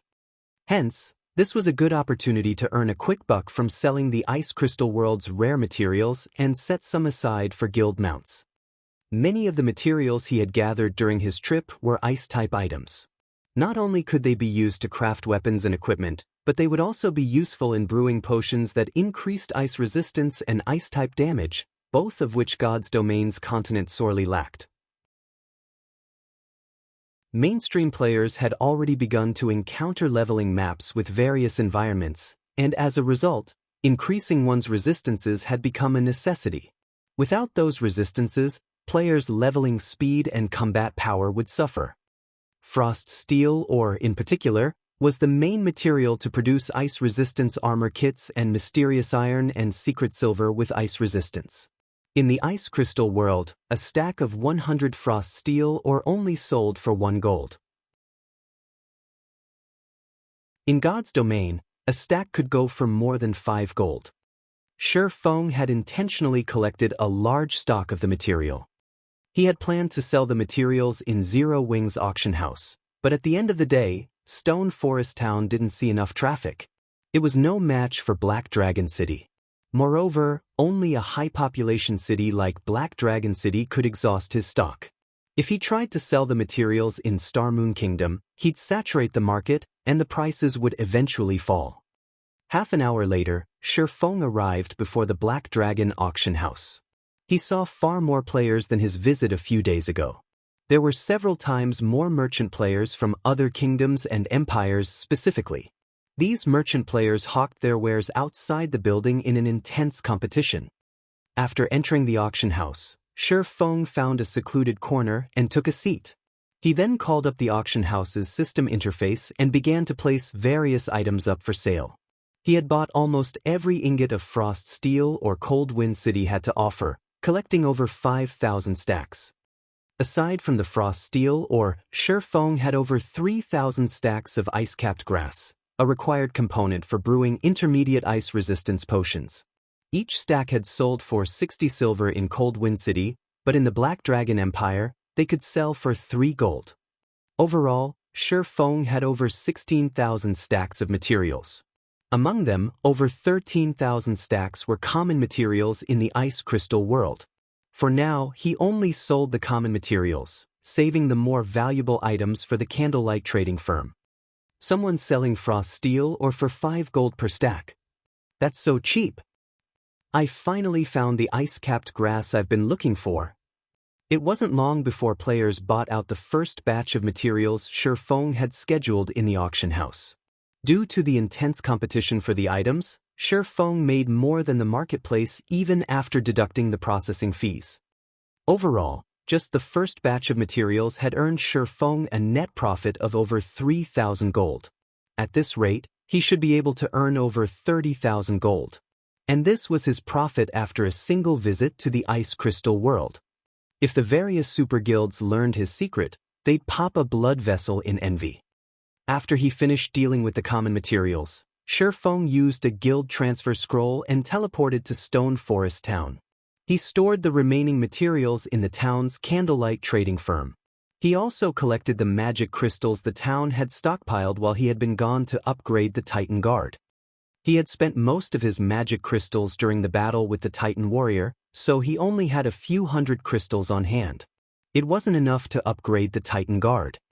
The number of magic crystals Stone Forest Town's advanced auction house and battle arena had earned stunned Shi Feng. Even after deducting the town's expenses, Stone Forest Town had earned over 60,000 magic crystals in just 3 days. However, upgrading the Titan Guard wouldn't be cheap. After spending 1,000 magic crystals to upgrade the shield from bronze to mysterious iron rank, he spent another 3,000 crystals upgrading it to secret silver rank, 6,000 to fine gold rank, 10,000 to dark gold rank, and 18,000 to epic rank. Unfortunately, upgrading the shield to fragmented legendary rank would cost 100,000 magic crystals. In the end, Shi Feng could only afford to upgrade the Titan Guard to epic rank. He'd have to save the last upgrade for the future. Guild leader, you're finally back. I bought a large stock of flame potions as you asked. Do you want me to send them over? Aqua Rose asked, smiling. Aqua Rose and her team had grinded for flame potions in the Flaming Rain Mountains while Shi Feng had been gone. Since it was a neutral map, it had an abundance of extremely powerful monsters. If not for her leadership, they might not have completed their task.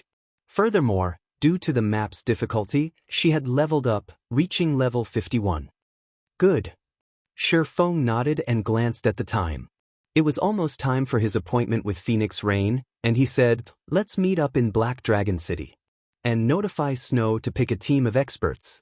We're going on a trip to Apocalypse City. We're heading out on another excursion? All right. Aqua Rose was instantly overjoyed. She then disconnected the call and contacted Gentle Snow.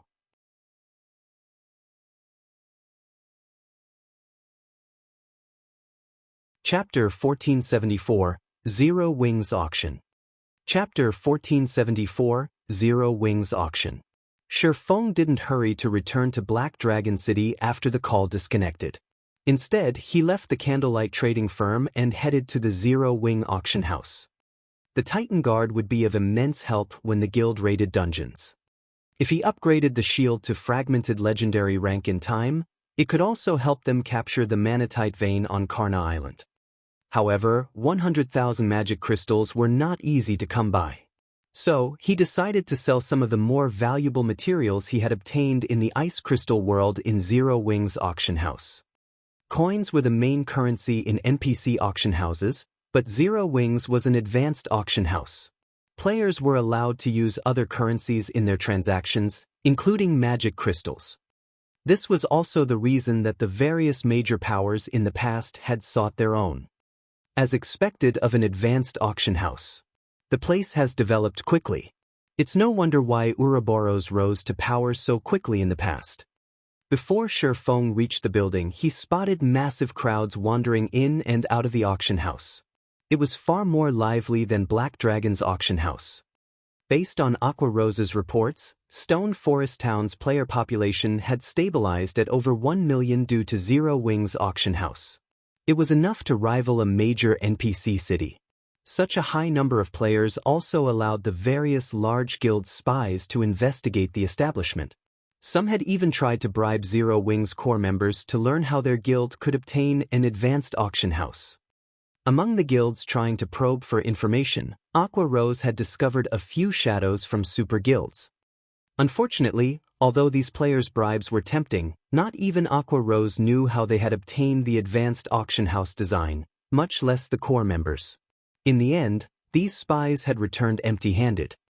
As soon as Shifeng entered the auction house, several level 20 to 30 merchant players stepped into his path before he reached the counter. Moreover, he wasn't the only player they had interrupted. These merchant players in luxurious, non-attributed clothing approached any player that tried to enter the auction house. "Fellow friend, do you intend to sell items here?" a female oracle in a light blue dress asked after approaching Shifeng. Softly, she continued, "I can help you sell and purchase items. If you have items to sell, I'll help pay a portion of the processing fees. If you're looking for items, depending on the item's value, I'll help cover the cost up to 1 gold. Shifeng had intended to ignore the woman, but upon seeing the oracle's name, he paused. "Why is she here?" Shifeng stared at the smiling player in shock. The female oracle's name was Susie. She wasn't a fighting expert or some upper echelon from a guild or top adventurer team. Rather, she had been a famous merchant in the Black Dragon Empire and its neighbors. Shifeng had conducted various business deals with Susie in the past. Through her, he had secured a steady supply of various resistance potions, which had been very rare at the time. The potions had helped Shadow pioneer a neutral map and encounter plenty of opportunities. Unfortunately, Susie hadn't had a powerful background. After amassing immense wealth for herself, some of the large guilds had targeted her. In the end, they plundered her coins and resources. Although Susie had tried to take revenge, she hadn't had any influence or strength. Eventually, she had been forced elsewhere to develop. After that incident, Shifeng had lost track of the woman. Shifeng had never thought that he'd run into her here.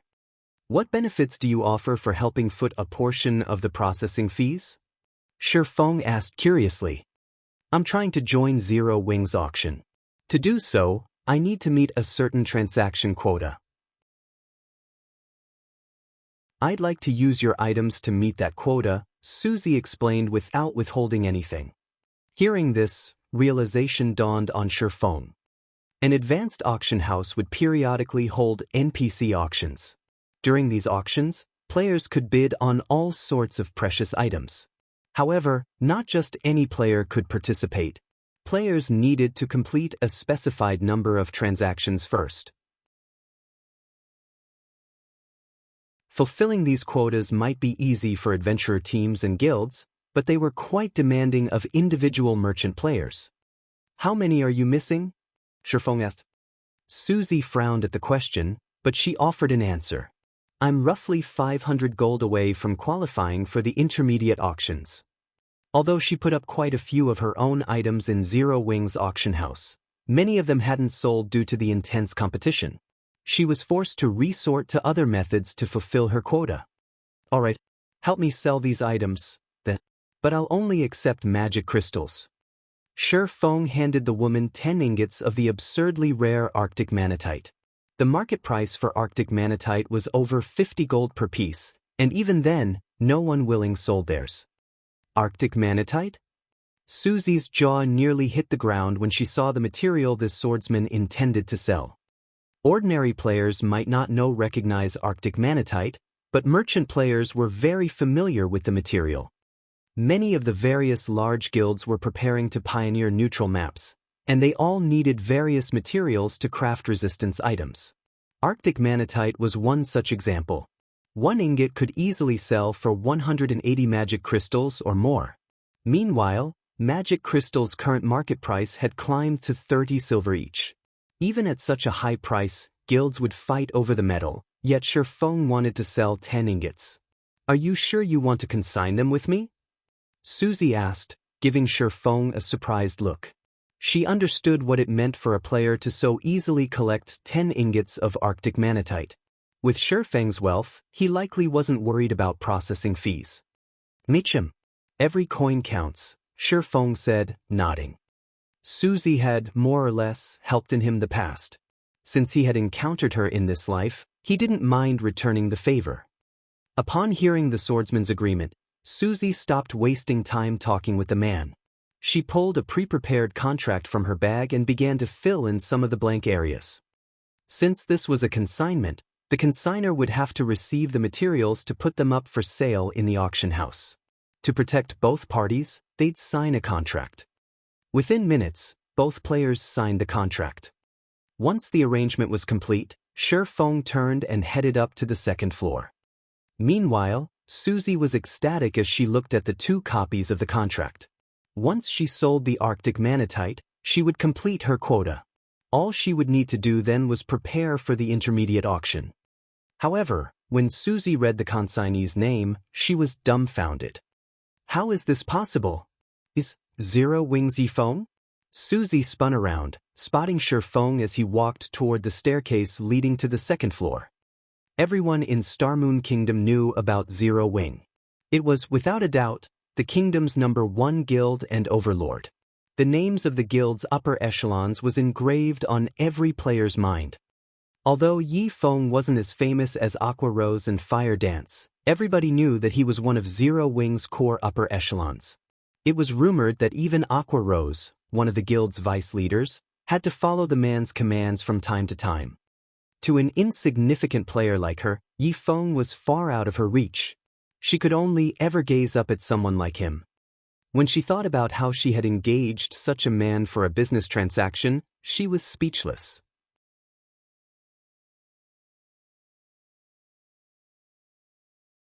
Chapter 1475, Gathering of Experts. Chapter 1475, Gathering of Experts. On the auction house's second floor, Shifeng followed an NPC to a VIP reception room. He had treated his transaction with Susie as an investment. Aside from her keen business sense, Susie had made a name for herself in the Black Dragon Empire as a merchant due to her resource channels. The various first-rate guilds in the past had struggled to secure a steady supply of various resistance potions, yet she had succeeded where they had failed.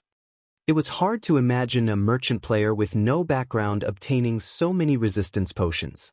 Moreover, she had also sold various rare items that had tempted the large guilds. Hence, forming a connection with this merchant player was a wise move. "Boss, do you wish to sell all of these items?" the advanced manager NPC asked as he examined the large pile of materials on the table. "Yes. Sell them in batches. Only accept magic crystals as payment." Shifeng nodded. An advanced auction house offered 2 methods for selling items. With the first, players could manually decide when their items went up for sale, while the second option allowed them to leave that up to NPCs. NPCs would then sell the items based on the player's requirements and the current demand, putting them up for sale when they could generate the most profit. However, only the auction house's advanced members had access to the second method. Every player dreamed of accessing this option. Not only would it save them the hassle, but their items would also sell at an appropriate time. Usually, players increase their profits by at least 10% with this method. 10% might not make a difference for a transaction worth dozens of silver coins, but it was a different story for those worth hundreds or thousands of gold. This was one of the advanced auction house's trump cards. However, Shifeng had no intention of offering this function to the public just yet.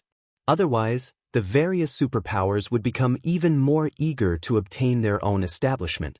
They might even attempt to steal the building.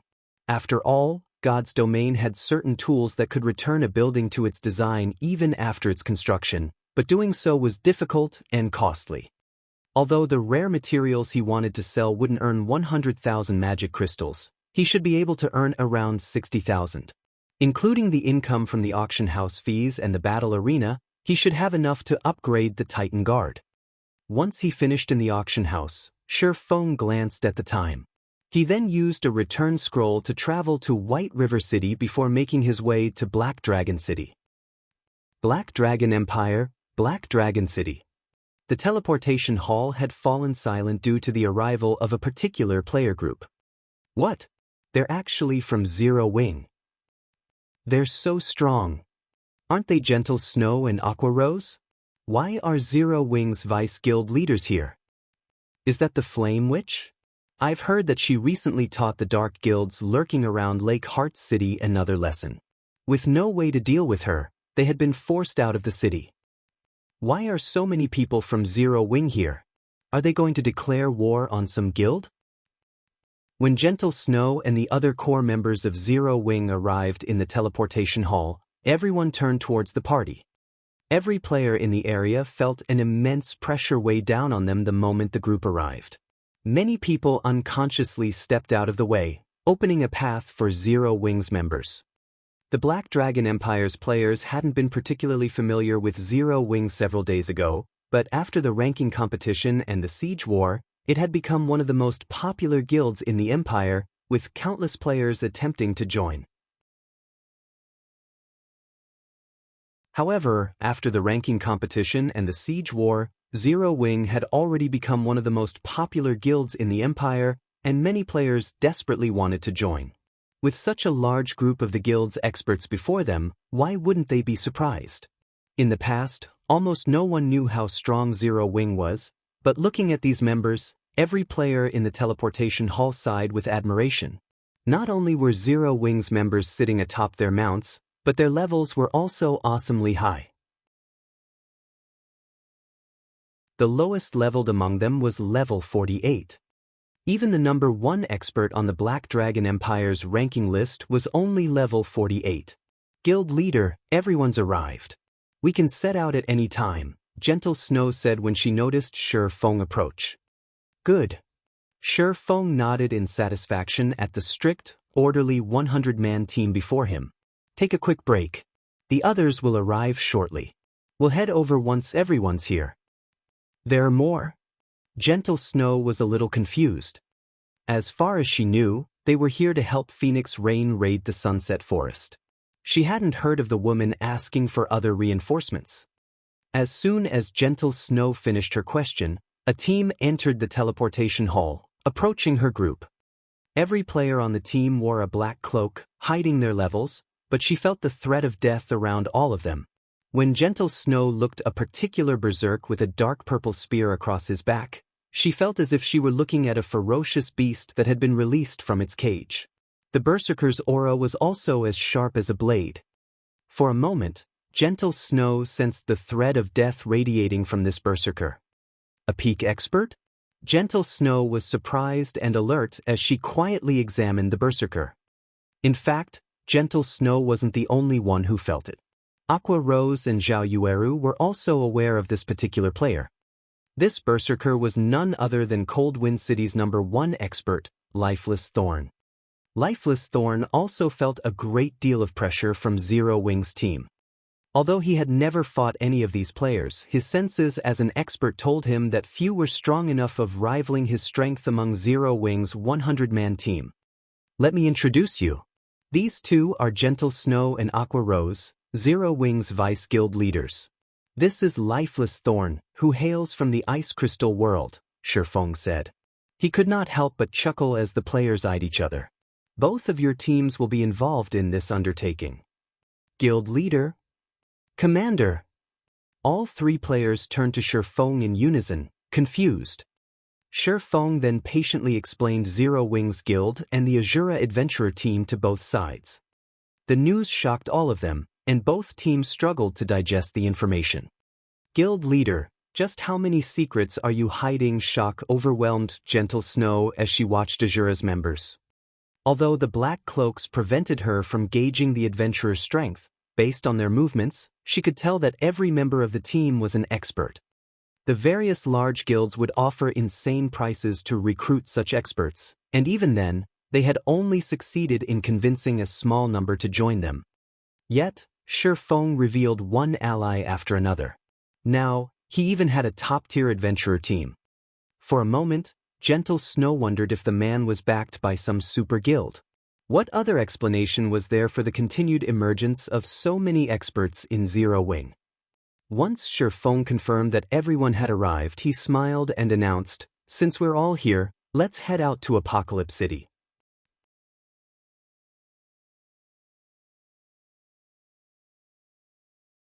Chapter 1476, Zero Wing Arrives. Chapter 1476, Zero Wing Arrives. Apocalypse Empire, Apocalypse City, Dragon Phoenix Pavilion's residence. As the Dragon Phoenix Pavilion's main headquarters, the residence was lively as members often came and left. At this moment, however, tension gripped the residence's front courtyard. Both pavilion masters and their respective forces stood in the courtyard, each occupying one side with a clear divide between the two. The smell of gunpowder wafted between the forces. Most of the uninvolved guild members were too afraid to enter the residence. It was common knowledge in the Dragon Phoenix Pavilion that Phoenix Rain and Nine Dragons Emperor were in a constant struggle for the Great Pavilion Master's position. At this point, neither side held anything back. If players weren't careful, they could get caught in the crossfire and die without knowing what killed them. What's going on? Why are both pavilion masters here? Don't you know? I've heard that a historical site is going to open today, so they've gathered here before setting out. Look, some of the guild's more elusive experts are among them too. Our guild's experts aren't the only ones here. Look at those players. They aren't wearing our guild's emblem. They must be hired help. I've heard that the historical site they plan to raid is particularly powerful, a Grade 1 ancient ruin. The treasures in the ruin will definitely help whichever side gets them first. The Nine Heavens Pavilion's 9th floor master raided a Grade 2 historical site. Nobody knows what items he found, but the elders promoted him to 8th floor master. It caused quite a commotion in the guild. It's no wonder why our pavilion masters are so desperate to compete for the ancient ruin. The Dragon Phoenix Pavilion members chatted quietly as they watched the guild's two major factions stare each other down. The requirements to become the next great pavilion master had already been announced to the guild as a whole.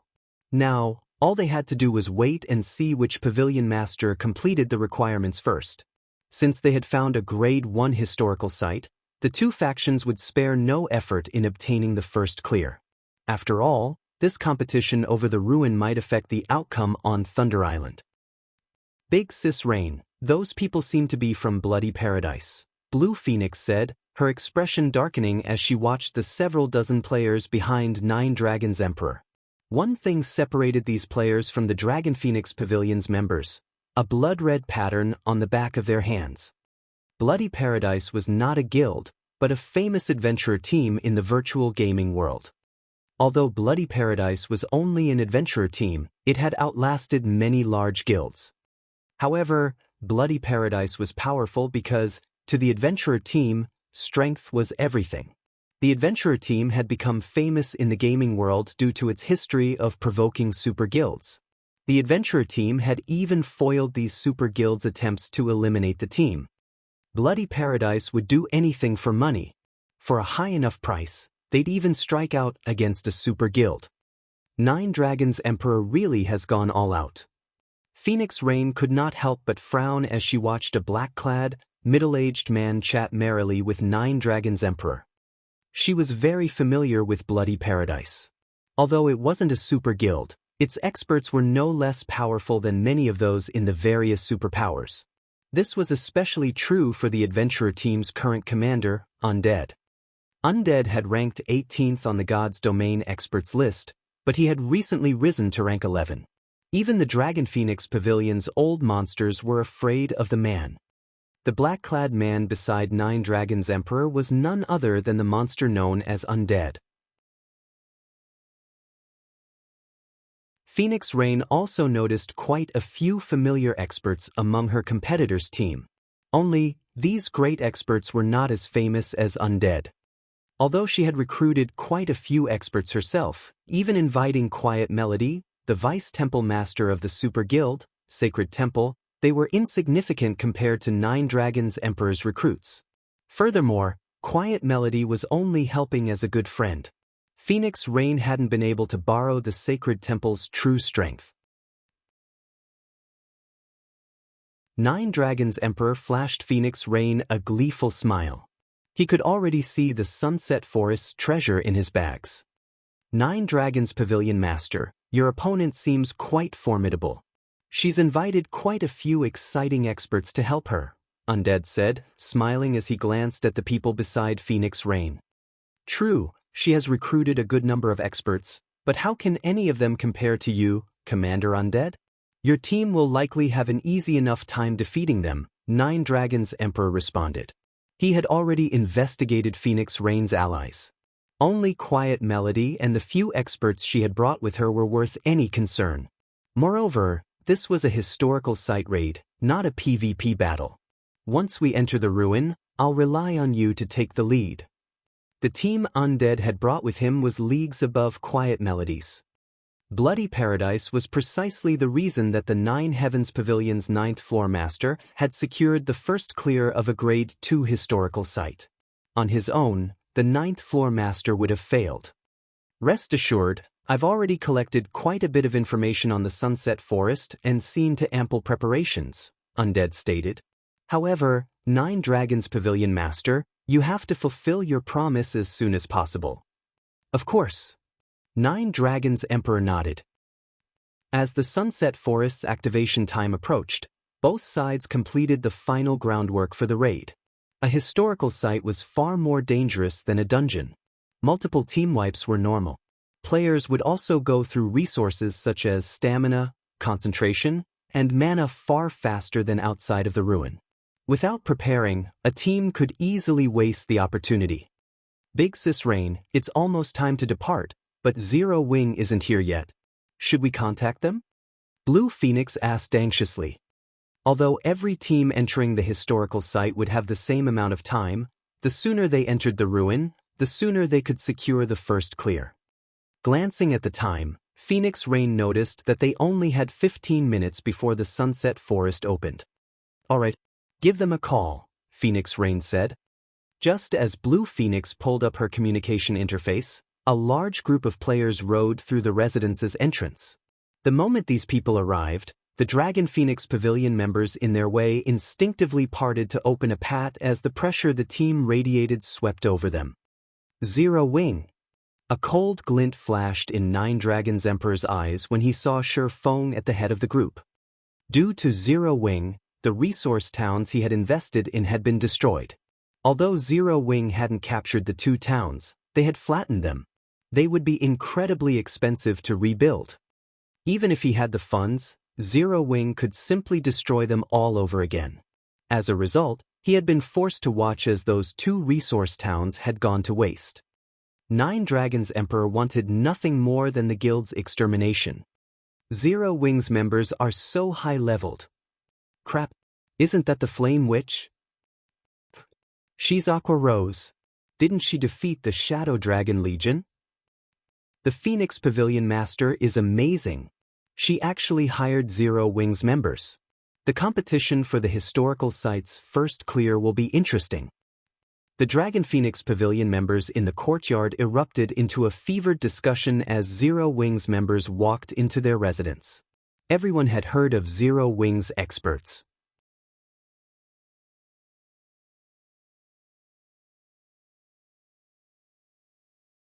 Chapter 1477, Unknown Adventurer Team. Chapter 1477, Unknown Adventurer Team.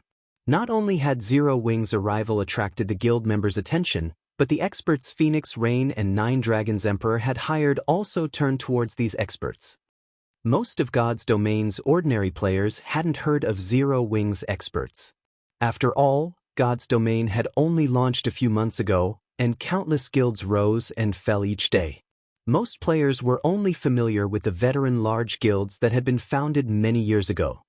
But it was a different story for players of their caliber. They were privy to far more information than ordinary players, and they were all familiar with what kind of guild Zero Wing was. Not only had Zero Wing become Star Moon Kingdom's #1 guild early in the game, but it was also one of the Black Dragon Empire's top 6 guilds, excluding the Dragon Phoenix Pavilion. Some time ago, a rumor had spread about Zero Wing's victory over the Dragon Phoenix Pavilion's Shadow Dragon Legion. The Shadow Dragon Legion was one of the guild's trump card legions and very formidable in large-scale battles. The fact that Zero Wing had defeated such a powerful force proved its extraordinary combat power. Big Sis Melody, what is the Phoenix Pavilion Master thinking? We're raiding a Grade 1 historical site, yet she invited so many players from Zero Wing?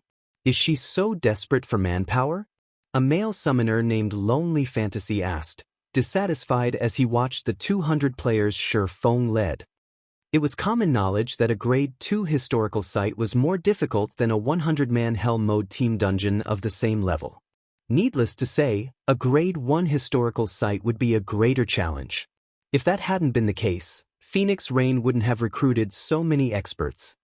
Meanwhile, the Sunset Forest only allowed each team 1,000 members per raid, yet Zero Wing had dispatched 200 members, taking 1/5 of the available slots. I doubt that. Rain might have her own ideas on the matter. Quiet Melody could not help but reveal a playful smile when she saw Zero Wing's members. But the guild is interesting. Despite knowing how important this is, it didn't dispatch most of its main force members. Most players didn't have a clear idea of Zero Wing's structure, but she did. She had thoroughly investigated the guild, memorizing almost every face in Zero Wing's main force.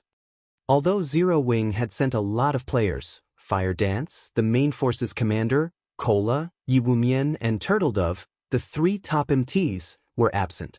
Other important individuals such as Violet Cloud, Flying Shadow, Shadow Sword, Rampant Blade, Black Cloud, Minor Wind, and Alluring Summer weren't here either. Without these experts, Zero Wing's main force would be nothing but a joke in the various superpowers' eyes. You finally arrived. Phoenix Rain frowned as Shi Feng's group approached. Team leader Yifeng, do you plan to bring all of these members to the historical site? She could ignore the fact that Zero Wing hadn't mobilized all of its top experts, but the guild had gone a little too far if they expected to bring all 200 players to the Sunset Forest. It was not that she doubted Zero Wing's strength. Rather, it was impossible for the guild to gather so many players who qualified to challenge a Grade 1 historical site with its current capabilities. All of the players participating in this operation were top experts in their guilds or adventurer teams. In her opinion, only Zero Wing's main force members were qualified to stand beside them. This operation was of utmost importance. She couldn't afford to lose because of such a minor issue. Moreover, she had long since prepared the 1,000 members required for the raid. Zero Wing's members were nothing more than reinforcements. Of course, I wouldn't have brought them otherwise. Shi Feng could hear the ire in Phoenix Rain's tone. Immediately, he explained, let me introduce you. This is Lifeless Thorn, the vice commander of the Azura Adventurer team. I specifically invited Azura to help us. Hello. Lifeless Thorn nodded in greeting, confusion gripping his heart. Since when was he Azura's vice commander? Lifeless Thorn wasn't the only confused player. Gentle Snow and Aqua Rose shot Shi Feng disdainful looks. The Azura Adventurer team? Phoenix Rain examined Lifeless Thorn before glancing at the cloaked players behind him.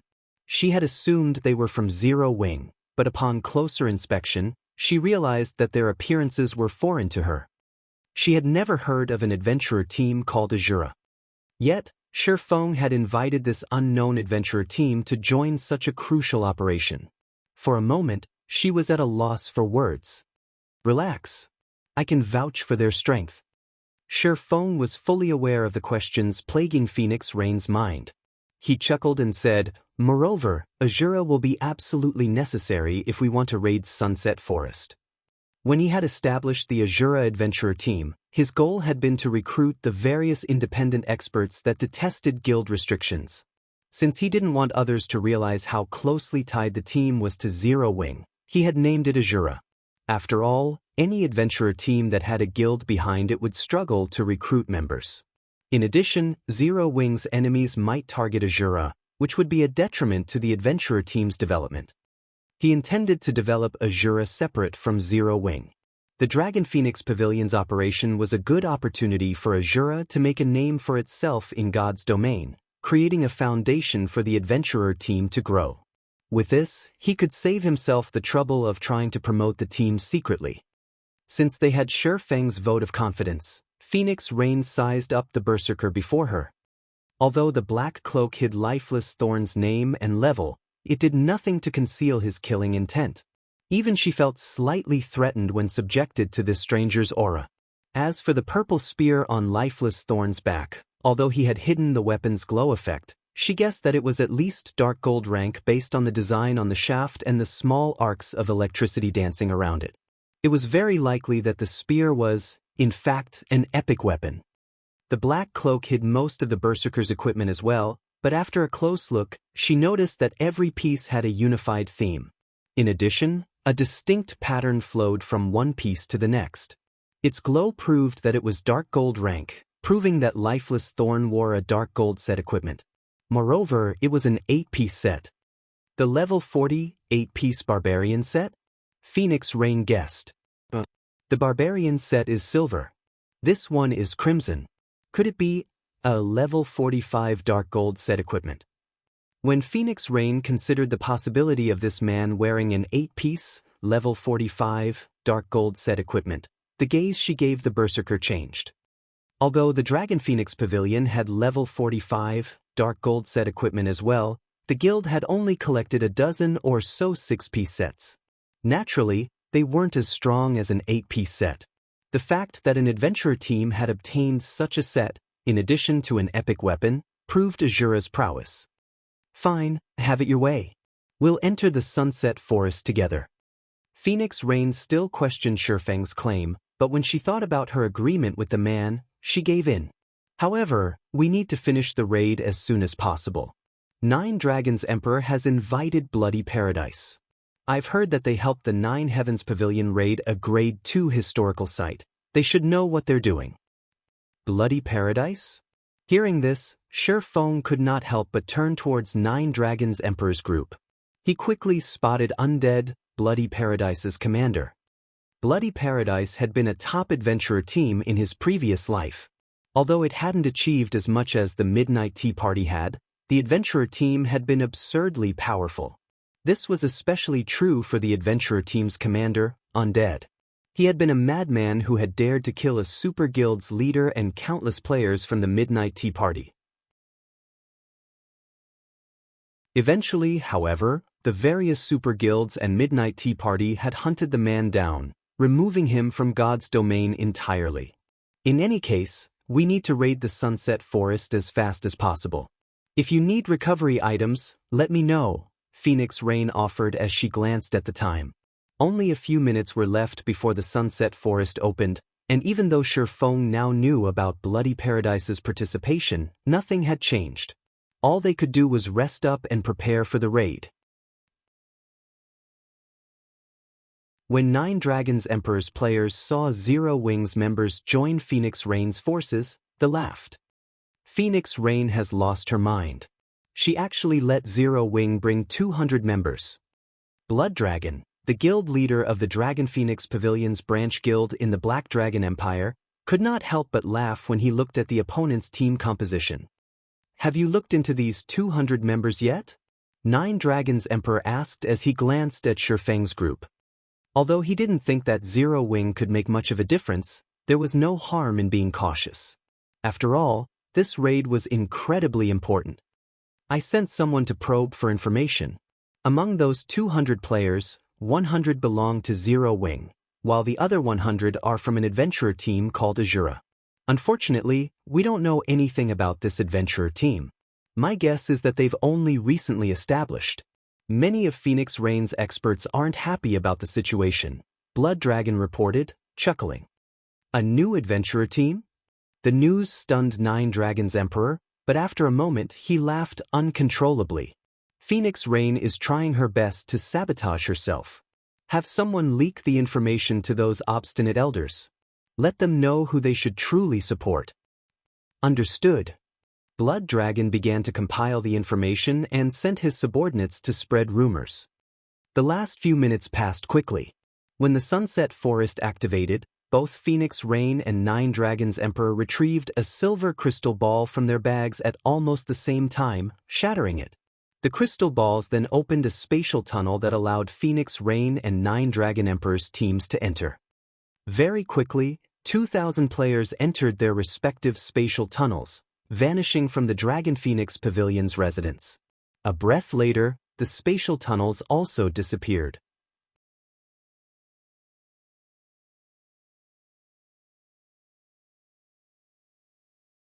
Chapter 1478, Azura's Edge. Chapter 1478, Azura's Edge. When Shifeng entered the spatial tunnel, a glaring light blinded him for a moment.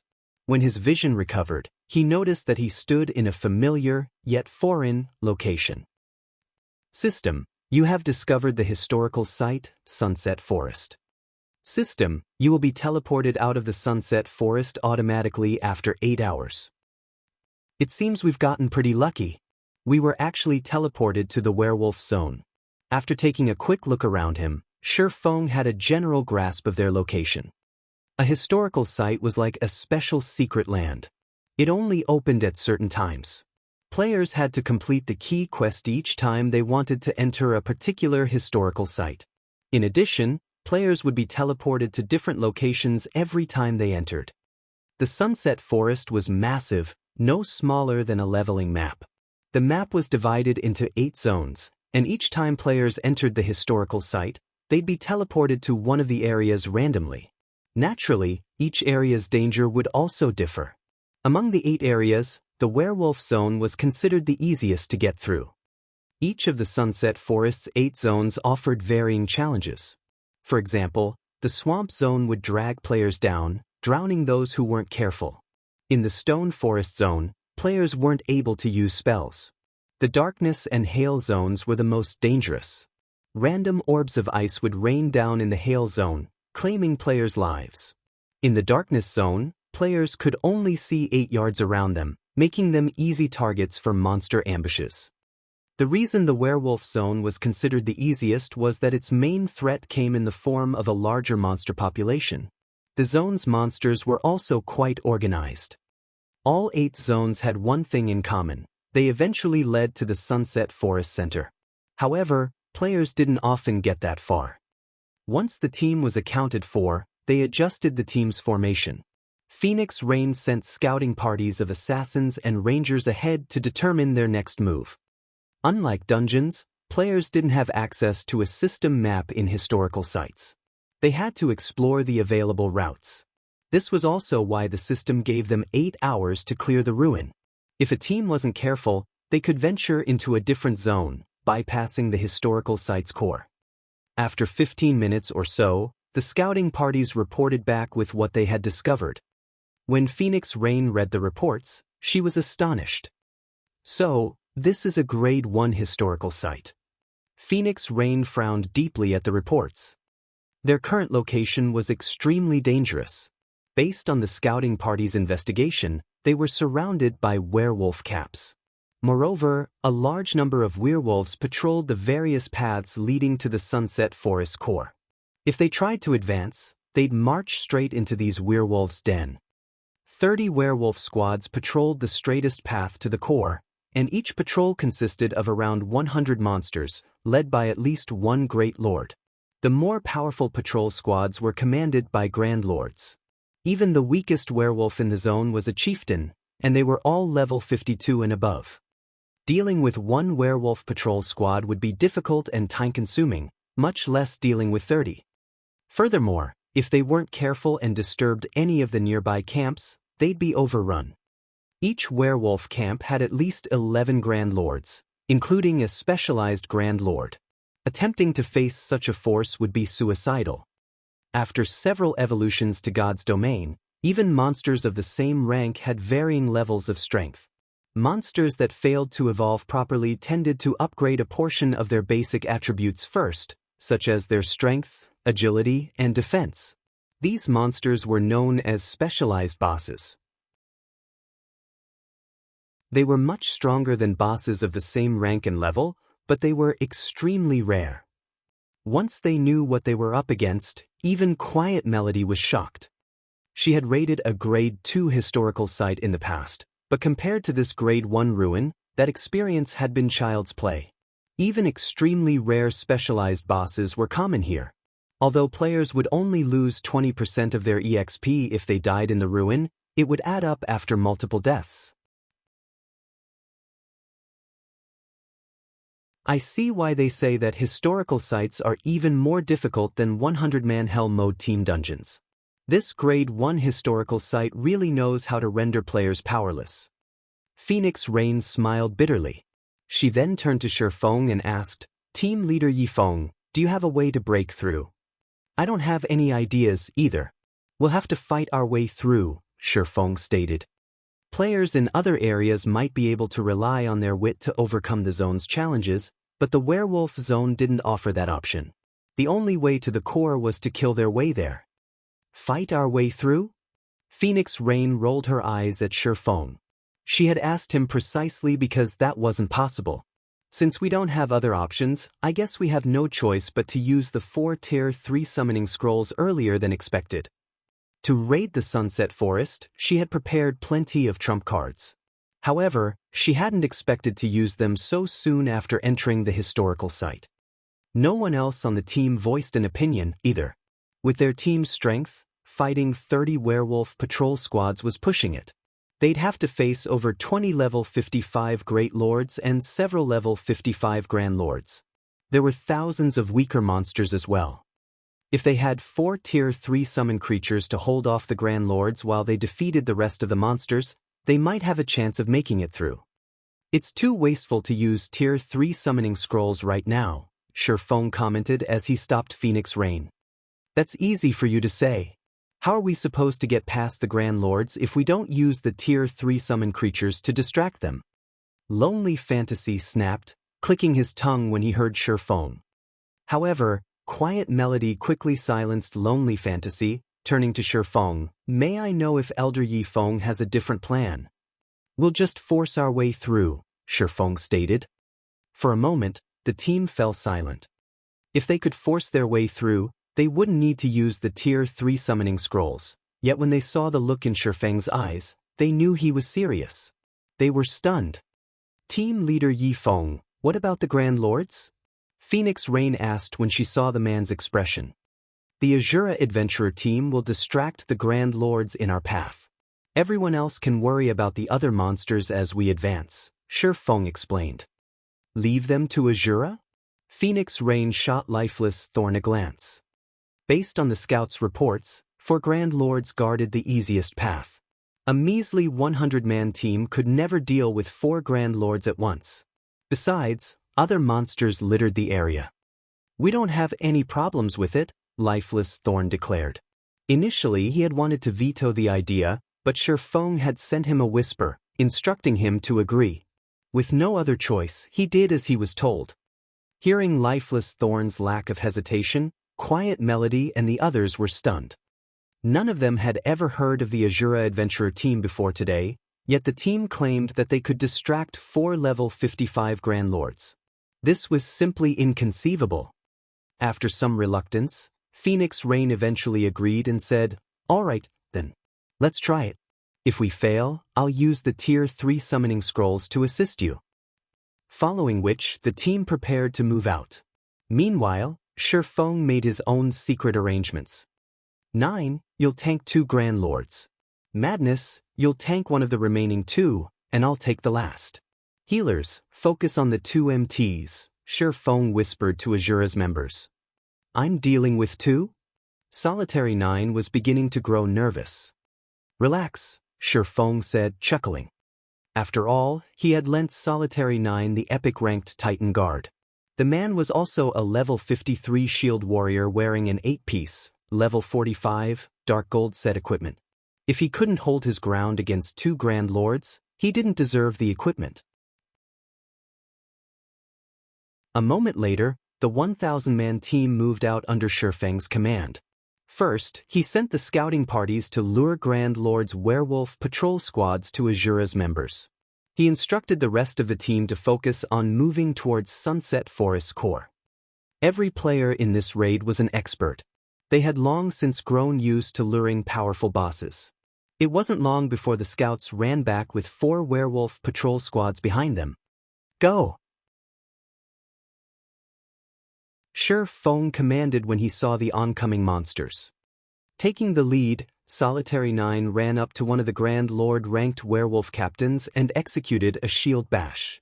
He then activated charge on another werewolf captain. In seconds, he had aggroed 2 werewolf captains. Werewolf captain, humanoid creature, Grand Lord. Level 55.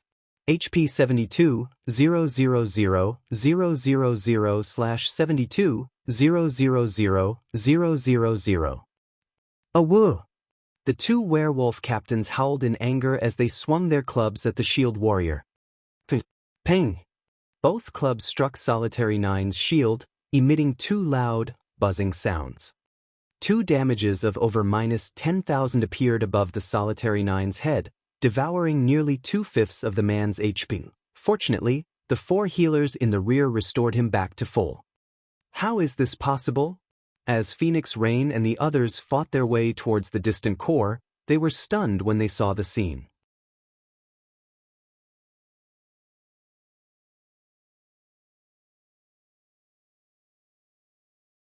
Rather than targeting the Grand Lords, they should focus on killing the weaker monsters. That way, they could break through the blockade sooner than later. I have a plan to deal with the mobs.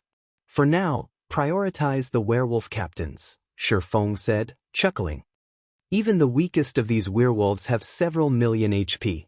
If they swarm us, the MTs won't be able to hold them back. Quiet Melody growled when she saw the swordsman's calm expression. His plan wouldn't be an issue if they were fighting common or elite monsters, but the werewolves coming at them were chieftain rank and above. Even if they bombarded those monsters with one AoE spell after another, it would do little to thin their numbers. Only large-scale destruction spells would be useful. Even then, the spells would be of limited help. If they didn't get rid of these monsters soon, the werewolves would overwhelm the team. But before Quiet Melody could respond, Phoenix Rain got ahead of her and said, "All right, you have command of the team now, Yi Feng." "Rain, this is too risky." Quiet Melody spun towards her friend in confusion and shock. "I know, but I want to see what tricks he's got up his sleeve. If things go south, I have a backup plan," the Phoenix Pavilion Master softly explained. While Quiet Melody had been correct about needing to deal with the weaker monsters first, there was an issue with her plan. If they ignored the 4 Grand Lords and advanced, the pressure on the team would only increase as they moved forward and more werewolf patrol squads joined the fight. On the off chance that they came across another Grand Lord squad, the team would be annihilated. Hence, prioritizing the werewolf captains was a sound idea. In addition, she could use the opportunity to gauge Zero Wing's strength. Once Phoenix Rain handed Shi Feng the leadership rights, he instructed the team to focus their fire on the werewolf captain in front of him. Although the werewolf captain had 72 million HP, its HP steadily decreased as hundreds of players bombarded the monster. Most of the team members dealt around -5,000 damage, occasionally dealing double that due to critical hits. Gentle Snow, Aqua Rose, Xiaoyueru, and Lifeless Thorn, however, dealt over -10,000 damage on average. They even dealt several times that every now and again. Aqua Rose's damage was particularly frightening. She was already a Tier 2 player, and after she gained the Sea Dragon Staff, her Tier 2 spells had gained the power of Tier 3, each capable of dealing several 100,000 damage. Xiaoyueru had a similar benefit with her staff. Despite only being a Tier 1 player, her spells were on par with Tier 2 spells. With Shi Feng distracting the werewolf captain, both women could attack freely, dominating the team's damage output ranking and leaving the rest of the players in their dust. Crap, this is insane. Their combined damage is more than the next 7 players combined. So, this is Zero Wing. Aqua Rose and Xiaoyueru's damage stupefied many of the team's experts. Even Lifeless Thorn and his companions from Azura were surprised. They had never dreamed that Zero Wing was this powerful. It wasn't long before one werewolf captain after another fell. However, a tremendous number of werewolves had converged on the team's location. The monsters had already blocked the path ahead, making advancement impossible. Good. Aqua, you two can begin. Shi Feng shouted as he glanced at the clogged path ahead. He then switched the aura of wind for the aura of fire. Aqua Rose and Zhao Yueru exchanged smiles as they cast the Tier 2 spells. Rising Flow and Frost Flame held simultaneously. Meanwhile, Shi Feng activated Flame Domain. Suddenly, the werewolves blocking the path screamed in pain as their HPs plummeted. In seconds, they turned to dust. When the spells dissipated, only a small portion of the werewolves remained. Every chieftain-ranked werewolf had been eliminated, and the lord-ranked werewolves had less than half of their HPs remaining. For a moment, both players and werewolves had fallen silent.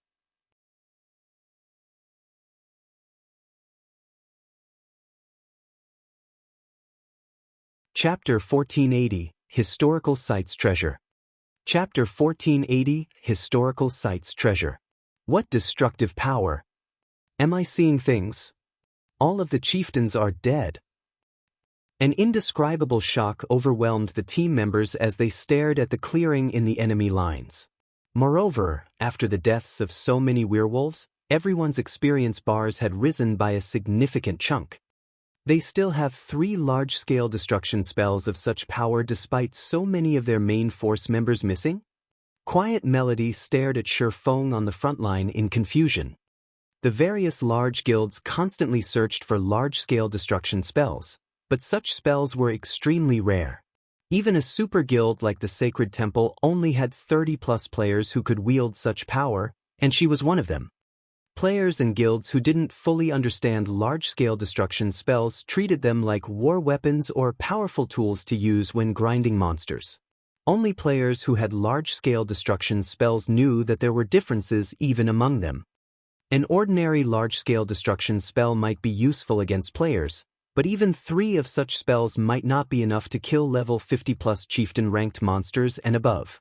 Only curse-grade large-scale destruction spells could achieve the feat. However, such curses were even harder to find. In the Sacred Temple, only 6 players possessed such curses, and the guild's upper echelons fought over every one of them.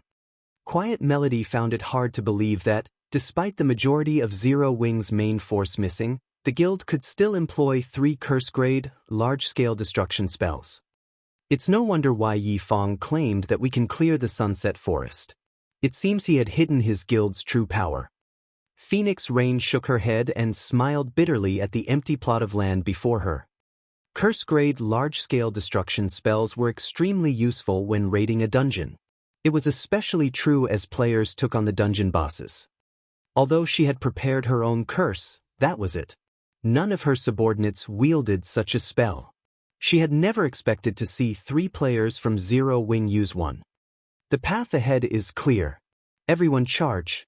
Ranged players, use your control skills on the monsters. Don't let them fill the gap. Shi Feng shouted in the team chat. If Tier 1 players tried to grind all of the Werewolf Zone's monsters until they reached the Sunset Forest core, they'd never reach it. The only way through this zone was to run, avoid as many battles as possible, and only stop when they came across a Grand Lord. The werewolf patrol squad respawned very quickly. Moreover, their hunting range extended throughout the zone. If they discovered players, the werewolves would chase them to the ends of the earth. Fortunately, Shi Feng's command snapped everyone out of their daze, and the team began to advance. With the team's MTs on the front lines, and everyone following closely behind, the team soon broke through the werewolves' blockade. Although the team had encountered plenty of werewolves as they moved, they hadn't run into any Grand Lords. Hence, the MTs had remained within their block limits. Including their mobile turrets, such as Zhao Yueru and Aqua Rose, the team knocked aside the Grand Lord-ranked werewolves that had stood in their path. This allowed everyone to approach the ruins' core relatively easily. After a little over 4 hours, Phoenix Rain's team reached the isolated area separating the werewolf zone and the center of the Sunset Forest. Some players had even leveled up during the past 4 hours. Those who hadn't had seen a 30% rise in their experience bars. These players were a little reluctant to leave the werewolf zone after realizing their leveling speed. Big Sis Melody, the Dragon Phoenix Pavilion has pretty good luck. Although the Sunset Forest is a Grade 1 historical site, it's much easier than the Grade 2 historical site we previously rated. Even after gathering so many experts, the Sacred Temple had only reached the core after using all of our allotted time. Lonely Fantasy enviously commented as he gazed at the dense forest before them, which was currently protected by a magic barrier. Unfortunately, despite all of the EXP they had obtained, the historical site's monsters hadn't dropped any loot. To secure a historical site's treasure, they had to search its core. With over 3 hours remaining, they could recover some of the Sunset Forest's items, even if they failed to clear it. In contrast, when the Sacred Temple had raided the Grade 2 historical site, they hadn't returned with anything. To top it off, they had team wiped twice. Easy. Quiet Melody glanced at the werewolf army standing near the edge of the isolation area before turning towards Shifeng, who had sat down to rest. It seems I'll need to report to the guild leader. Their journey might have seemed easy, so much so that Phoenix Rain hadn't had to use a single trump card she had prepared for this trip, but they had only come this far due to Shifeng's efficient command and Zero Wing's incredible DPS. If the Sacred Temple hired Zero Wing to raid historical sites in the future, their chances of success would increase tremendously. After the team rested for a bit, they marched towards the protected forest ahead of them. The moment they pushed through the magic barrier, they felt as if a great weight had dropped on their shoulders. They also struggled to concentrate. Everyone, be careful when we face the monsters in this area. The mana here is very thin, and the gravity is 3 times that of other zones, Shifeng warned his companions in the team chat. Scouting parties, be wary of traps as you explore ahead. Report back immediately if you spot monsters. The Sunset Forest mana was paper thin. After factoring in the high gravity, players would struggle to display their full combat power in this area. Even experts would be fortunate to exhibit 60 or 70% of their total combat power. Ordinary players might not even display 30%. Fortunately, the core didn't have many monsters. Each group the team encountered only consisted of several hundred forest dryads. Meanwhile, the strongest among these dryads was a level 58 Grand Lord, whereas the weakest were level 55 lords. While exploring the Sunset Forest, the team annihilated over a dozen dryad groups. They had discovered 3 dryad nests as well, each of which was like a miniature treasure trove. Although numerous dryads protected these nests, the strongest fortified nest they had found only had 6 Grand Lords and a single specialized Grand Lord. Seeing the potential harvest she could obtain from these nests, Phoenix Rain used all 6 Tier 3 summoning scrolls she had prepared. Each summoning scroll had a 3-hour duration, just long enough to last them until their time in the Sunset Forest came to an end. With the 6 Tier 3 summon creatures, Solitary 9, and Dark Madness tanking the Grand Lords, the team swiftly cleared out the dryad nests, taking roughly 30 minutes to do so. Meanwhile, each of the nests they found had contained over 30 treasure chests, the lowest rank of which was Secret Silver, while the best they had found thus far was a Dark Gold treasure chest. After raiding 3 dryad nests, the team had obtained 11 Dark Gold treasure chests and 43 Fine Gold treasure chests. In addition, the team had found various materials the dryads had collected.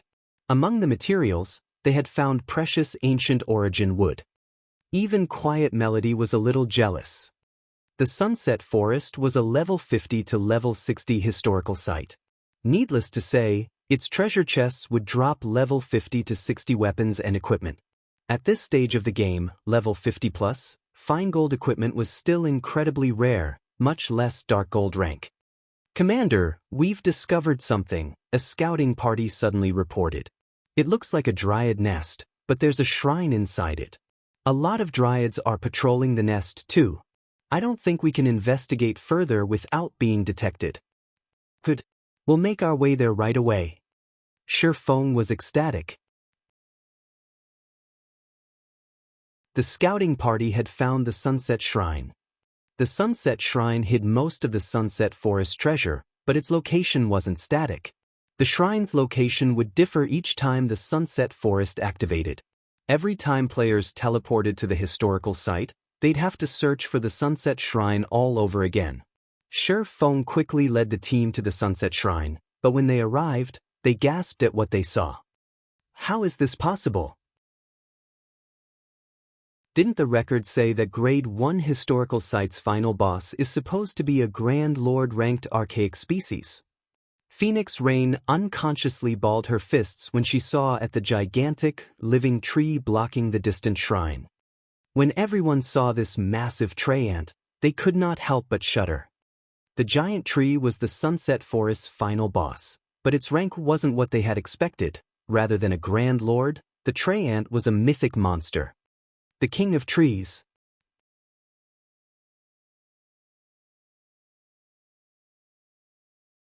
Chapter 1481, Challenging the King of Trees.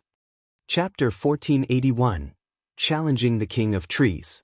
Why is it a mythic monster? Is the system toying with us? When everyone saw the colossal tree looming over 100 meters above them, their relaxed, confident expressions vanished. Even Quiet Melody, a vice temple master from the Super Guild, Sacred Temple, could not help her grim expression. King of Trees, Plant Life Form, Mythic. Level 60. HP 600, 000/600, 000/000.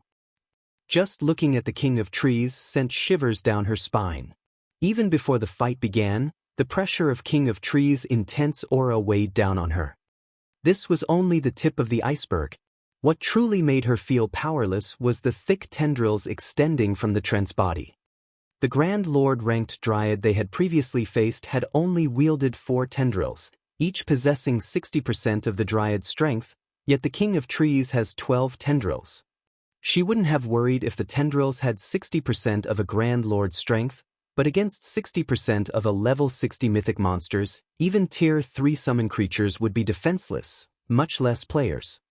Moreover, a large number of Dryads accompanied the King of Trees. At a glance, Quiet Melody counted over 200 Dryads, including 6 Grand Lords and 60 Great Lords. All of the Dryads were clustered together, so attacking one might lure the whole group. Even Phoenix Rain and Quiet Melody, who had survived countless raids and battles, couldn't help their despair. Rain, let's give up on the King of Trees. It's simply too powerful. We can't raid that boss right now, Quiet Melody advised her friend, who had been silent all this time. We still have plenty of time left. We can raid other Dryad nests. We don't need to waste our time here.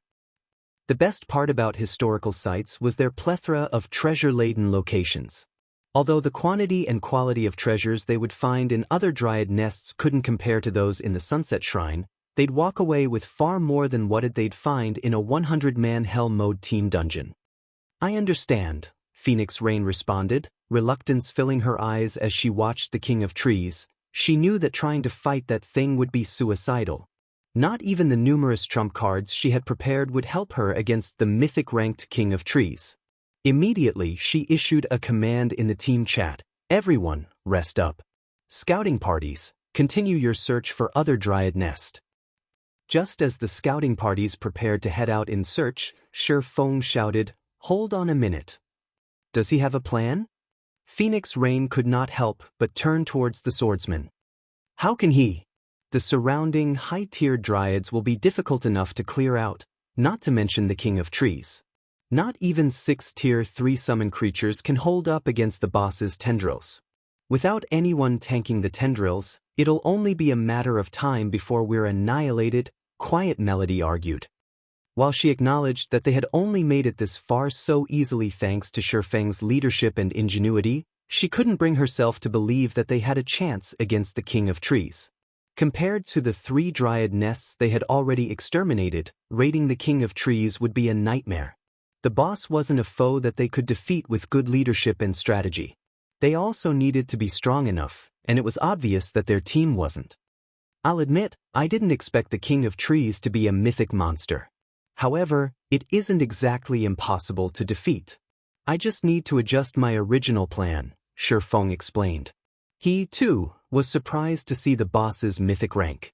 When he had come here in his previous life, the King of Trees had only been a Grand Lord-ranked archaic species with a unique bloodline. This time, however, the raid would be twice as difficult. The King of Trees was also set to face a team of 1,000 players. Although its strength was no match for the Titan warriors, it had far more HP. It would undoubtedly be more difficult to raid just due to its battle recovery, which would heal it for 6 million HP every 5 seconds. The boss is a mythic monster, yet he only needs to adjust his plan to defeat it? For a moment, Quiet Melody wondered if she had heard wrong. She had encountered mythic-ranked bosses before, and she was certain that they were invincible to current players. Without siege weapons and disregarding all cost, the team had 0 chances of defeating a mythic boss. Unfortunately, historical sites were similar to dungeons in that siege weapons were prohibited. Otherwise, the various large guilds wouldn't suffer such massive headaches when dealing with 100-man hell mode and super large-scale team dungeons. Whatever plan you have in mind, tell us. If we have any hope, we'll give it a try. Although Phoenix Rain doubted their chances of defeating the King of Trees, she knew Shifeng's personality. The man had never lied to her, so she was inclined to listen to him before dismissing his ideas. In any case, it was better than outright giving up. Rain. Do. Quiet Melody was at a loss for words when she saw the slightly excited expression on Phoenix Rain's face. Fine. Do whatever you want. But we're only giving it one try. If we fail, we'll search for other dryad nests. How could a mythic monster possibly be an easy foe? Even the various superpowers in God's domain were utterly helpless against these monsters. They were all forced to take the long way around when they found one. If it were possible to raid mythic monsters, they would have started their raids on the super large-scale team dungeons already. Thank you, Phoenix Rain offered. Quiet Melody was only helping her as a good friend and hadn't asked for any payment for the work. If the woman didn't want to do something, she wouldn't force her. Unfortunately, if Quiet Melody decided not to participate in the fight against the King of Trees, the team would lose a large fraction of its firepower. Before this, I'd like to sign a new contract, Phoenix Pavilion Master. Our previous agreement didn't include a mythic-ranked final boss, Shifeng said as he handed Phoenix Rain a new contract. Most of the contents hadn't changed. Zero Wing would still obtain 20% of the harvest. The only difference was that after the raid, Zero Wing would have priority when choosing 5 items from the Sunset Shrine. While Shifeng could ignore the treasures a Grand Lord-ranked archaic species guarded, it was a different story for items under a mythic monster's protection. Renew our contract? Phoenix Rain read through the new contract. Shortly after, she said, I don't have any problems with this as long as we clear the Sunset Shrine. Although Shifeng's demands were high, it was much better than leaving empty-handed. Each of the 3 dryad nests they had already raided had contained over 100 precious items, excluding the material stashes in each nest. Needless to say, the Sunset Shrine hid far more items of even higher quality. Following which, the 2 players signed the contract. Once Shifeng ensured that everything was in order, he began to pull flame potions from his bag. Normally, players had very little use for these potions. Moreover, they weren't meant to be consumed. Rather, they acted as a type of chemical bomb. The flame potions only had one purpose, weakening plant life forms. The effects could also stack up to 100 times, reducing the targeted plant life form's attributes, defense, and resistances by 30% and increasing the damage from fire-type attacks by 100%. After 2 days of grinding, Aqua Rose and the others had gathered 100 flame potions. The flame potions hadn't been particularly valuable in the past, but once the public had discovered the Sunset Forest, their prices had skyrocketed. They had become a priceless tool for dealing with plant life forms. After distributing the potions, Shifeng had everyone lure the dryads around the King of Trees, quickly eliminating the mobs. Without the threats around the boss, Shifeng delegated tasks. Assassins, when the raid begins, Toss these flame potions at the boss.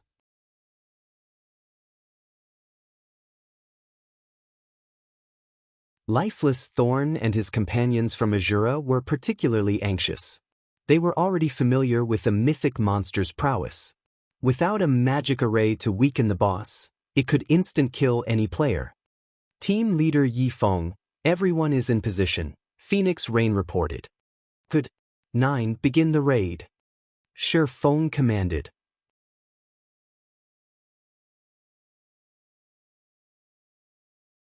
Chapter 1482, Frightening Tier 4 Spell. Chapter 1482, Frightening Tier 4 Spell. Hearing Shi Feng's command, Solitary 9 took another look at the towering Treant before him before lifting his shield and charging at the creature. Is it really okay to let him start the raid by himself? Phoenix Rain asked worriedly as she watched Solitary 9 approach the King of Trees. Shouldn't we send someone to assist him and split the damage? Solitary 9 looked like an ant before the King of Trees, and the difference between their attributes was just as massive. Even a Tier 3 summon creature would sustain heavy injuries and lose a good portion of its attributes if struck by all 12 of the boss's tendrils, not to mention a peak MT. No.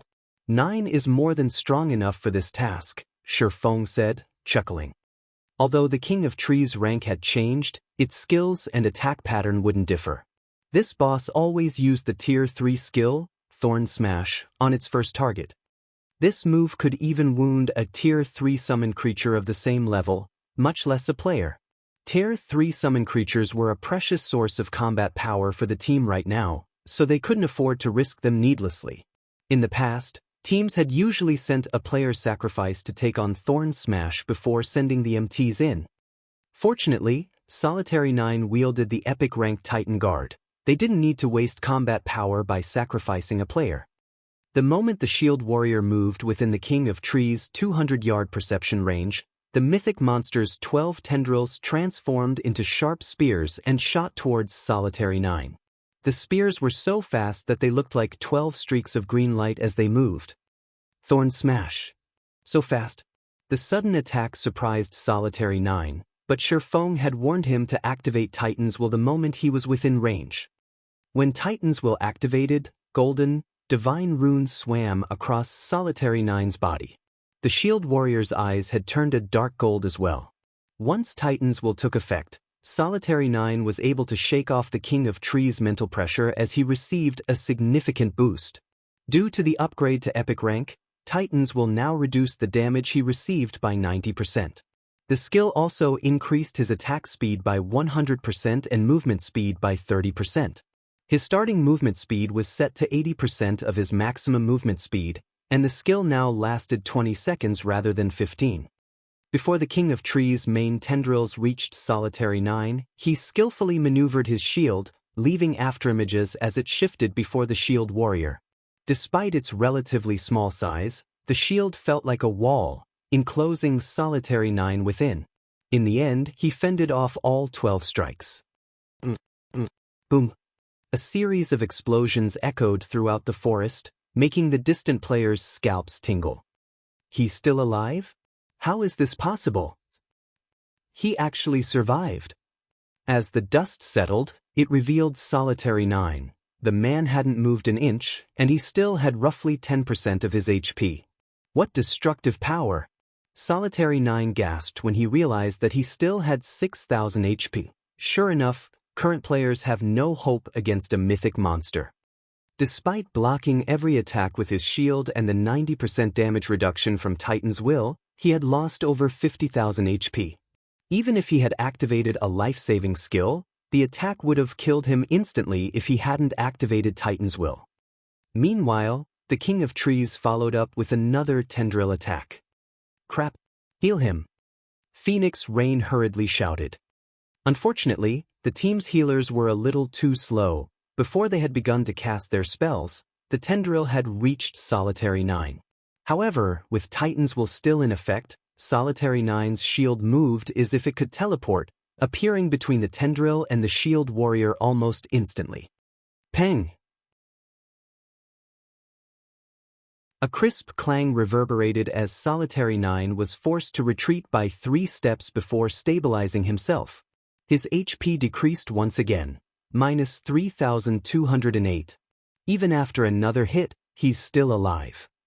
The watching players gaped at Solitary 9. Surviving a mythic boss's skill was already impressive, yet he had only received a little over minus 3,000 damage after blocking a normal attack. His defense was ridiculous. Finally, the healers in the back responded and restored Solitary 9 to half of his total HP, yanking him out of the danger zone. Good. Everyone move in. Shifeng commanded. The 6 Tier 3 summoned creatures dashed forward.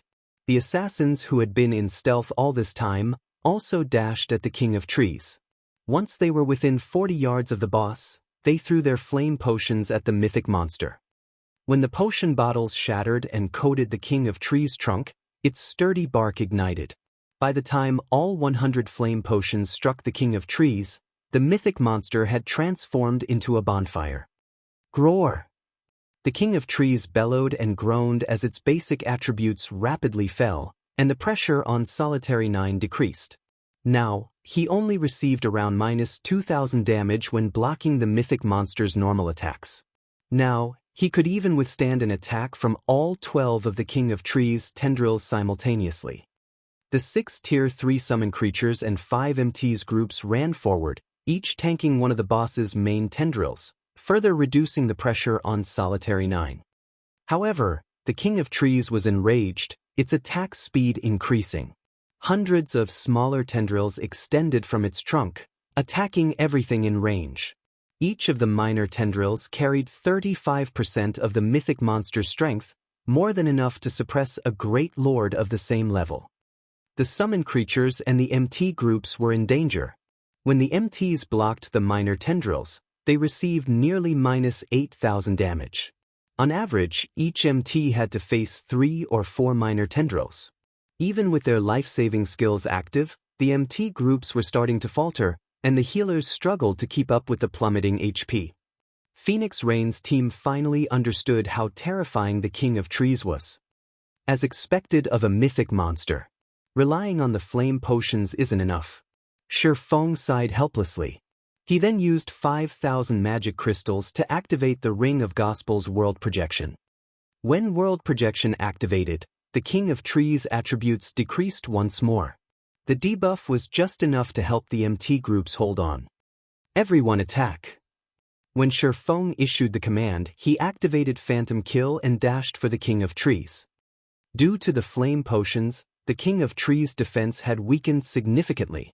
When spells and arrows bombarded the boss's trunk, damages ranging from minus 2,000 to minus 3,000 appeared above the mythic monster's head. The fire-type skills and spells did the most damage, each dealing over minus 5,000 damage on average. Zhao Yueru's attacks stood out from the rest. Wielding Frostflame's Wrath, she bombarded the King of Trees with one fire-type spell after another, each dealing nearly minus 30,000 damage. Just how high is her magic damage? Blue Phoenix, who stood a short distance away from Zhao Yueru, was rendered speechless. She was an elementalist and was already level 48, yet despite wielding an epic staff, robe and a pair of gloves, her Tier 1 fire-type spells only dealt around minus 12,000 damage. She couldn't even manage half of Zhao Yueru's damage. As everyone continued their bombardment, watching the King of Trees' HP steadily decrease. 90%, 70%, 50%. However, as the mythic monster's HP fell, more tendrils gradually joined the fight. These minor tendrils no longer focused on the summoned creatures and the MTs, occasionally sprouting from the ground to attack the ranged DPS and distant healers. Although the minor tendrils only carried 35% of the King of Trees' strength, they packed enough power to instantly kill the cloth armor classes, steadily reducing the team's numbers.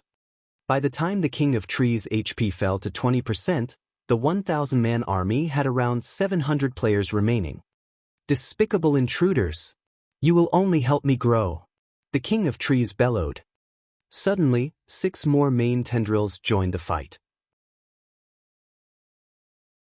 Now, each of the main tendrils dealt nearly minus 20,000 damage to the MTs with active berserk skills. Before anyone could react, the 6 new tendrils killed off 6 MTs. As the MT group fell, the boss's aggro management descended into chaos. Attack with everything. Use every skill and spell you have. Shifeng shouted. The sudden loss of an MT group made it impossible for the team to defend against 18 main tendrils. Their only hope was to throw everything they had at the boss and hope they could outlast it. Solitary 9, Dark Madness, and Lifeless Thorn no longer dared to hold back. Immediately, they activated their berserk skills. At the same time, Solitary 9 activated Titan's Heart, creating a protective shield around him that could absorb damage equal to 10 times his maximum HP. The 3 of them quickly moved into position and activated Triple Frost Moon. Suddenly, 3 dazzling arcs of light struck the King of Trees, pulling a pained scream from the mythic monster. At the same time, the King of Trees lost over 2 million HP, its HP bar decreasing by a sizable chunk. Likewise, Shifeng activated Heavenly Dragon's power before using one skill after another. Across the battlefield, Phoenix Rain activated one Tier 3 magic scroll after another as well. As the King of Trees' HP decreased, it launched frenzied attacks, swiftly claiming players' lives. Although Shifeng wanted to summon his personal guards, players were prohibited from doing so in historical sites. He could only summon a Tier 3 demon to assist. Eventually, the King of Trees' HP fell to 2%, but only a little over 100 players were still alive. Only a dozen or so MTs still stood against the boss, and over 70% of the team's healers had died. At this rate, the team would fall before they could kill the King of Trees. Everyone retreat! Shifeng shouted when he realized the hopelessness of the situation. Grinding his teeth, he took the Tier 4 large-scale destruction magic scroll from his bag and unfurled it. Die! As the magic scroll unfurled, the space around the sunset shrine froze. The surrounding mana surged towards the scroll in Shifeng's hand before a golden magic array formed beneath the boss. Boom! Suddenly, a golden pillar of light rose from the ground, enveloping the mythic-ranked guardian boss and piercing through the magic barrier around the sunset forest. The King of Trees' tendrils, both main and minor, disintegrated. Its remaining 2% HP fell to 0 instantly. By the time the golden light pillar dissipated, nothing had remained of the King of Trees. The surviving players only saw a scorched, empty plot of land.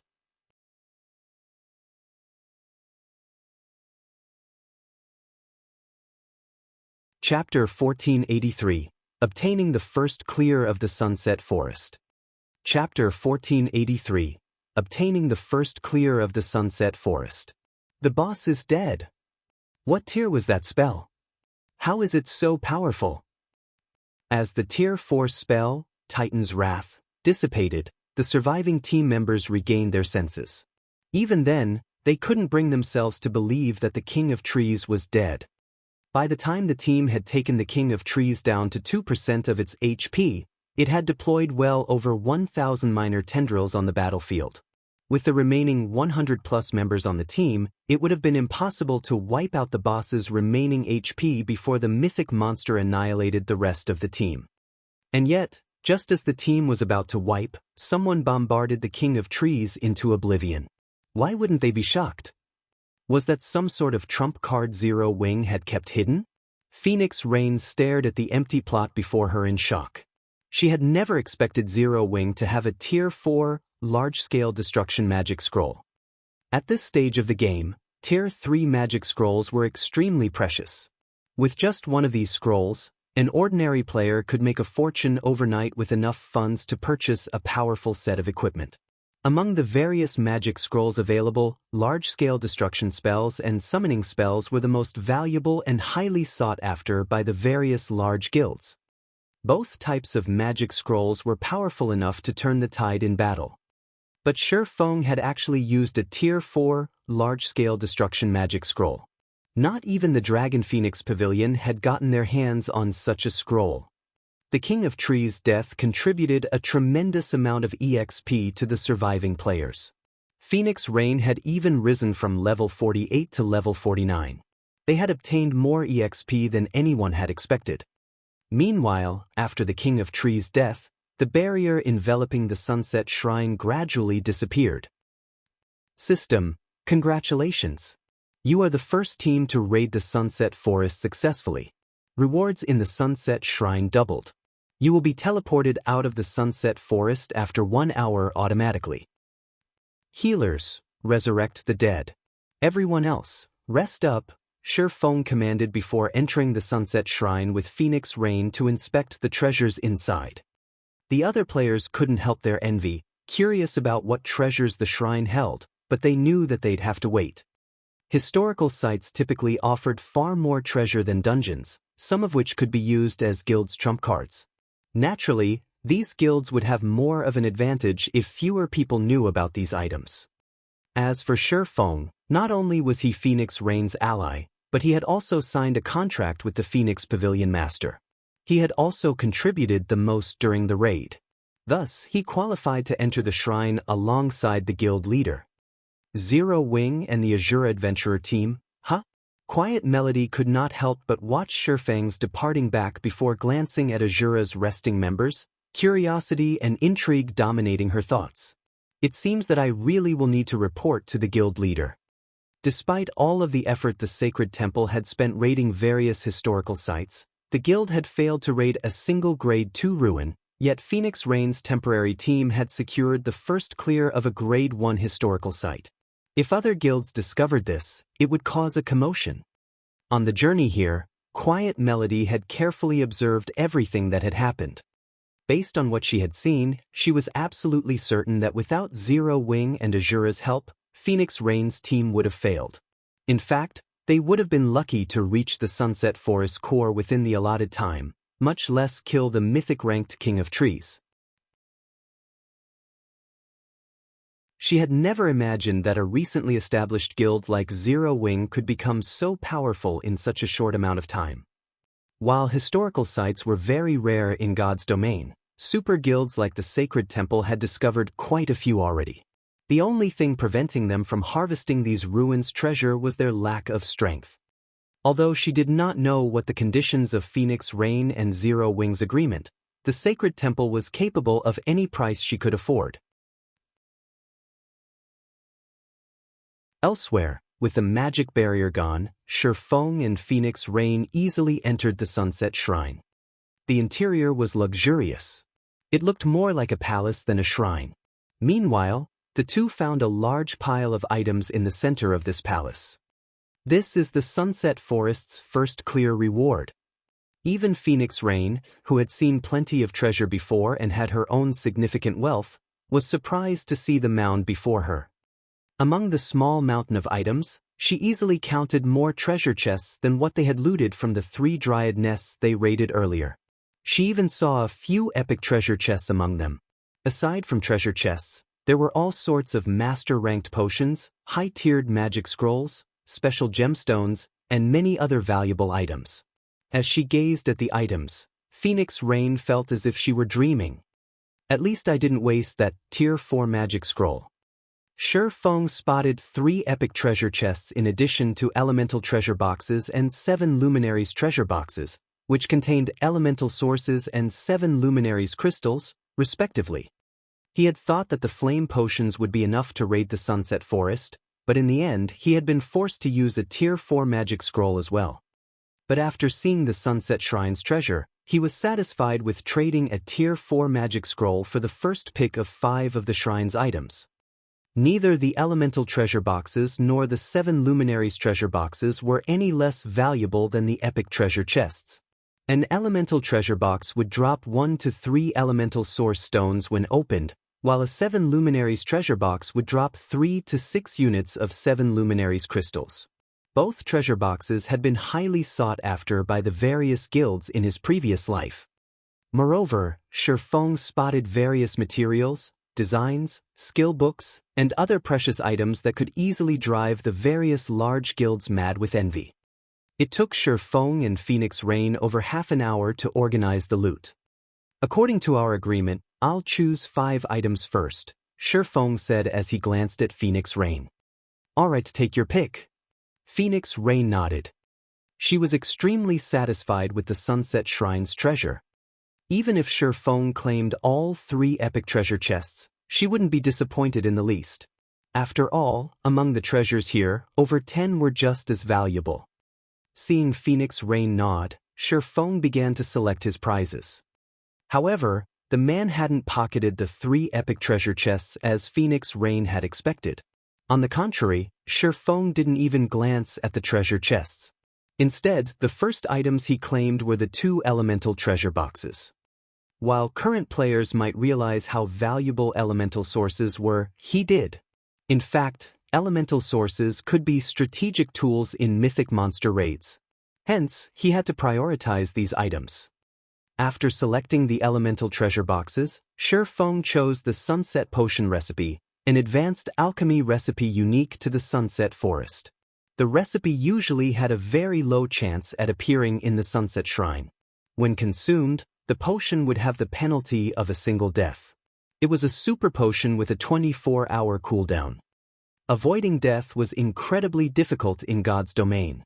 Each time a player died in the field, they'd lose an entire level. Hence, the Sunset Potion had been highly regarded in the past. Only very few guilds had been able to brew the potion, contributing to its rarity on the market. The potion had only cost 10 or so silver to produce, yet it had sold for around 1 gold. Now that the Sunset Potion recipe had dropped, he had no reason not to claim it. Shifeng also selected the basic mana bomb design, an advanced engineering design.